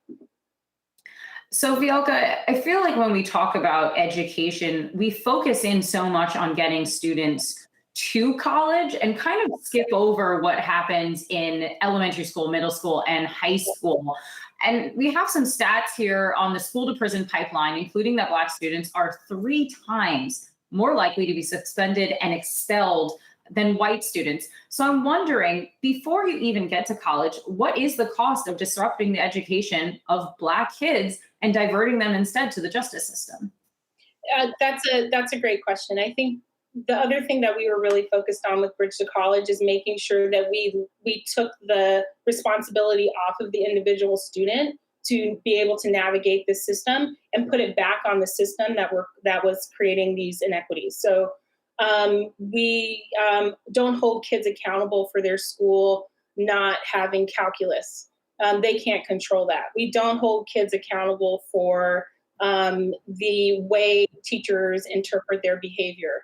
They can't control that, right? But and then what we do with that data is that when we collect it and analyze it, we bring it back to the high schools, we bring it back to the colleges so that they can change their practices. So when students are saying things like, I missed a number of days because of suspension, and it therefore is affecting my chances of being admitted to a college that can graduate me on time, that's something that the school that they came from needs to fix, and data that they need in order to make those changes. And so part of the huge business model for us is to be able to go back to the high schools to provide that data so that they can make those changes. And what have you seen has been the impact of the coronavirus in terms of the inequities that we're talking about right now? Oh, it's huge. So you have especially urban schools who were basically out of session for 6 months. LA Unified talked about they lost essentially 40% of their students. So when it comes time, this is a time of year where students are supposed to apply to college. If you don't know where kids have been since March, how are they supposed to do those applications? I think the biggest change has been that students have rightfully been questioning the value of college now. They are having a hard time seeing the difference between University of Phoenix and Harvard, and college degrees are still important, right? So being able to convince kids of all the many other things that come with a college degree, I think is on the responsibility of these universities too. And I think a lot of them are struggling to do that, especially those who were tuition dependent and probably struggling financially way before the pandemic even started. That is a whole other conversation we're going to have you back for. I mean, just what the pandemic and the virtual nature of higher education right now is doing to this conversation. Vielka Oy, I hope we can get you back. Bridge to College CEO, thank you so much. Thank you. Coming up, we've got Edelman CEO Richard Edelman. He's got a special report on the fight for racial justice in America. He joins us next.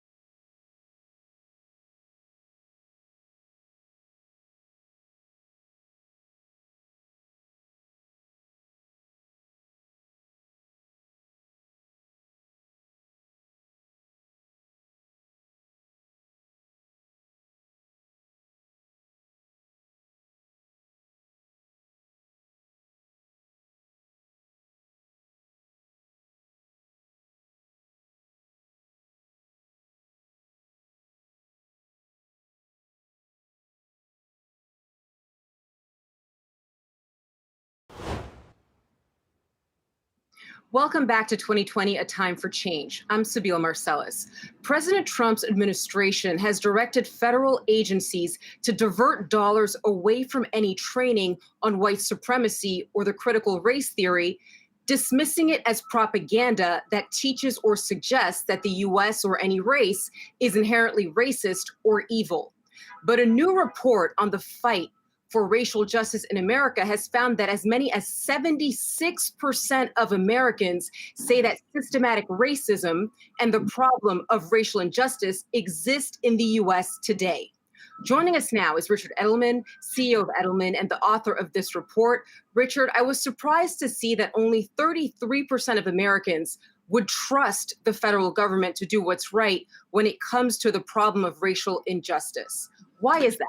So I think the big message of this study is, in fact, it's going to be down to business to address this issue of systemic racism. The low trust in the federal government, it's only moderate trust in state and local government, like 54%. Business, my employer is 70%.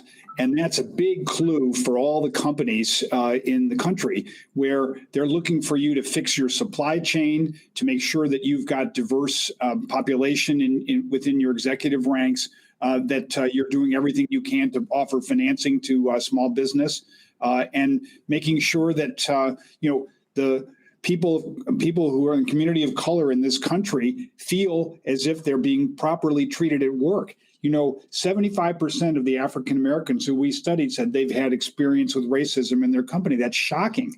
It's not supposed to be. No, absolutely not. And in that report, it shows that 71% of Americans trust their employer to do what's right when it comes to addressing the issue of racial injustice. So what more can we expect from corporate America when it comes to actually implementing these policies and being held accountable? Well, here's the stunning statistic. There's what they expect, and then there's what they're getting. And what African Americans say, for example, only 28% say that, in fact, they think that business is doing a good job on creating change or putting up images of successful Blacks or Hispanics into their marketing. So we've got a lot of work to do. And that work is best exemplified by a company such as Unilever, where they put their brand Dove Men's to support the idea on Father's Day of no Father's Day because there are too many Black men in jail. And they are advocating for reform of the criminal justice system. That's the next phase for brands. It's not just apologizing for the past and changing imagery like Aunt Jemima. It's actually getting up and standing up and doing something and creating change. And the big money is actually in the marketing budgets. And so if brands can get behind it, that's going to make the big change.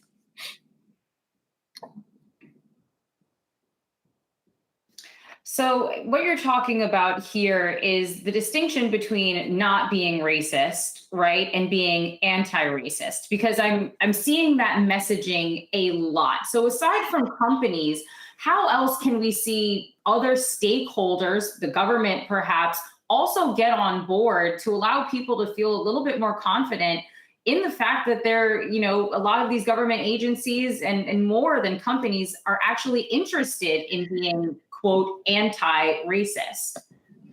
So I just want to say that the low trust in this study of CEOs is also shocking. 29% of people say that they see, CEOs as a trustworthy spokesperson. That's lower than Republicans, lower than legislators, and that's really not okay. Now, my employer's in the middle, like, 50-something%. But CEOs need to lead this discussion. CEOs need to be involved in improving education, improving access to healthcare, improving access to food and nutrition. And so, I would credit Starbucks as a good example of that. But I want to go back to your question about government.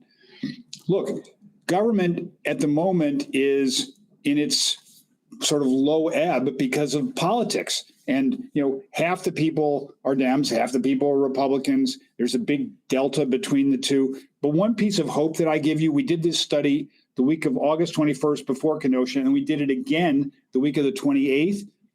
17-point jump among Republicans to nearly 50%, acknowledging that there's racism in the country. I see hope in this. And I see that, in fact, there is support for government to be more activist, as you said, not just performative, but anti-racist, making sure that, again, government is insisting on making sure that small companies headed by people of color are in the supply chain, making sure that there's serious consequences for companies that still have racism in their business. There, you can see the hope there, but I was also surprised at the numbers, how they dipped during the summer between George Floyd and Jacob Blake. I mean, you would think it would just be straight up. Like we shouldn't have to have an incident like this to get people to continue to be up in arms. I wanted to dive into the politics that you brought up there as well, and how it cut across Republicans and Democrats. And one that stood out to me was how many people are personally worried about losing a job opportunity. And that cut 48% of Republicans. That's almost 50% answered in the affirmative to that. Can you, in terms of the other areas where you saw quite a divide, can you talk about some of them? So, look, we have to get past this idea that it's a zero-sum game, that there are only a fixed number of jobs. And, it's the same thing about affirmative action for universities. And, I'm not going to get a spot for my kid if, a kid of color is applying against him or her.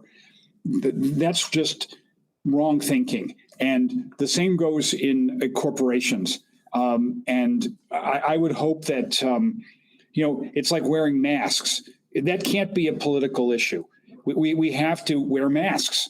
I'm not wearing one now, so I can talk with you. But the idea somehow that there's a big difference of opinion about the validity of protests or the kind of necessity of making specific change in marketing budgets towards, showing people of color who are successful. That can't be political. It has to be something that all of us understand towards a society that's inclusive. And look, we're all learning, right? I mean, I'm not allowed to talk about colorblind. I mean, and I made that mistake the other day. I'm supposed to recognize people of color for who they are and where they're going. So this is a journey, and every one of us has to do better every day. So, Richard, we only have about 30 seconds here, but I wanted to quickly ask you before you go, given that according to the study, 76% of Americans believe that systemic racism and injustice does exist, I'm wondering how much you think that's going to weigh in on the elections, especially given the president's recent comments that we know of on record. I think that systemic racism is the cancer of our society, and I hope that people just process that when they decide whether or not to vote and for whom to vote. And they also process it as to which brands they buy, which companies they work for, and how they are in their normal lives. I mean, for example, there's bias in New York against going to Chinatown because of the Asian flu. That's just ludicrous. We should all go out and buy more Chinese food so that those entrepreneurs can actually keep their restaurants. Well, Richard Edelman, it was great to have you on. As you said, this is a journey. CEO of Edelman, thanks so much. Thank you. And that's our show for now. Thank you all for watching. Be sure to tune in next week for our next episode of 2020 Extreme.